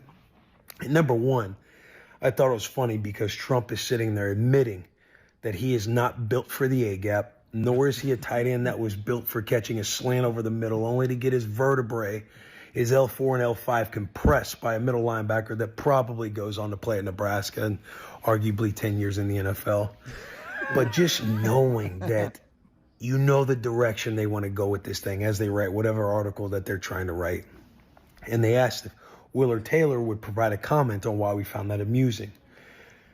So I'm thinking to myself, well, I'll publicly tell you guys my comment. So Washington Post, here's my comment about why I thought it was amusing.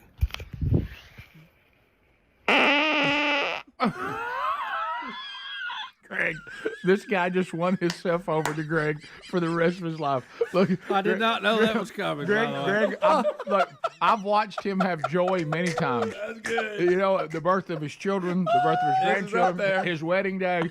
But I will tell you, it won't beat what I just saw. I didn't see that coming. I did not see it coming. Hey, on command. That's impressive. I wonder at what point did he nearly lose it before he was finished up. Wait a minute. Here's my comment. I cut 30 seconds off the beginning of that. He held that for 2 minutes. Oh my He was ready for it. Bubba, you used to could do it on command. Can you do it anymore? At times. I saw this guy on TV one time. It was amazing. I mean, he could. You can ask Greg the question about me. He can probably answer it. Yeah. He sits nearest. I gave you one this morning. Busting with the boys is two NFL guys, Will Compton and Taylor Lewin. I don't know those guys. Rick, it was so perfect too. I asked Greg to take his headsets off like I need to ask him. Hey, real quick. I got a message. Real quick, for you. got to tell you. I got a message for you. Look, that happens over here a lot. Hey, well done. God, those two. I didn't know that was hidden in there. By the way, don't forget that Trump was on their podcast. Hey, listen, if you got a podcast, y'all might as well try to get him. I see him on all kinds. We need to try to. All right, so he's making his rounds. Speaking of football, too, video 10. Now, remember, and Bubba made this point off air today, Aaron Rodgers has told us that he had nothing to do with the coach being fired. He just don't have that kind of power. Even though he gave him the stink eye. Right. I wonder if he's got a comment. So anyway, all of a sudden, Davante Adams is now going to the Jets. Yep. Of course, one week after the coach being fired. Yeah, Davante Adams played with Aaron Rodgers, we know, at the Packers. Right. I've watched Davante Adams. He took the money to go to the Raiders, and he regretted it. He did. Every time I would see him go out miserable. where he would use his incredible gifts to burn the DBs only to have the ball thrown at his feet. and he was like, why am I here? Why am I here with the Raiders? Come on. Yeah. And so I don't know that the Jets will be any better as far as a team, but it will be a better quarterback situation, or it had been with those two. Here he is. He's appearing on the Pat McAfee show, and he reveals that Davante Adams is now with them. So here we go. Okay, so as soon as you hear the news, what's that? Well!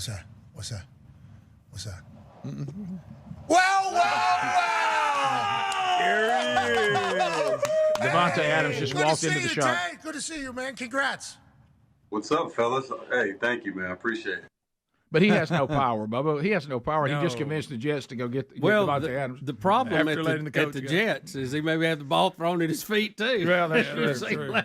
Yeah, well, or to the other team. Especially late in the game. Yeah. So that last drive is deadly.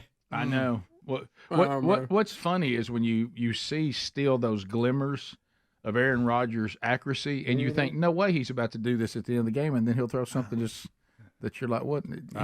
Quick, is he pressing? Quick around the table question here. Will that combination be as effective for the Jets as it was for the Packers? No. Mm-hmm.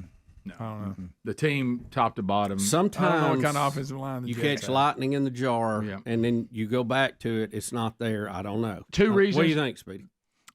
Probably not what it was, but I think he's going to be a great go-to. Amari Cooper going to the Bills is probably better, but he went from the Browns. The Bills got him. But this will make you watch. I guarantee you that to see. Yeah. Two. They're both been injured. They're both a lot older. So. They're both a lot older. Yep. And there's just something about the Jets. You know, the teams that they had the big numbers on. Those Packer teams were in the hunt for the Super Bowl every time. Yeah. They didn't always get there. Should have got there more, in my opinion. But it just seemed like a better team top to bottom. I hate to bring this up. And Aaron Rodgers was better then. When Brett Favre, the last Packer quarterback, went to the Jets, they actually were pretty good for the season, at least halfway through it. They were the best team in the NFL till about halfway through the season. Lost to the Titans in a close game, and then kind of fell apart toward the end. And then there was the incident. There was, Boy, I don't know if that was before.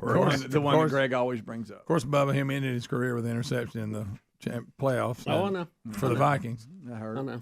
Across his body. Everybody, look, we're driving for the game-winning field goal. We all knew it was going to happen. Boy, did it. We'll come back. Bubba, even more to go. I can't even believe this, that there's 2 more updates from space today. Oh, I know. Yeah. We got that in the 8 videos there. Number 8. We'll be back. More Rick and Bubba coming up right after this. Rick and Bubba, Rick and Bubba.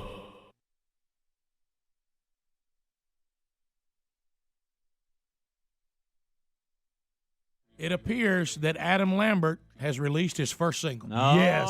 boy. Yes. Well, that took a while, didn't it? You know what? And maybe I'm just getting bad information. Somebody told me that they thought he was gay. I know. Huh? Rick. Is that true? Rick. Hey, don't kill my moment. Okay, all right. So yeah, because he loves old I've Adam. not been this excited since Clay released Invisible. By the way, Clay's Christmas album, Terry will play it in my house. Okay. She loves Clay's Christmas album. Okay, is that? And it bothers I bet me. it's pretty good, though. It is. And what's his girlfriend's name? James. That's true. I mean, and She's that's- gender bender name. She's the one who birthed this child. Is that correct? Something like that. And how do you find out, Rick? That's a strange Hey, little Clay, this is James. I'm pregnant.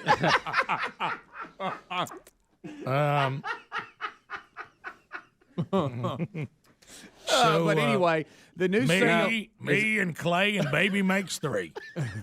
Yeah, I thought I saw that album the other day. Is it called Jingle Bells by Twinkle Toes? Oh, oh no! What do we got? Well, we got Adam's single here. Yeah, and it's going to be on the soundtrack of the new movie 2012. Okay. Have you seen the previews for that? We just haven't had enough good disaster movies like End of Time. I did see this that. is based on the Mayan calendar that's quit. Yes, I saw that. Hey, I went there and investigated it. Yeah. But I got to go back with this again. I got my logic on that. Bubba, your logic is dead on. If the Mayans were so good at predicting the future, why didn't they see their demise? Yeah. If they were smart, they would have stopped that calendar about 500 years earlier because the rest of it was kind of a waste for them. Yeah. Right. Yeah. I mean, that's a good point. It's like the psychic network going out of business. I mean, shouldn't they have seen that coming if they know my financial disasters? I know. I mean, it's really true. I mean, the Mayans knew when the world would end, but they couldn't figure out what water to drink. Yeah. I mean, it's a. Yeah. So anyway, I know the future, but I cannot conquer smallpox. Right. You know what I mean? Yeah, come on. Greg, close your eyes. Close your eyes and have a moment with Adam. Ever since Adam went off, I hadn't had no Lambert. You ain't had. It's been leaked to the internet. Wasn't supposed to be released till next Tuesday.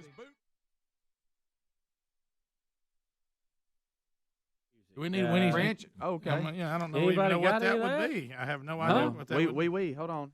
I don't even know what that would be. Have you got something there, Speedy? I'm trying. Yeah, I don't know. What qualifies as French music? I don't know.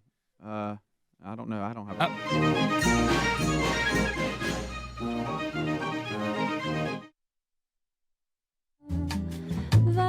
I don't know what she's saying. I just heard boom, Did she say boom. boom, boom? I just heard boom, boom. We haven't caught that. Yeah, Is she singing a Black Eyed Peas song, or what is that? Boom, boom. Doggone French. I tell you, crazy. Rick, a French prosecutor on Monday recommended a Paris court should dissolve the Church of Scientology's French branch when it rules on charges of fraud against the organization. Registered as a religion in the United States with celebrity members such as Tom Cruise, John Travolta, Scientology enjoys no such legal protection in France, where it has faced repeated accusations of being a money-making cult. Une grande personne, moi, je dis que les bonbons. I don't know what that song says, but I like when she says boom, boom for some reason. The church's Paris headquarters and bookshop are defendants in a fraud trial that will begin in May. Summing up her views on the case, the state prosecutor urged the court to return a guilty verdict and dissolve the organization within the boundaries of France.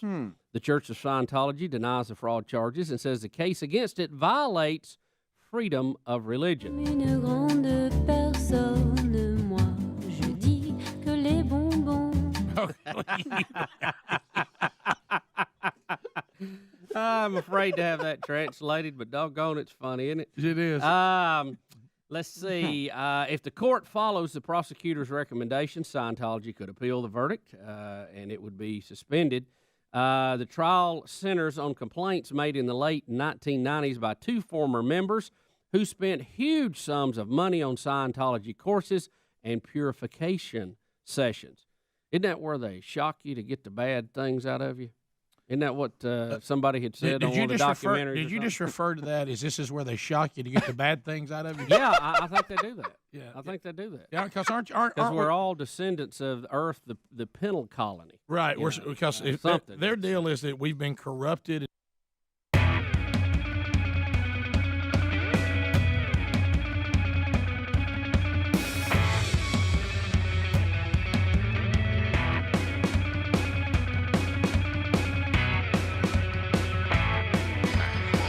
Yep, here we are. So we're back. We'll get to more phone calls before the day is done. Bubba, this is going to slay you. Look on the text line. So we played the Bussin' with the Boys and the guy's response to the Washington Post. Wait, what am I doing? Yeah, I just popped up. Please look at the guy who was a corrections officer in 1990. I would walk up amongst a group of inmates and drop a silent but deadly one and walk away and observe the carnage. He would drop a silent one on the inmates. That is just fantastic. And then watch them get to yelling at each other. Who did that nasty song? So fantastic. What a great idea. I don't know why it's funny, but it Yeah, is. of course it is. I don't want to I'm be sorry. You I don't know? want to be that way and be a liar. That's right. I mean, Wait a minute. Here we go. I tell you, it's just been Bill Bubba Bus. He's in space euphoria right now. We got comments coming over. You say euphoria? Yeah. How about that? How about that? Is this thing called something like that? Europa. So what is that? That is a moon. That is a moon of Jupiter. Okay. That we think most likely would be the other place in the solar system that would have life. Okay. Based to the temperatures, atmosphere on it. Okay. Was it Europa that we had the probe that went through there that took pictures and it looked like the Gulf of Mexico? You remember that? Are you talking to us? Yeah, I think but I it's do remember it's that. a methane ocean of blue. Mm-hmm. It looks a lot like Earth, but it wouldn't necessarily be the same type creatures there. But we do need to get a better look at it. Okay, so what on this one, the deployment of NASA's Europa Clipper? Yeah, we just launched it. Okay. Mhm. So here Check it out. Is them trying to? Is this them trying to say, look, Elon, we can do something too? This is a big moment for the program, for NASA, APL, and JPL. Let's watch. All right, then. So they're in orbit and they're about to launch. A little less exciting than Elon. Toward Jupiter. This doesn't feel like Elon's presentation at all. Europa Clipper, separation confirmed. And there you go. NASA's Europa Clipper probe, embarking on a long-awaited mission to study Jupiter's icy moon Europa. And what a sight, Mick. That is absolutely gorgeous, Gerald, to see Europa Clipper on its way. Successful deployment from Stage 2. Falcon Heavy performed very well today. Teams behind us are clapping Elon and did it. He's enjoying. the one put it That in is orbit. a beautiful Yeah, picture. He did. Now, how close is Europa to Uranus? It didn't take long, dude. Greg, let me tell you this. Those two guys made Al Michaels sound like he's Larry Munson. What were they? That's good. Someone needs to get them some coffee or something. You know, what was that? Listen, Are they afraid they're going to scare somebody? I've got a long way to go, and I know I sound like a country hick. I got that, but I'm volunteering right now for a very much reduced rate. I am willing to help NASA out with their play-by-play. Will you okay, please? I mean they got to have Please. somebody. Guys, got to be you. Hey, at least act like somebody that likes space. You know what I mean? Act like you were forced to be there. I hate to wake somebody up that obviously had a singing gig the night before. Yeah, and they were so excited to be here. Why can't, like your plan you had about the stadium and all, and while you're at it, bring Michael Buffer in. Oh, let's get ready to rumble and all that. Ready for separation. Yeah, exactly. We're gonna launch that mother. I mean, we can Watch get this a little better. They are. I have another Well, little tell you saying, but I what. don't know if they would like it. I used to tell airplanes that on the runway.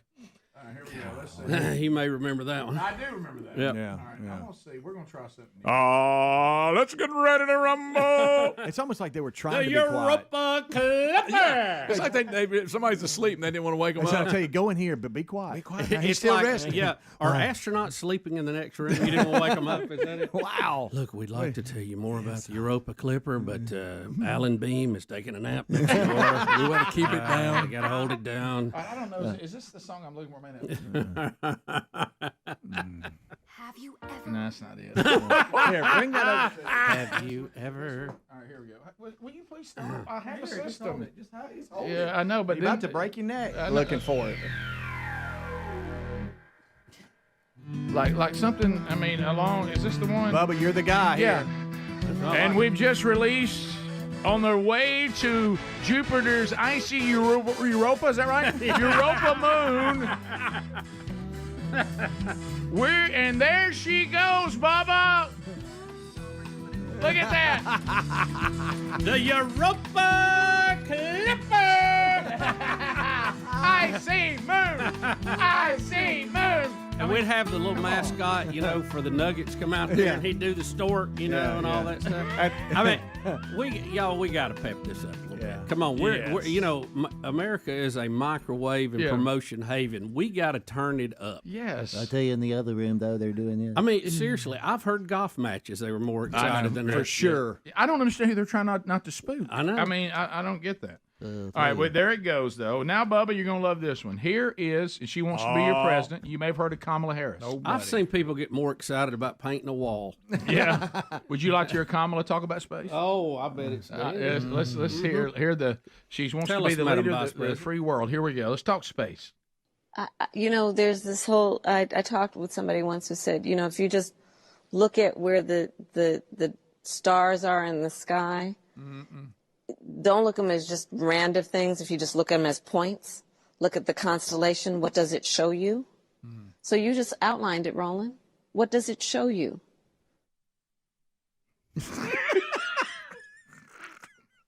Deep thoughts with Kamala Harris.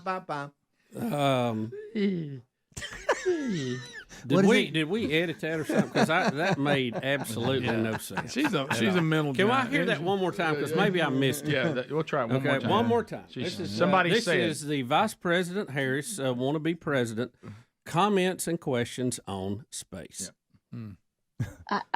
There's this whole. I talked with somebody once who said, if you just look at where the stars are in the sky. Mm-hmm. Don't look at them as just random things. If you just look at them as points, look at the constellation. What does it show you? So you just outlined it, Roland. What does it show you? Well, how about that? Roland was like, what in the hell did you say? Right. Yeah. I guess if you're the host and you're trying to promote her. Yeah. And she gives you one of those answers, I don't really know what you're supposed to do with it. Roland, you just shake your head and go, thank you. Poor Roland. Yeah. Deep thoughts, or do you go to commercial break? What do you do? Roland has 1.43 million subscribers. Mm-hmm. I think Roland somewhere right now is still staring at a wall going, what is she? I wish when she finished it went, all right, then. Yeah. All right, then. Thank you for being with us. Good luck in November. And all right. Okay. It is, guys, y'all do realize this, that the president has to talk a lot. I mean, you are required to make a speech every now and then. A lot of presentations, a lot of conversations. And at some point, I grew up in a middle class family. It's not going to be an acceptable answer. Right. You got middle class and you got constellation. You better get some new stuff. That's it. Roland? He's not on. Oh, I'm sorry. Go ahead. Roland. Yeah, and Roland, that was them interviews rolling. That wasn't like some old clip. That was yesterday on Roland's live YouTube channel.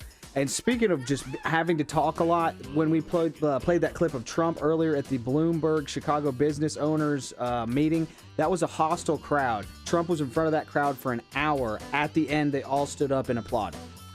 We got two different candidates to choose from. I just don't think Kamala can handle hostile crowds. No. She seems to struggle with a friendly crowd. I started saying she doesn't handle a friendly crowd very well. Rick and Bubba, Rick and Bubba.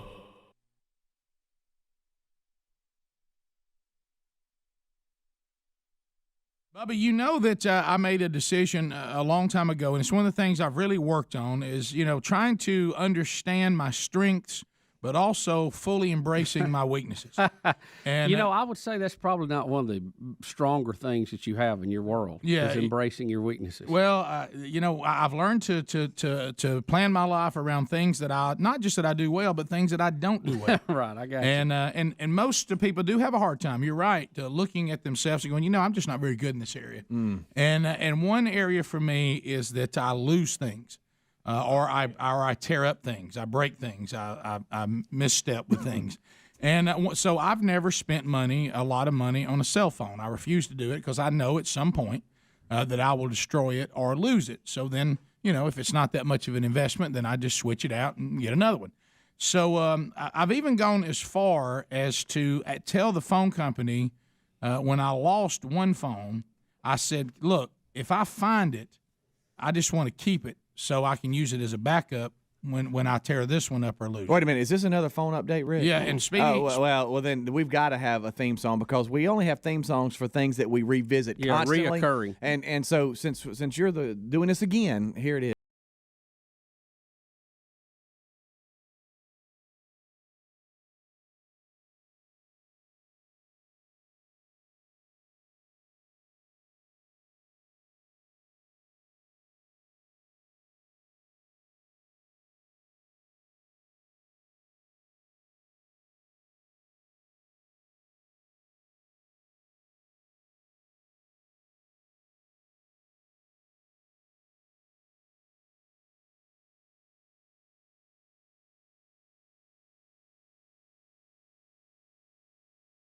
Yesterday, as you said, we all did a little bit of hunting, and you usually take the cell phone with you so you can check what time it is, and for us to text back and forth, seen earn. Right. Yeah. Get a lot of that. Yeah, and the answer is nern. And what? and there's no worse feeling than when you get out there and realize you don't have cell coverage. You're like, I can't participate in the text circle. Yesterday, I can't text, I can't Facebook, I can't tweet. What am I going to do? I'll sit here and look for deer. But I keep very inexpensive phones that place calls and they text, and that's about it. So because I know that I'm going to lose them and or destroy them. And you remember the last time that we had a phone update, I had lost it in the farmland, and we had deer using it and all that. Yeah. Well, the good news is after I went in and did my deal and said, here's my little bit of money for another one, that one was found. It was, on the farm. It was found on the farm. So I didn't turn it in. I told the phone company, I said, I want to hold this as a backup. I know it's not activated and it won't work, but trust me, I'm going to need this one. But what is the process for activating the backup? Well, we'll find that out today. So I'll take that in. There'll be some kind of charge. So the phone is gone physically? No, it'll ring. It'll ring, and you can talk in it. You just can't see was that anything. When you found on the ground when we were leaving last night? Yeah. Listen, I thought that was good. He had lost his phone. He goes, hey, I found it. But I guess you didn't realize it didn't work. No, I found Did it. you find it in the rocks? Yeah, I found it under the truck. I found it in I found it in the rocks of the driveway under the truck. Under the truck, and that was good until I apparently had stepped on it with my 280 pounds and crushed it into So the you rocks. stepped on your phone. So my screen is burst. It has a broken window look. You can't see anything on it. So I do want people to know this today because I know that I really and honestly do prefer to send meaningless information via text. I don't like to be talking on the phone about things that are just quick information. So if you're texting me today, I hear the phone saying you're texting me. I just can't see what it is. So I cannot. It makes sense why I received a phone call last night versus the text. Yeah, because I couldn't see. Yeah. So I want you to know if you're texting me today, I'm not deep sixing you. I just can't see it. I know you're texting me. I just don't know what it says. And so when you go into the cell phone place today, of course you'll be they know me. You'll be Norm. Yeah. Hey Rick. Yeah. And you'll be holding your phone, and will you go into what will your approach? It's be? very simplistic, and they expect me. They really do. Right. Hey Rick, they'll reach back and get the box, throw it to me. Yeah. You know what I mean? And so what kind of phone are you using? Do you know what the name of it? I don't know. Where is it, Rick? Do you have it in your pocket? I will say this, Rick. I think you're the only person that I know on the planet who got a phone personally from the head of AT&T, and you don't have it either. I gave it to my wife. She uses it. She does have it. She's responsible. You still got it? Oh yeah, she loves it. My wife loves the iPhone. Loves it. Loves it. And I love it too, but I don't. But I love it enough for it not to be punished or lost by me. But if you'll remember loved back, it to Rick, death yesterday you when didn't you love stepped on it. texting. You laughed at texters for I a did while too. Yeah. and said, "Hey, I I did don't." too. But Laughed it at is tweeters. Yes, Remember? and you. The People's Show. We're back. 35 minutes past the hour. Well, one of the reasons you may not have slept well last night is because you may be sleeping on a mattress that we would call a boilerplate mattress. What does that mean? Well, one size fits all. And no matter what situation, how you sleep, just lay down on that and go to bed and don't complain. Well, there's what if you had a customized mattress that took into account the way you sleep? Your sleep position. Are you a stomach, side, combo, back, something in between? So they will take that into account. They want to know the firmness you like. You like a really firm mattress? You like something that's really, really soft? You like something in between? They'll take that into account. I'm talking, of course, about HelixSleep.com/BigBox. Right now, we save you 20% if you use our URL. Now, this is top quality, luxury, but also very affordable.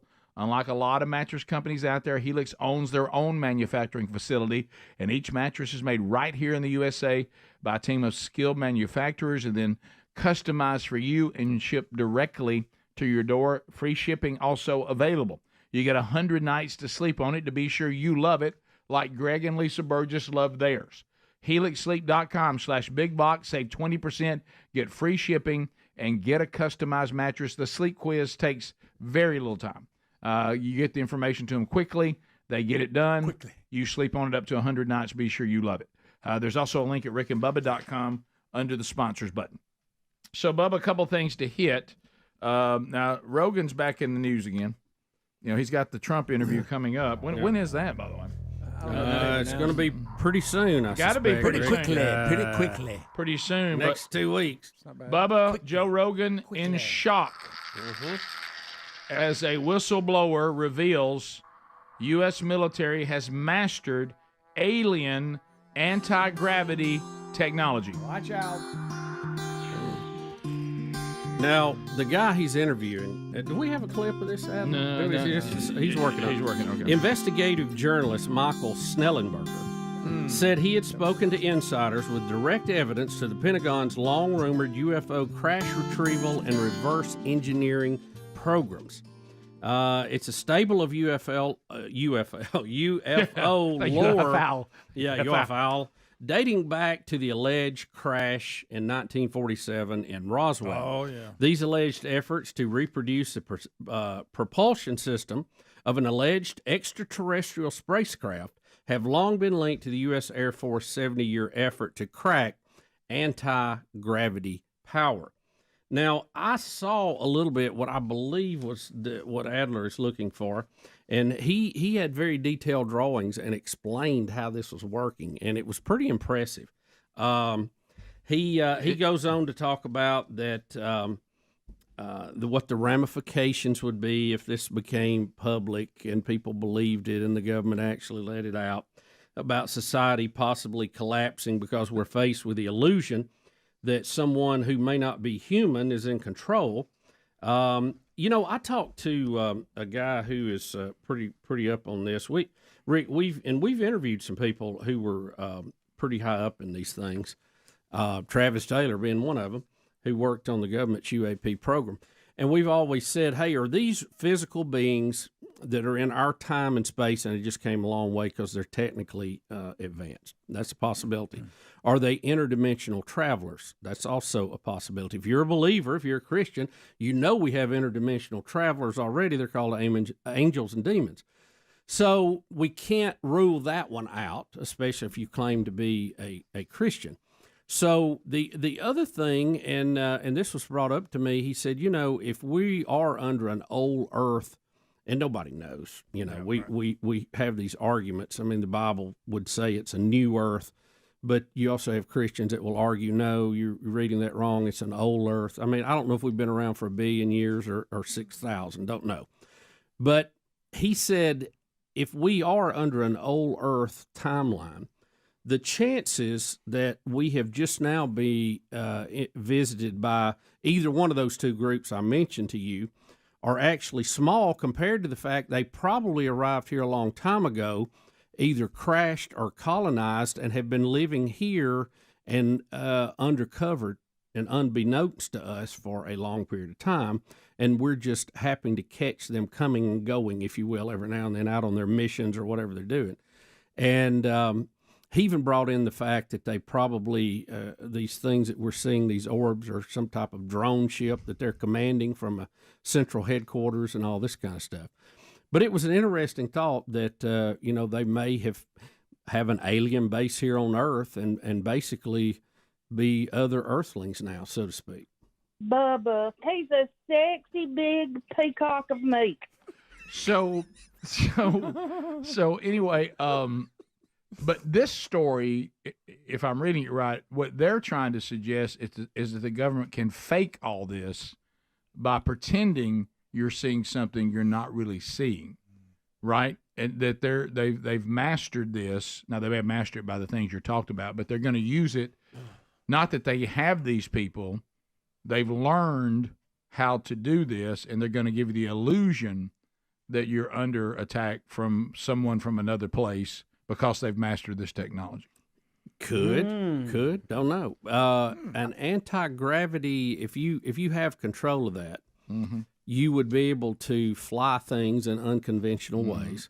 You might be able to cloak your device. You might be able to provide a force field. I mean, we're talking about things out of science fiction. I mean, it sounds like we're talking about Star Wars or Star Trek or something. But that is a possibility. But, you know, it's interesting that you have these people who claim they have first-hand knowledge. Well, actually, his account would be second-hand because he talked to somebody that said they'd worked on it. That's what I say. There's a bit of somebody said here. Yeah, all of our witnesses that we've had and testified before Congress knew somebody that said. Very few of them have said, I had my hands on it. This is a bit of, and then I love the headline, Rogan is genuinely afraid of societal collapse. That seems like a bit of a leap there. We've had a guy that just came on and said somebody said, and brings up something that automatically means societal collapse. Right. But just a bit of hyperbole there. But it makes a great headline and gets you a bunch of clicks. Yeah. Here is, if you guys wanted a quick 1 minute summary, Michael Shellenberger is the same guy that worked with Elon Musk to drop the Twitter files, which showed that Twitter was and all other social media companies were suppressing information in collusion and working together with the government to stifle free speech. So Michael Shellenberger is a legitimate journalist. He says he has some legitimate sources on this. Whenever you guys get bored with it, come on out of it. Okay. And here you go. Is about a new whistleblower who has come forward and has written a report. And this is somebody that is either in government or is a government contractor. I've interviewed this person multiple times in person. I've checked their credentials. They are who they say they are. They have written a report and provided it to members of Congress. And in that report, they claim that that the Pentagon is illegally withholding information from Congress about a secret UAP program. And that secret UAP program is considered a parent program of other programs, but it's called Immaculate Constellation. I was told I had it confirmed by a second source that this is the name. I also was told that if we revealed the name that we would probably get under surveillance by simply revealing the name. I went to the Pentagon with the story on Friday. Today is Tuesday. They told me on Friday they couldn't get it to me. They couldn't get me a response by the end of Friday. They asked if I could wait until Monday. I said, sure. They said Monday morning we'll get your response. No response. Holiday. They said hopefully later today. Nothing later today. Then they said, how about tomorrow morning? Finally, that's today. So we gave them 4 full days. I found the Pentagon's response odd. So, well, it's got Greg scratching his head. So societal collapse because we're faced with the illusion anyone of the human race is in control. This will. I'm a little confused. Now, anti-gravity devices are a little bit different than your typical antimatter reaction that would cause a space warp or cause you to have a warp drive. And somebody was asking me about that too. What do they mean by that? They mean, and they're able to travel faster than the speed of light because they create a warp in the time-space continuum, or for lack of a better term, if you just want to imagine it, they create a very tiny wormhole right in front of the spaceship, and it's constantly flying through it. That's how they get to go faster than the speed of light. That's the theory behind it. But again, we haven't seen it yet. But, you know, given the way Elon's going, I'm sure we'll have one in some time in the future. Getting a Peacock and a Shatner. Bubba, you are intelligent. So we'll come back. Thanks, Bill. We'll wrap up the hour. Bubba, someone has spotted a dog on top of the Great Pyramid in Egypt. Wait a minute. Is this a sign? Do you know? Is it really a dog? They worship dog-like creatures. They worship dog-like creatures. We'll be back. More Rick and Bubba wrapping up the hour right after this. Rick and Bubba, Rick and Bubba.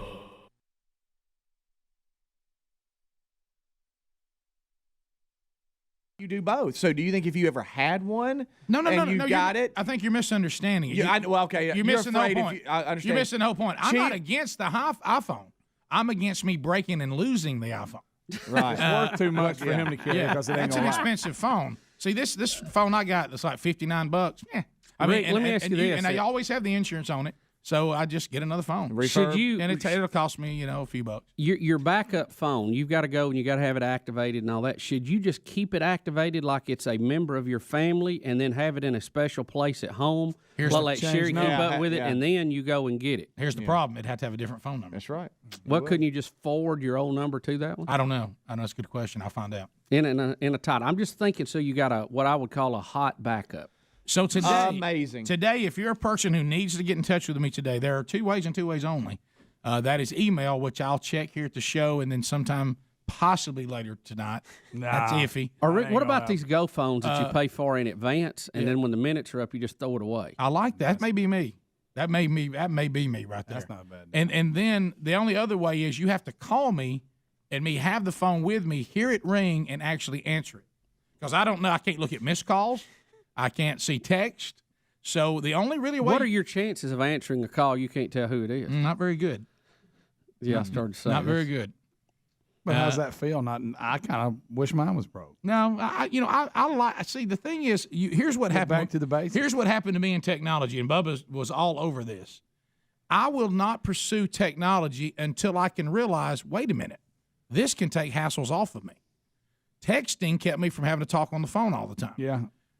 Twitter was something I saw Bubba use it in a spiritual way. I've got into that because I think it's a great way to minister to people. Mm-hmm. And that's kind of been what I've been doing with that. And it's also a great way if you want to send something out. Hey, we got something coming up you need to know about. Mm-hmm. But I don't think you could do Twitter from your phone. To me, That's right, I do. To me, the fan site. iPhone. To me, the fan site gets us more information. Twitter has not produced a whole lot, but I do like that Twitter's a way that you can throw out a little thought for the day, like a Bible verse or something like that. And when Bubba did that from Hawaii, I thought, you know what, that's a great idea. So I've been doing a lot of that. And I hadn't planned on doing that. I just had to do something. Yeah. So that's when I thought that's a great idea. So the thing you don't understand, see, texting. I started to realize that texting was a lot less hassle than phone calls. Yeah. Oh, absolutely. So then I jumped into the text world, and then the time I felt left out when everybody was hunting and texting, and I couldn't, and my son was texting with a Bubba. I thought, well, something's wrong here.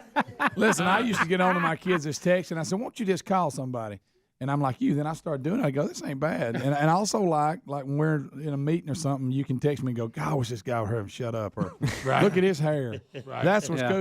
You can do stuff like that, and they have no idea what's going on. It's always good because Speedy will text me. I'll look down at my phone. He'll go, and you're not listening to this guy. And then I'll turn back around and go, act like I'm interested. Yeah. Right. Bubba, you know that I made a decision a long time ago, and it's one of the things I've really worked on is, trying to understand my strengths, but also fully embracing my weaknesses. And I would say that's probably not one of the stronger things that you have in your world. Yeah, is embracing your weaknesses. Well, I've learned to plan my life around things that not just that I do well, but things that I don't do well. Right, I got you. And most people do have a hard time. You're right, looking at themselves and going, I'm just not very good in this area. And one area for me is that I lose things. Or I tear up things, I break things, I misstep with things. And so I've never spent a lot of money on a cell phone. I refuse to do it because I know at some point that I will destroy it or lose it. So then, if it's not that much of an investment, then I just switch it out and get another one. So I've even gone as far as to tell the phone company when I lost one phone, I said, look, if I find it, I just want to keep it so I can use it as a backup when I tear this one up or lose. Wait a minute, is this another phone update, Rick? Yeah, and Speedy. Oh, well, then we've got to have a theme song because we only have theme songs for things that we revisit constantly. Reoccurring. And so since you're doing this again, here it is. Okay. Everybody's on the phone.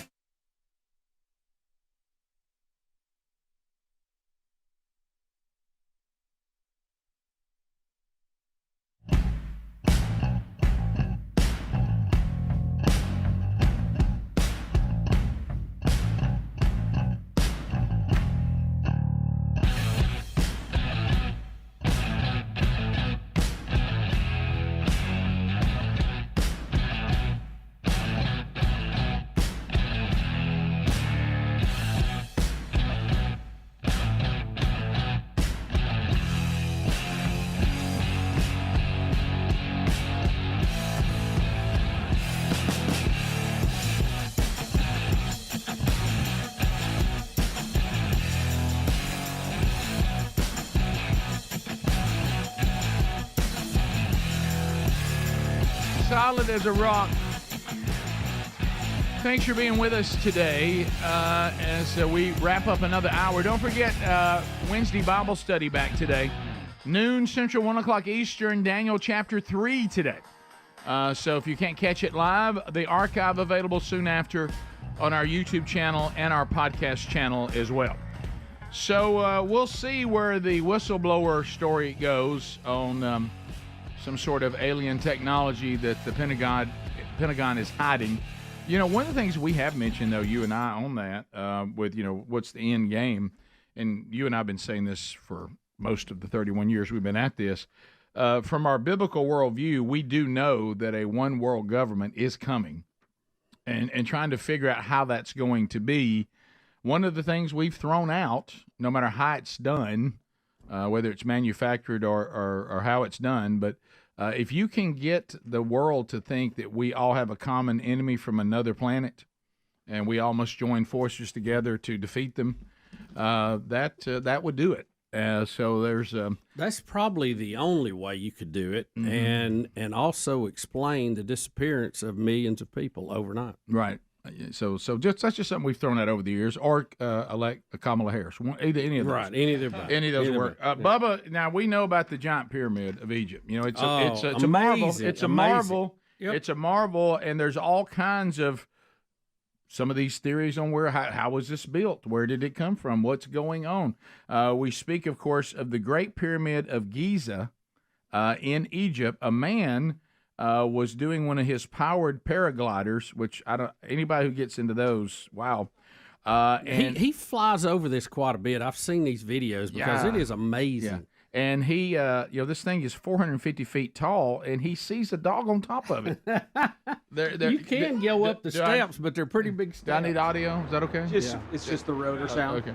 So he's flying over the Great Pyramid, 450 feet tall. I'd like to be up there and take a look off. And the dog's at the top. And there is a dog. There it is.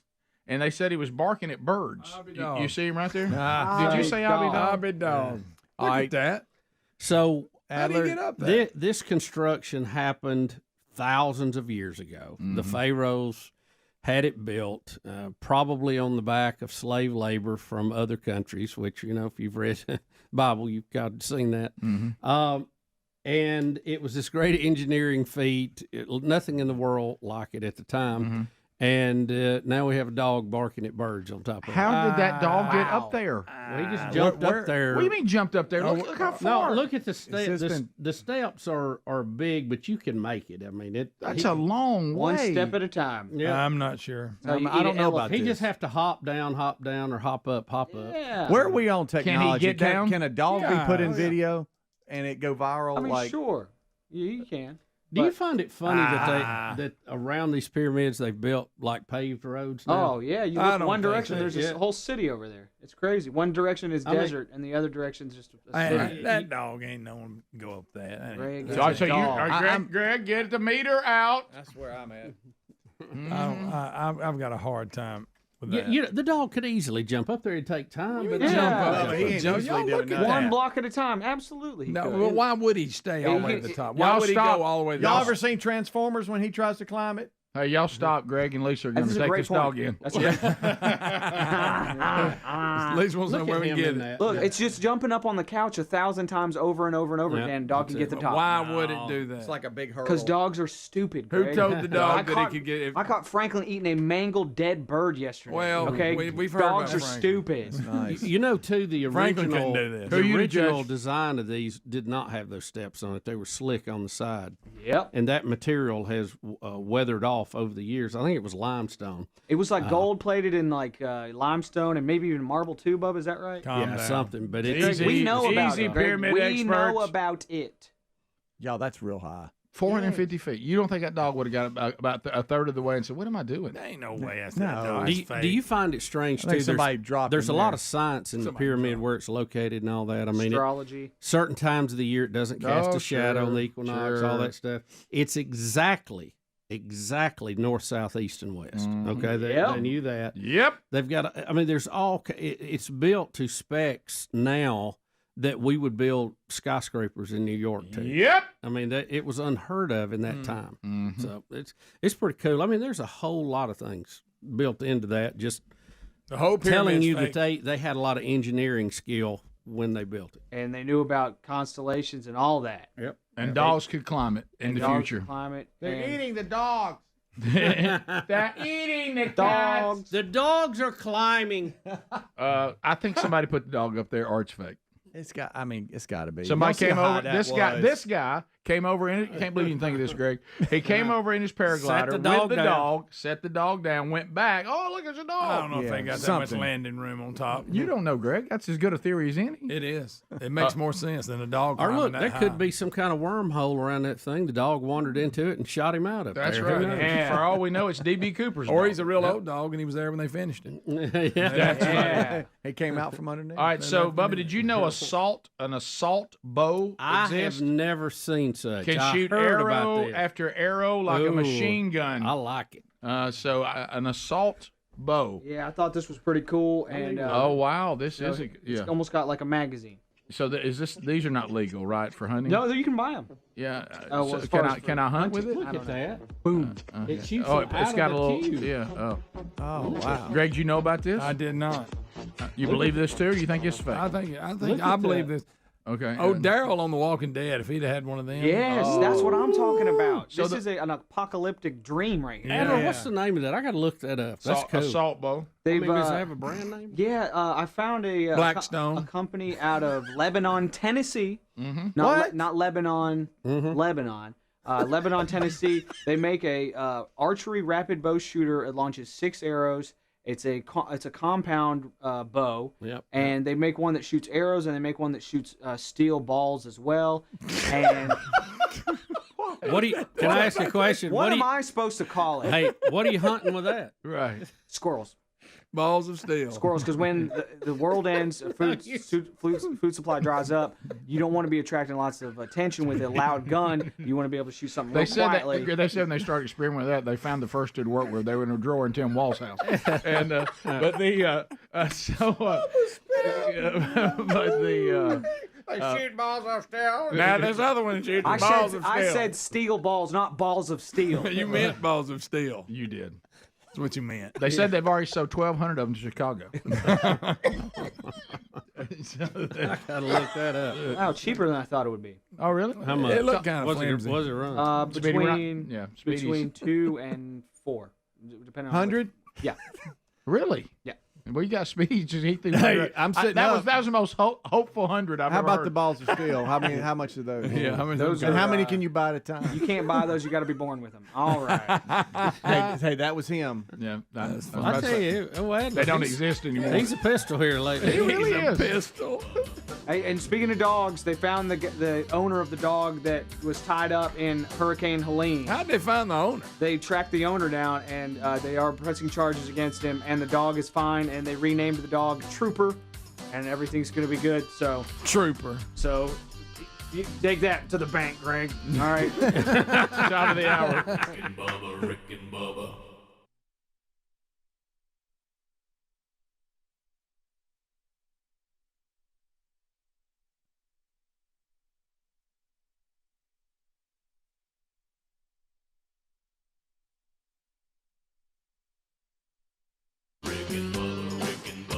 This is the Rick and Bubba Show. Watch more at blazetv.com/Rick and Bubba.